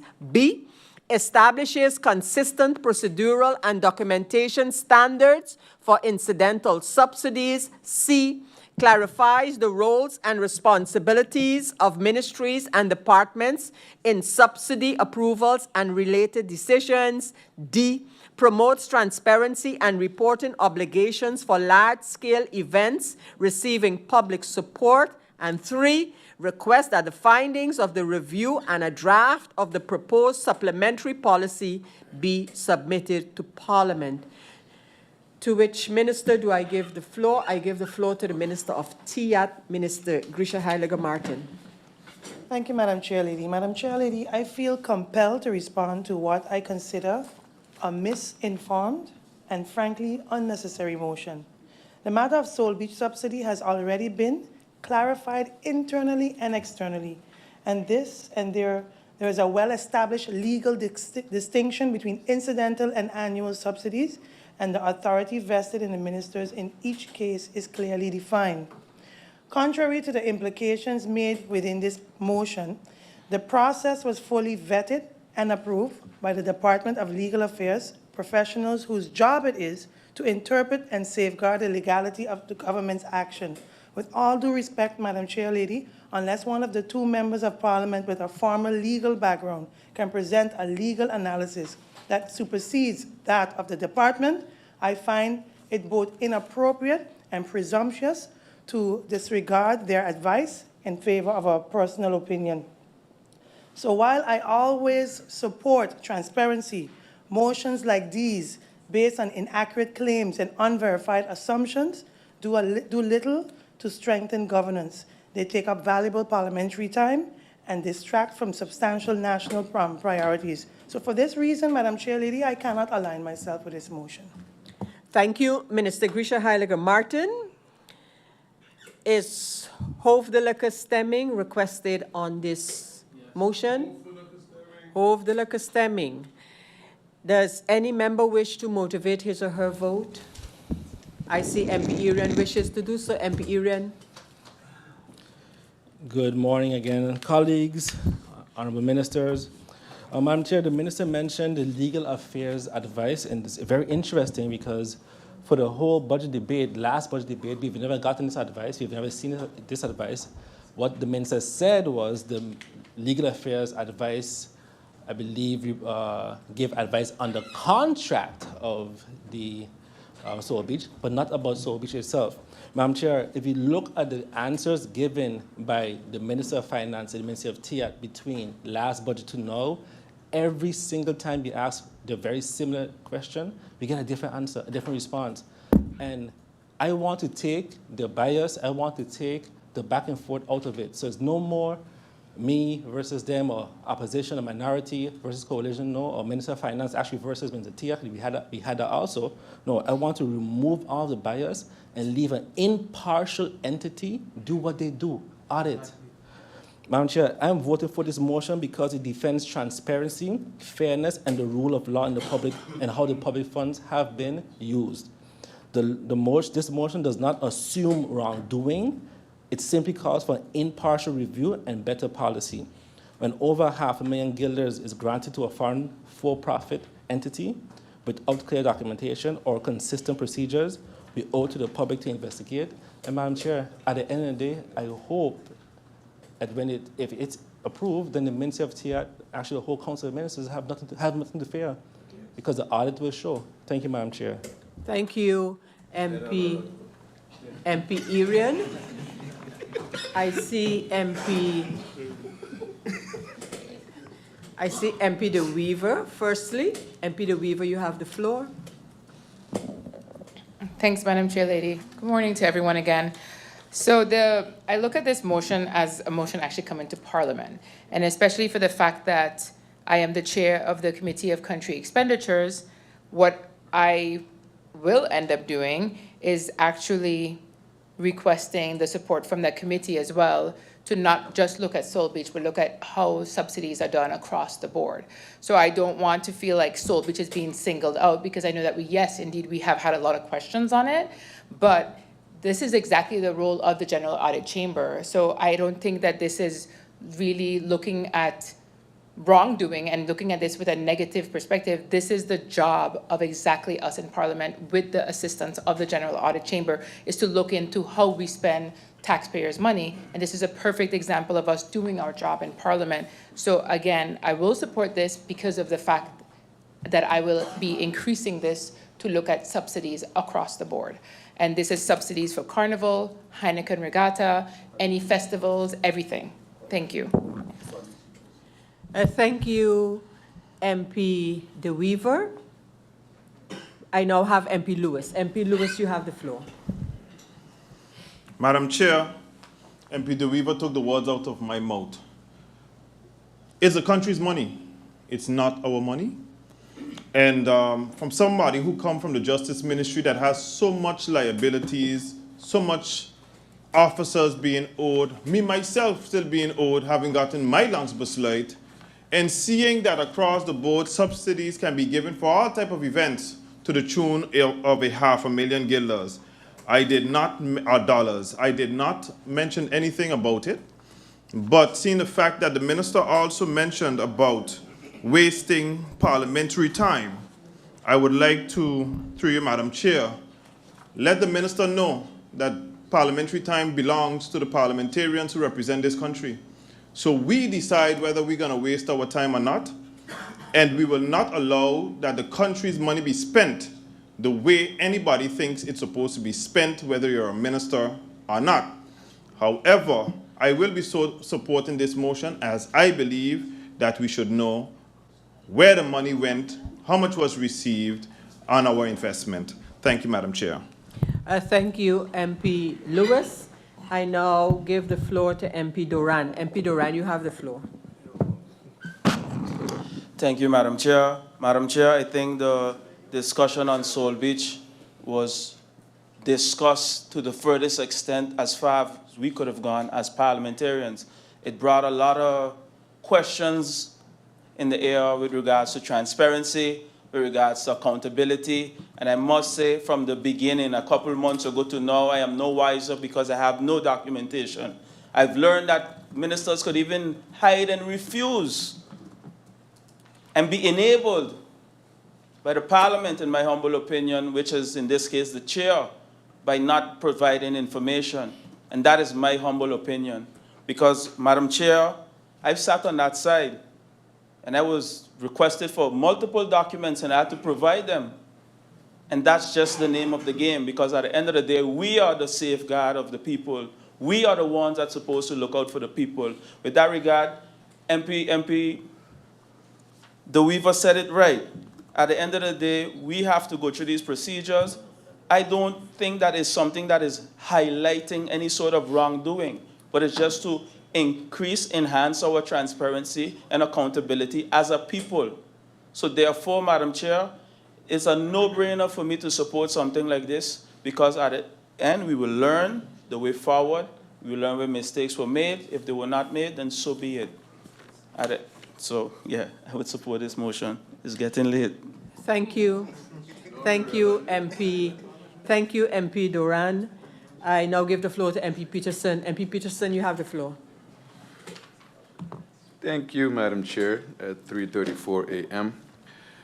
Madam Chair, I agree with the sentiment of the motion, but again, you know, I do look at the trias politica and I do want to execute the law the right way. MP De Weaver made it very clear that within Parliament, we have our ways to go about situations like this. And one of them is in the Country Expenditures Committee.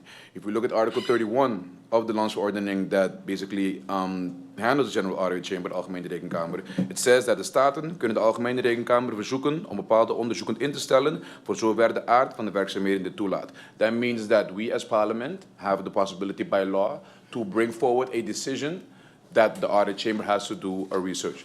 Now, the interpretation of this, according to me, is very simple. We as Parliament need to do our jobs in here, have the committee meetings, have a public meeting or whatever it needs to be with the minister and make a decision as Parliament. Not do it through a motion to government in which government then has to translate Parliament's wishes onto the General Audit Team. But the law does not permit that specific construction, but I do agree with the MP, and it's not only about Soul Beach, it's about SSM Festival, Walichi Festival, every festival that you can think of, everything that happens in St. Maarten. It is the prerogative and the authority of the General Audit Chamber to research this and to not only give their findings to the ministers, but also to relay that to Parliament within the 3 months as per the law. Thank you, Madam Chair. Thank you, MP Peterson.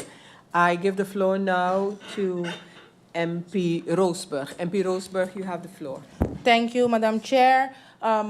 Much has been said in regards to the Soul Beach project. The Minister of TEAT and other ministries have clearly presented their position, and so have the members of Parliament voiced their perspectives, often with strong convictions and sometimes treating opinions as facts. But at this moment, based on the information shared by the Minister, even here this morning, I trust the integrity of the Minister and her explanation. That said, I stand firmly behind transparency, accountability, and good governance. Supporting this motion does not mean that something went wrong. On the contrary, if nothing improper has occurred, the audit will only serve to reconfirm that. Moreover, it will clarify any confusion caused by the many interpretations floating in the public and political space. because I do not see an audit as something wrong. An audit, in that sense, serves as a tool to protect the credibility of the ministry, to avoid unnecessary speculation, and to reaffirm public trust. Importantly, I believe that this audit, as I understood others also mentioned, not need to be seen as criticism of the current minister, but rather as an opportunity, one that can even serve to highlight best practices and strengthen the ministry's position. In fact, I would like to go a step further. I recommend that the scope of the audit should be extended to include other government-funded projects and subsidies granted in the past 5 years. Many organizations have received public funding over the years. It's only fair and in the interest of consistency and transparency that we also assess whether those funds were distributed and utilized properly. This broader approach would allow the audit chamber to provide a more complete picture. If lessons can be learned overall, then this should be. Not just from one specific project, which I had no kind of issue with, but across the board.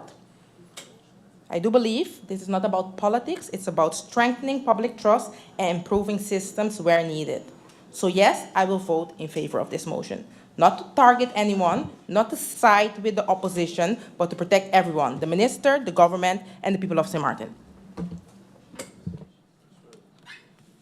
Thank you, MP Roseberg. MP La Cruz, you have the floor for your motivation. Thank you, Madam Chair Lady. Madam Chair Lady, my fellow colleague, MP Shamira Roseberg, could not have said it better. Again, I do not believe, and that's why I stayed very much quiet during the whole debate concerning the Soul Beach. I asked specific questions. I know the minister is not one that is going to do any hanky-panky, but she's also very much in favor of audits, SOAB audits, general audits, and, integrity chamber audits. So I also will welcome the minister and support this motion to bring that audit to the floor of Parliament. Thank you, Madam Chair. Thank you, MP La Cruz.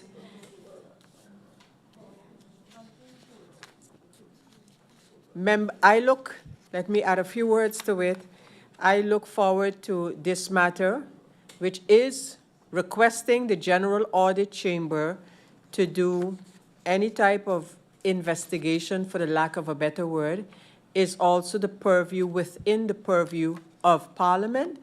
And I look forward to this matter, the entire matter of subsidies, etc., be discussed in a meeting of starting with the committee of Parliament, and that would be either the Finance Committee, or if it's specifically talking about the General Audit Chamber, it would be the Committee of Country Expenditures. With that, we go over to the voting. And we start with number 10.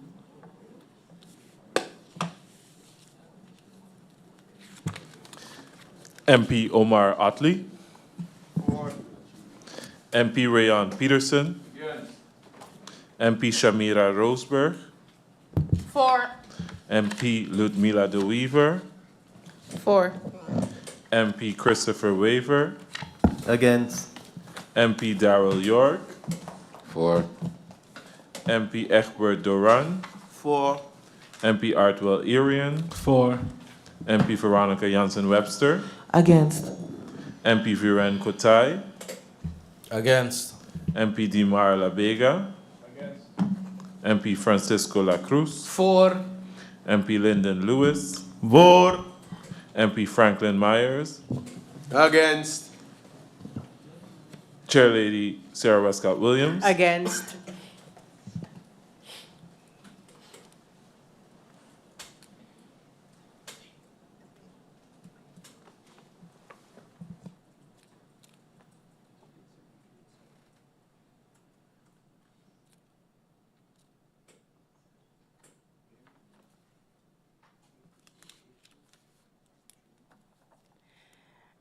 The results of this voting is 8 votes for, 7 against.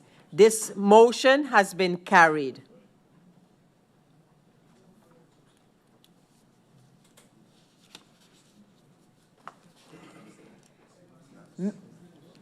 Members of Parliament, we have now come to the amendments which were proposed during this meeting. We have 2 amendments, and I would ask our Secretary General to give a brief synopsis of the amendments which are up for consideration.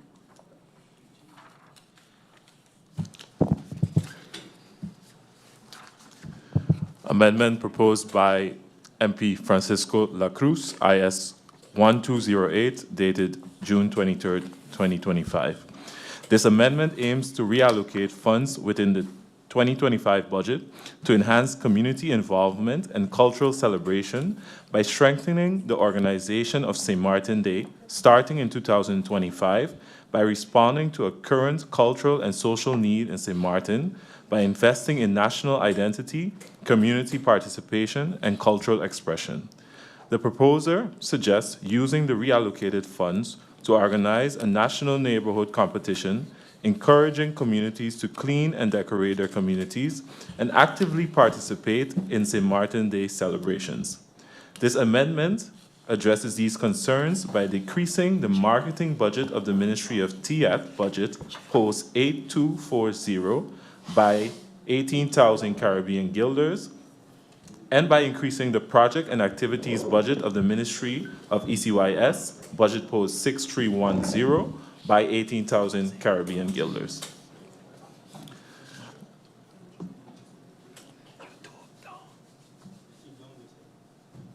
The YouTube page is down.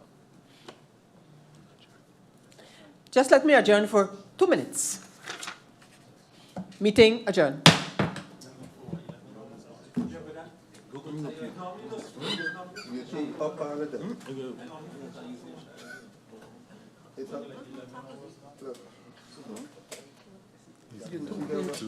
No. It went down. It was on. It come back up.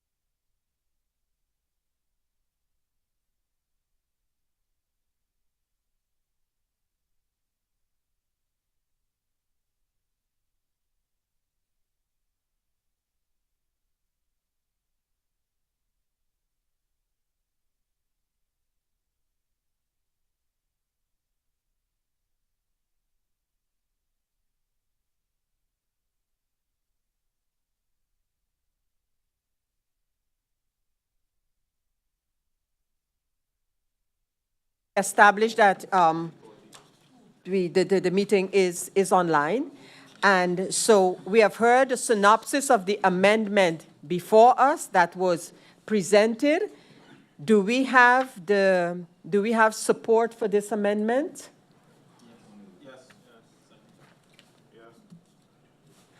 We're confirming that there is support for this amendment. So we can go over to the voting on the amendment. Is there a desire for hoofdelijke stemming on the amendment? Oh, yes. We need to get, of course, the minister's view on this amendment. Minister Grisha Heilige-Martin is going to take the floor. Madam Chair, Lady, while I applaud the suggestion by the Member of Parliament, I would give even more for St. Martin's Day. But at this point in time, I cannot support what he's requesting, from where he wants it from the marketing, because everything is already budgeted for the balance of the year.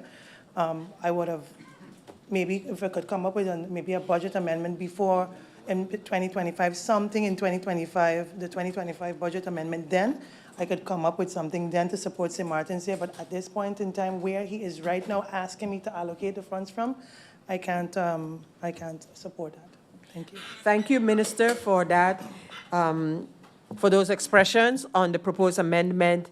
Before us, we also going to have the Minister of Finance chiming in on this proposed amendment. Minister of Finance, you have the floor. Madam Chair, thank you and good morning. As it pertains to proposed amendments, respectfully, I am unable to support any at this time. We are here precisely because we are trying to resolve an issue as it pertains to budget 2025, and introducing amendments now without properly addressing all the ripple effects risk putting us right back into the same situation we are seeking to fix. It is important to note that the inclusion of all ripple effects is a requirement from the government's legal department. Any amendments brought forward must take into account every consequential impact, and that this is currently not the case. As such, I cannot support any amendments to be incorporated into this budget at this time. Thank you, both ministers. Do we have, oh, okay, no, thank you both ministers. We have heard your reaction. Does anyone require Hoofd stemming on this? Hoofd stemming on this amendment? Anyone wishes to motivate their vote on this amendment? We have MP La Cruz who wishes to do so. MP La Cruz, you have the floor. Thank you, Madam Chair Lady. Madam Chair Lady, a sum of 10,000 seems like chump change to me when I hear the other amounts that have been spent on all kinds of other things that were not part of the budget or anything even close to the budget. But again, I look forward to finding a way to celebrating St. Martin's Day in a nicer way than it has been done in these past years. So again, thank you, Madam Chair Lady. Thank you, MP La Cruz. We have MP Otley at this time, I think. Yes, that's been confirmed. MP Otley.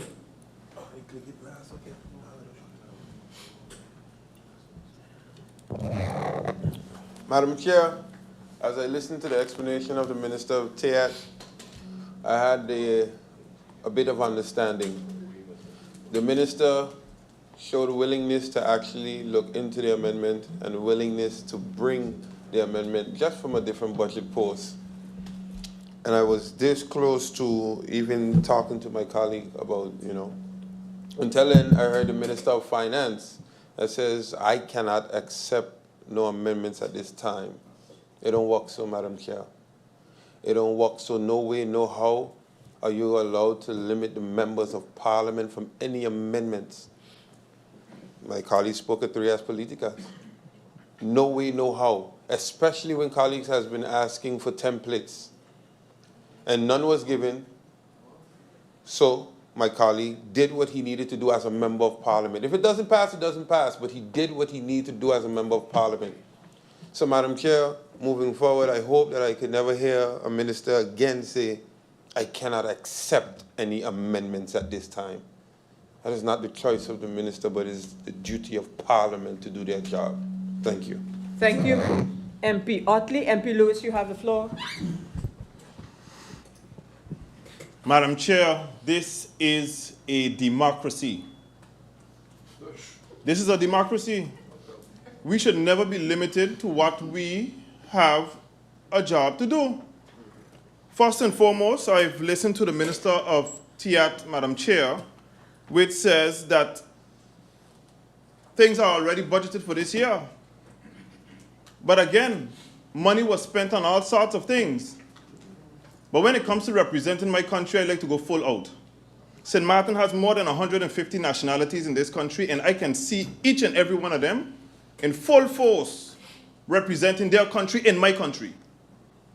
And this is a simple allocation in order for us to have a better celebration. How can we have, for example, the other day, Flag Day for St. Maarten, which was celebrated by school children, and the majority of us who are not there are even properly informed. But other countries are having their best festivities in our country for their country. We have to get better than this, Madam Chair. I'm full support for this amendment, and whether or not it can be supported by the government or who feels that it should not be because of where we were and where we are today, that's not our problem. Our job is to bring amendments, motions, legislation, etc., and that we will do. Madam Chair, I will support this amendment. Thank you, Madam Chair. Thank you, MP Lewis. The next MP to speak is MP Peterson. MP Peterson, you have the floor. Thank you, Madam Chair. Not to belabor the subject too much, but I also have to agree with the MPs who spoke before me.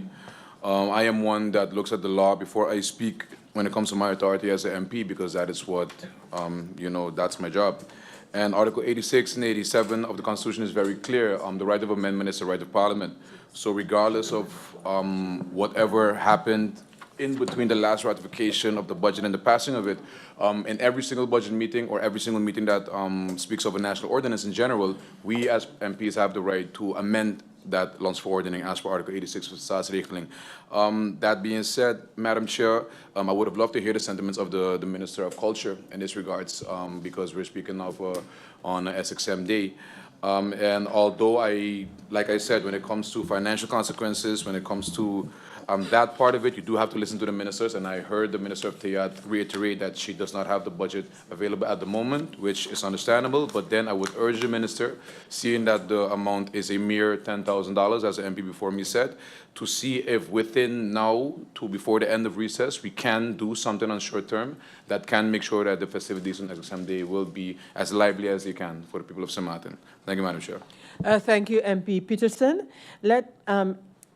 Before I give the other two members who have indicated that they wish to speak, I overlooked the fact that maybe the Minister of ECYS would like to bring something in. Minister, I give you the opportunity to do that now. Thank you, Madam Chair Lady, and I appreciate it, as I know it's not customary to hand back the floor. Madam Chair Lady, as I mentioned previously, ECYS does not turn down funds.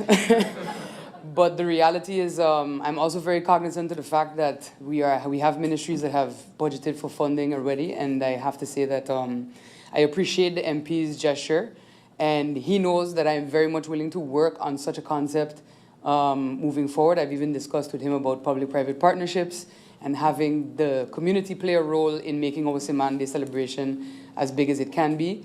Additionally, myself and the Minister of Teyat already have a pretty solid working relationship on certain things related to culture. I have expressed to her that St. Maarten Day is something I would like to collaborate with Teyat on, especially this year, and of course moving forward to make it even bigger in collaboration with the collectivité.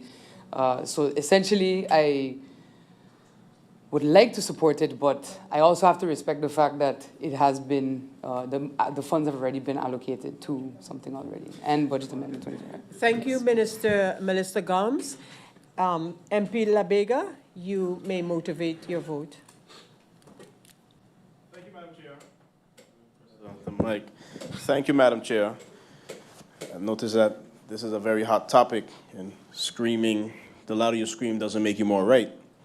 Madam Chair, it was stated by the Minister of Teyat that given her budget constraint, there wouldn't be any funds. I did not take that as a slight to the members of Parliament, as the minister telling us what she can and can't do. She was just being, to me, realistic given the budget of 2025. It was even stated by the Minister of Teyat that when this budget comes back to be amended, she will see what can be done. But as of right now, presented right now, it will be tough. So I did not see this as a slight. I did not see this as the minister telling us a blatant no. It was just a realistic view of the budget constraint. We all love St. Maarten. We all want to have a lovely St. Maarten Day. If this is something that could be in the budget amendment, great. If not, I'm sure there could be a grand scheme for 2026. But, we have to be realistic sometimes and calm down with all the aggressive behavior. Thank you, Madam Chair. Thank you, MP La Vega. MP Iran, you have the floor. Thank you, Madam Chair. Madam Chair, this is not aggression. This is passion and love for St. Maarten. That's the difference. And, when it came to Soar Beach was about parties. Soar Beach was about every other ministry was able to go and find funds urgently for Soar Beach. But now it comes to about $10,000, Madam Chair. $10,000. 2 weeks ago, we had an article that said, no other flag goes before St. Maarten flag. We had a lot of pride for St. Maarten flag Day just on June 13th. But now, just for a mere $10,000, that's just 2 travel budgets. Don't travel twice, maybe for a couple of ministries. We have a couple of Latino trips. I agree. If we do $1,500 from every ministry, it'd be easy to cover this, Madam Chair. It can't be that for the flag day we have all this pride, but now for the St. Maarten Day itself, we can't muster up a mere $10,000.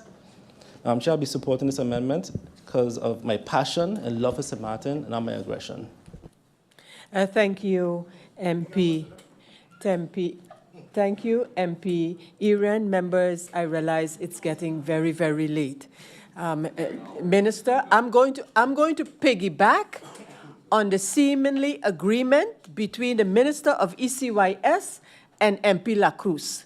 Because when the Minister finds the funds to make it possible for what MP La Cruz is proposing, I got some other projects for St. Maarten Day, and I would not sleep well unless I bring them up and also ask the minister to ensure that they too can be part.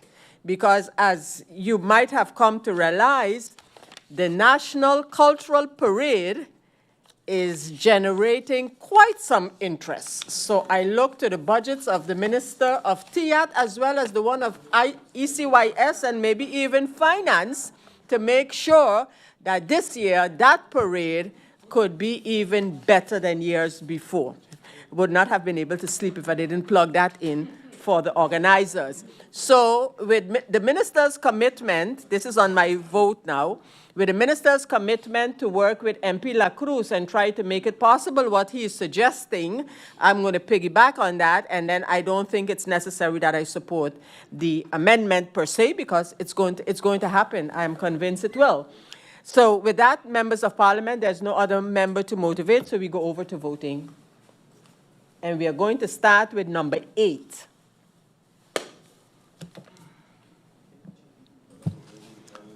MP Lyndon Lewis. Voor. MP Franklin Myers. Against. MP Omar Otley. MP Rayon Peterson.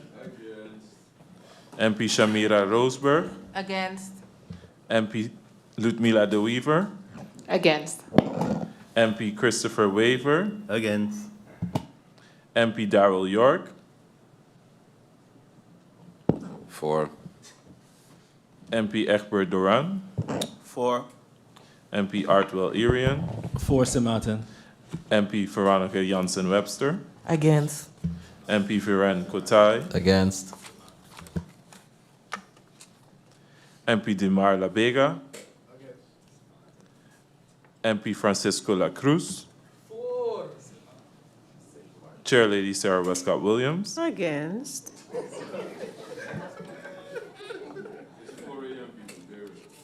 I gotta wait for the vote.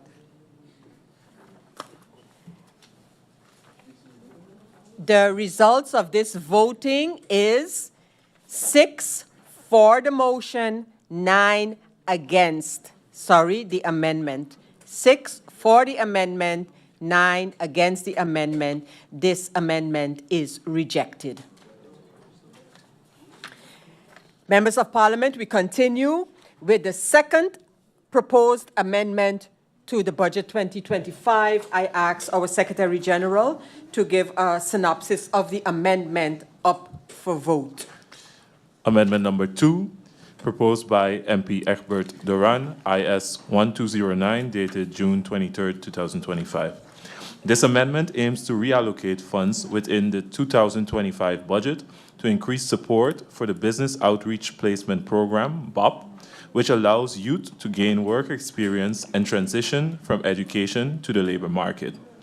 This amendment addresses the growing demand among youth for participation and encourage businesses to offer more internship placements by decreasing budget post 8010, accountants and advisory costs, from the Ministry of Tourism, Economic Affairs, Transport and Telecommunication, TIAT, by 20,000 Caribbean guilders, and by decreasing budget post 4021, accountants and advisory costs, by 30,000 Caribbean guilders from the Ministry of Finance. These amounts, totaling 50,000 Caribbean guilders, will be added to the budget post 6130, projects and activities of the Ministry of Education, Culture, Youth and Sport, ECYS. Thank you, SG Garrick Richardson. I now look to the side of the ministers. Who is going to go first on this proposal? Minister of... Thank you, Madam Chair. Minister of TIAT. Thank you. Madam Chair Lady, again, while I do support the suggestion to, or the gesture of the Minister of MP Duran, again, this budget also is already budgeted for. And again, I would not mind coming to budget 2025 in the budget amendment meeting in September to make these amendments a reality, but from a different budget post, but not these, because as these are already, the funds are already earmarked to other projects. Thank you. Thank you, Minister of TIAT. Minister of ECYS. Thank you, Madam Chair Lady. Madam Chair, the Ministry's response to this amendment is, while we appreciate the continued interest in the BOP program and the proposal to expand student participation through interministerial funding, even with the additional budget allocation from other ministries, it's not feasible to include any number of additional students in the 2025 cycle. Why? Because logistical constraints. For one, the number of student placements is directly tied to the number of available positions to be filled. The mandatory 3-day training for the registered students was already conducted from June 11 to 13 this year, and a total of 116 students are currently registered and successfully placed for this year's program slot availability. However, a continued dialogue on how we can scale the program for 2026 with appropriate planning and support, and of course, additional vacancies that would need to be filled, is of course welcome. So in that regard, I can't support the amendment because I can't execute the amendment. Thank you, Minister Melissa Gums. Any other minister on the topic? The Minister of Finance, Minister Marinka Gums. Thank you, Madam Chair, and good morning. And I too, I think this is a very good motion, to be honest. However, as the Minister of ECYS explained, registration has already been closed. So this is one that we can definitely look forward to towards budget 2026 of increasing the total amount so that more students can apply for the program. Thank you, Madam Chair. Thank you, Minister Marinka Gums. And members of Parliament, we have the amendment before us. And does anyone wish for Hof de stemming on this amendment? Hof de stemming it shall be. Does any member wish to motivate his or her vote? We have MP Duran. MP Duran. Thank you, Madam Chair. As we are nearing the end, I just want to say the following. The first question that I asked, point that I brought forth during this budget debate, is when I requested the minister to provide a template for the amendments. Because the last thing I wanted, Madam Chair, was a repeat of why we're here today. I was told that there's no template available now. However, everyone is free to bring their amendment, which is our right, which was reiterated here in these halls. Now, through you, Madam Chair, to the minister, to hear that no amendments can be accepted at this point in time, I believe that that is a gross infringement on our democratic right as members of Parliament, and I hope that those words are never uttered again in this hall. Madam Chair, a motion was passed here earlier by our colleague, MP Roseberg, where there was talk about funds moving from here to there between the Ministry of VSI and Education, and everything was possible then. I guess because she's part of the coalition. However, Madam Chair, again, I urge my colleagues to look at what's on the paper. Don't look at the name on the paper that's presenting. And I hope that this can garner enough support so that we can put some students on the road in the working program for 2025. Thank you, Madam Chair. Because as a fact that I know, because I did my own research, it's not too late to incorporate some extra students. Thank you. Thank you, MP Duran. I give the floor now to MP Lewis. Madam Chair, I will try to be brief. I will try to be soft-spoken. As certain people don't understand, I represent with passion. That is what real representatives do. The students of this country, again, we're going back to the youths again. As former Minister of Education or Acting Minister of Education, as the former Minister of Justice, as a former detective that deals with children for juvenile delinquency, as a father of 5, a grandfather of 1, it is imperative that we stop thinking about 2026. We are now in 2025, and yes, we can find the monies to do all sorts of things. Let's look, let's find, let's go through different avenues, let's go through different roads and dot roads to find the money. In order to give these children a better chance not to be on the road, summer is approaching, this program will kick off. Ministers, I am asking you all kindly to support this amendment, as I find it is imperative to do so. As we have a growing population, as we have places like Dutch Quarter, we have places like Sucker Garden, where you have vulnerable children that are looking for something to do. Let's give them that opportunity. Madam Chair, I will support this amendment. Thank you, MP Lewis. We now go over to MP Otley. Thank you, Madam Chair. Madam Chair, we look at the legality of the amendments, and once I don't see my colleague Rayan Peterson hit his button, I know that it's in the right track, because he'll be the first to tell us legally it's not possible. So, Madam Chair, with that being said, if it's just about the money and the funds being allocated somewhere, I ask the members of Parliament, not even the ministers at this point, it's out of the ministers' hands. I ask the members of Parliament to support this amendment whereby we can get something going now. Not next year, what is not promised, but no. Thank you. Thank you, MP Otley. I don't see any other member requesting to motivate. Just let me briefly add and also comment on a statement made regarding motions from coalition members vis-a-vis, for example, amendments from opposition members. I think the big difference lies not in who it comes from, but that one is a motion for the government to then implement an amendment, and we have heard the minister and ministers explain, first of all, in this particular case, why more can be added, and secondly, the issue of the amendments themselves.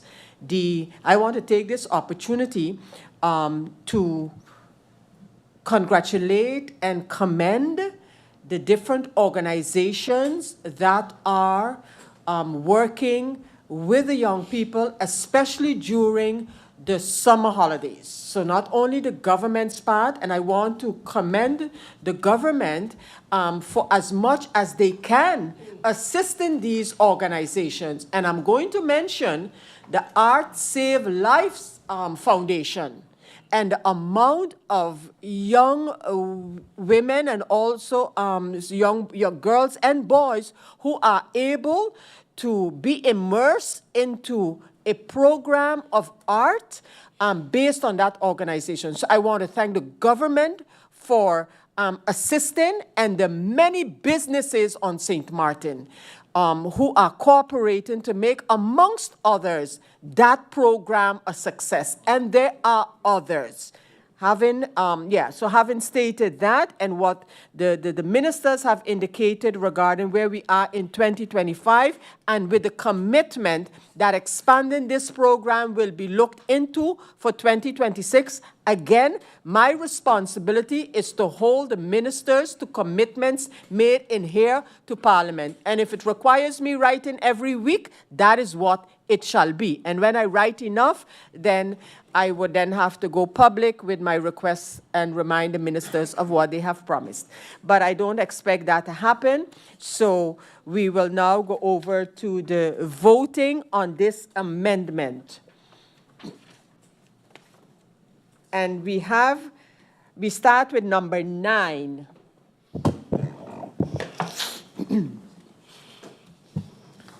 MP Franklin Myers. Against. MP Omar Otley. MP Rayon Peterson. MP Shamira Roseberg. Against. MP Ludmila De Weaver. Against. MP Christopher Waver. Against. MP Darrell York. For. MP Ekber Duran. For. MP Artwell Arian. For. MP Veronica Jansen-Webster. Against. MP Firan Kotai. Against. MP Dimar La Vega. MP Francisco La Cruz. For. MP Lyndon Lewis. For. Chair Lady Sarah Westcott Williams. Against.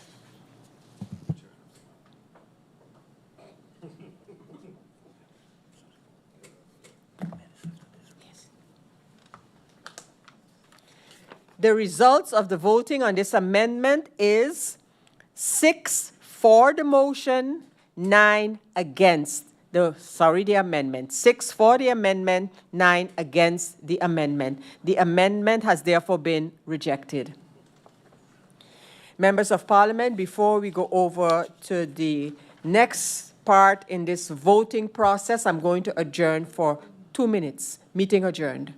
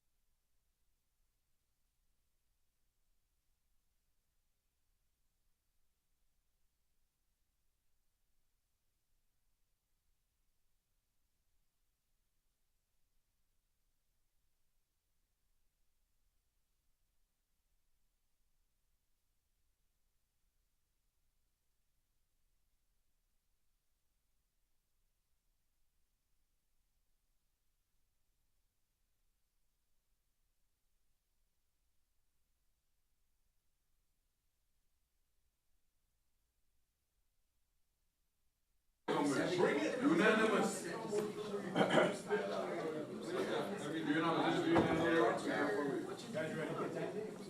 ready?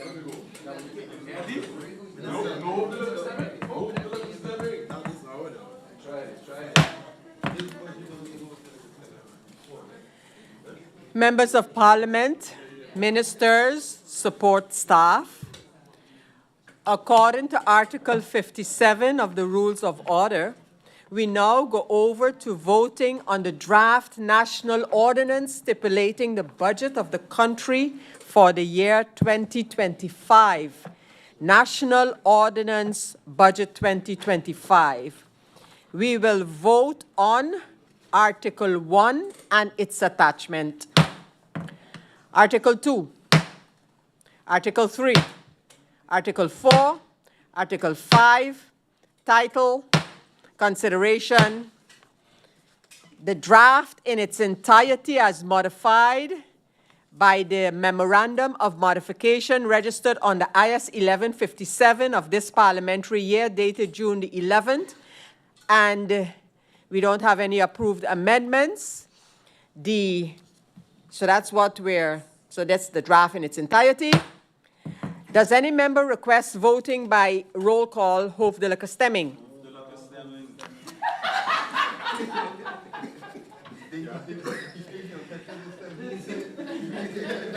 Hoofdelijke stemming has been requested. So before we begin voting, I ask if there are members who wish to motivate their vote to do so at this time. We have MP Irian. MP Irian, you have the floor for motivation on the draft budget. Good morning, Madam President, Secretary General, colleague members, the Honorable Council of Ministers, and the viewing public at large. Madam Chair, it was stated in the beginning, or many times actually, that this budget is the same as the one that in January, and all the new amendments have been incorporated. But that's exactly why I have the concerns. That's exactly why I would not be supporting the budget, because the minister herself said in her answers that ideally all the actuals should have been implemented in the budget today. The minister also said in her answers to Parliament that Carnival, among others, should have been incorporated in the budget. Matter of fact, when we approved the budget in January, the minister said an amendment would be coming in May to incorporate Carnival, among others, because it had to be in the budget. It is irresponsible of me as a member of Parliament to exclude Carnival and the other payments. It's irresponsible of me as a member of Parliament not to include the amendment for Soul Beach, right, because it was not budgeted. It's irresponsible of me to continue to vote and support, not even knowing when the amendment is coming, Madam Chair. So I will not be supporting this budget because I'll be continuing the irresponsible governing of the government. Thank you. Thank you, MP Irian. I see MP De Weaver. MP De Weaver, you have the floor. Thank you, Madam Chair Lady. I want to be very, very clear that this is the absolute closest that I've gotten to approving a budget, because since December 2024, when we started the Central Committee meeting, I've had very simple questions throughout the entire process. And actually, since January, when we started to have issues with the amendments not being able to be ratified because of interpretation, I tried to argue every reason why we shouldn't have had an issue with those ratifications in support of the budget, in support of the government. And then we find ourselves again here today, 6 months later, trying to really go through a new budget with everything that everyone wanted from January to be there so that we can approve, which is also the reason why I did not support any amendments, because I felt like everything was already done from the beginning of the year. And in referencing back to December, I don't want anyone to think that I'm going to compromise on my findings and my questions, regardless of anyone or any coalition or anything, but I do want to acknowledge the fact that every question I've had since December 2024, when we started debating this budget, has been answered except one. And if we had more time, I would have accepted a nota van wijziging from the government for the one simple error that I asked about since December was a complete list of rental properties. I have discussed this at length with the Minister of Finance so that she understood my position. But again, this goes back to me not compromising even for one minute thing. Because if I start to compromise on one minute thing, then for me, it's the worst thing that I could personally do when it comes to my interpretation of the budget. And because of the fact that I have had a very open conversation with both the Prime Minister and the Minister of Finance, and they understand my position very clearly, and it is really based on the incomplete listing of the rental properties, I will not support the budget. Thank you, MP De Wever. I now give the floor to MP Lewis.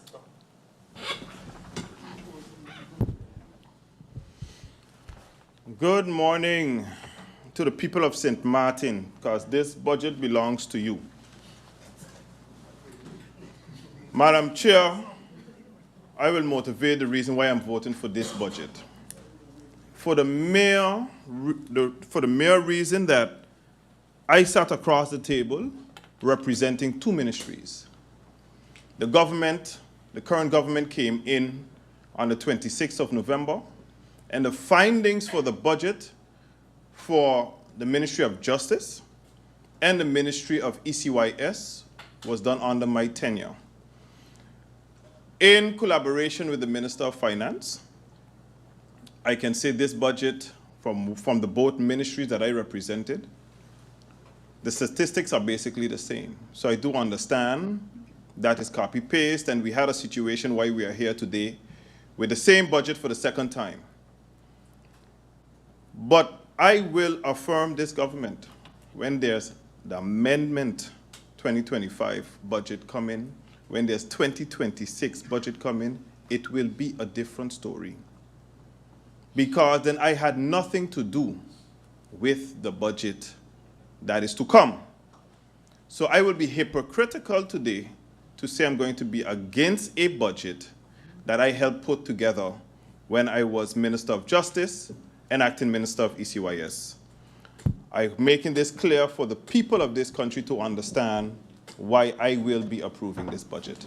Thank you, Madam Chair. Thank you, MP Lewis. I now give the floor to MP Otley.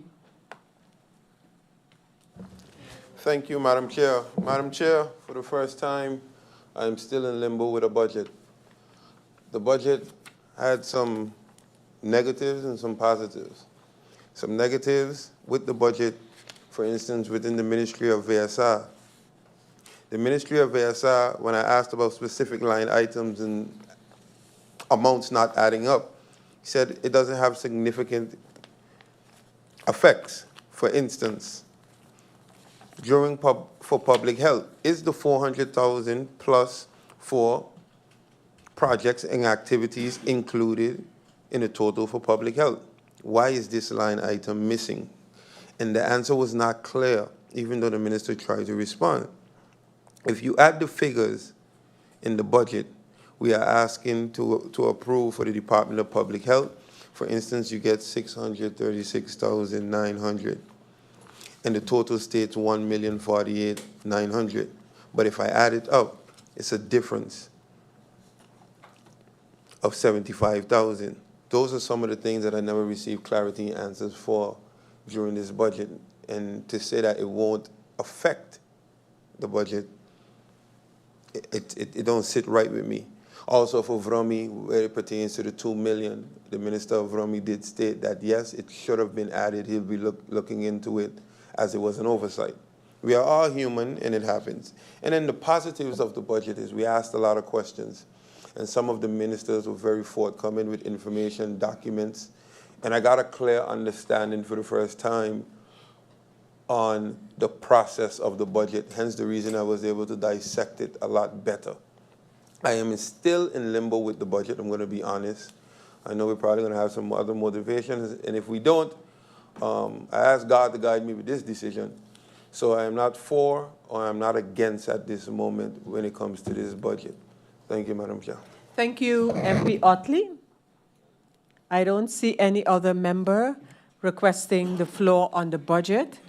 And so before I go over to the voting, I want to strongly recommend to the government that attention is paid to the amended budget which is supposed to come, and that we can get this matter of amendments, especially budgetary amendments by members of parliament, that we can get at straight.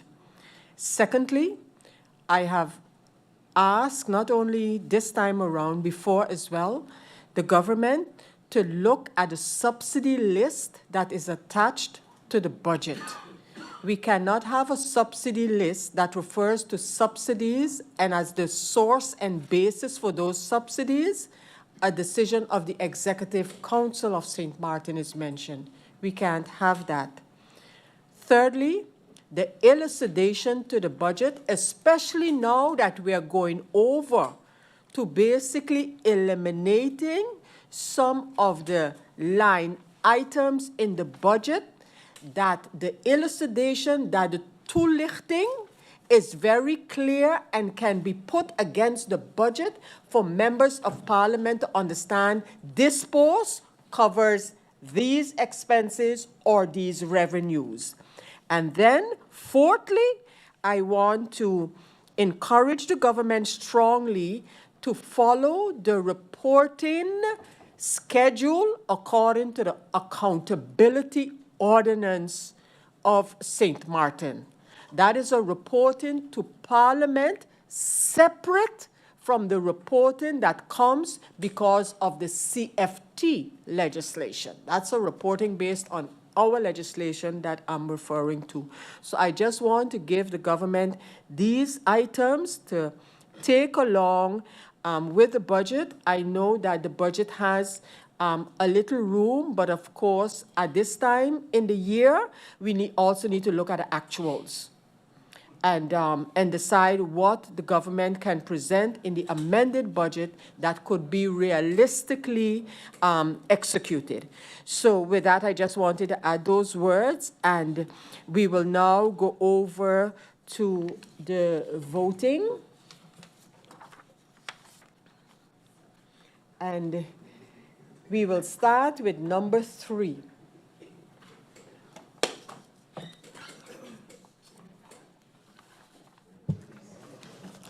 MP Artwell Irian. Against. MP Veronica Janssen Webster.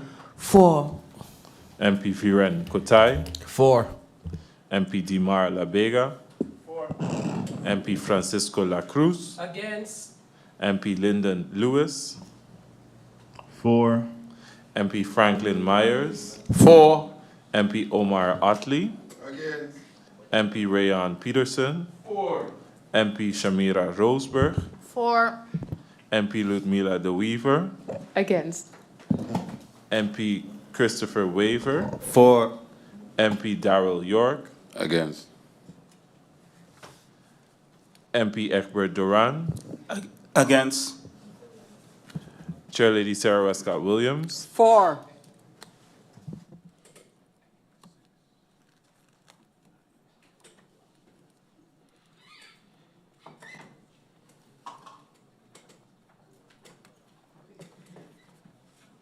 The results of this vote on the draft budget 2025 is 9 votes for, 6 against. This budget 2025 by this vote has been approved. According to Article 88, subsection 1 of the Constitution of St. Maarten, Parliament shall notify the government that Parliament has approved this draft law in its public meeting. I want to thank the Prime Minister the Minister of Finance, Minister of Justice, Minister of Education, Culture, Youth and Sport, Minister of Public Health, Social Development and Labor, the Minister of Public Housing, Spatial Planning, Environment and Infrastructure, and their respective support staff for their presence here and throughout the past days and for providing the necessary information. I want to thank the staff of Parliament, many of them still here with us tonight, and I want to thank in a very special way the members of Parliament for their contribution to these discussions on the budget and budget-related items. Ladies and gentlemen, we have come to the end of this meeting. I thank you all for your participation and wishing you a safe journey home. I hereby close this meeting.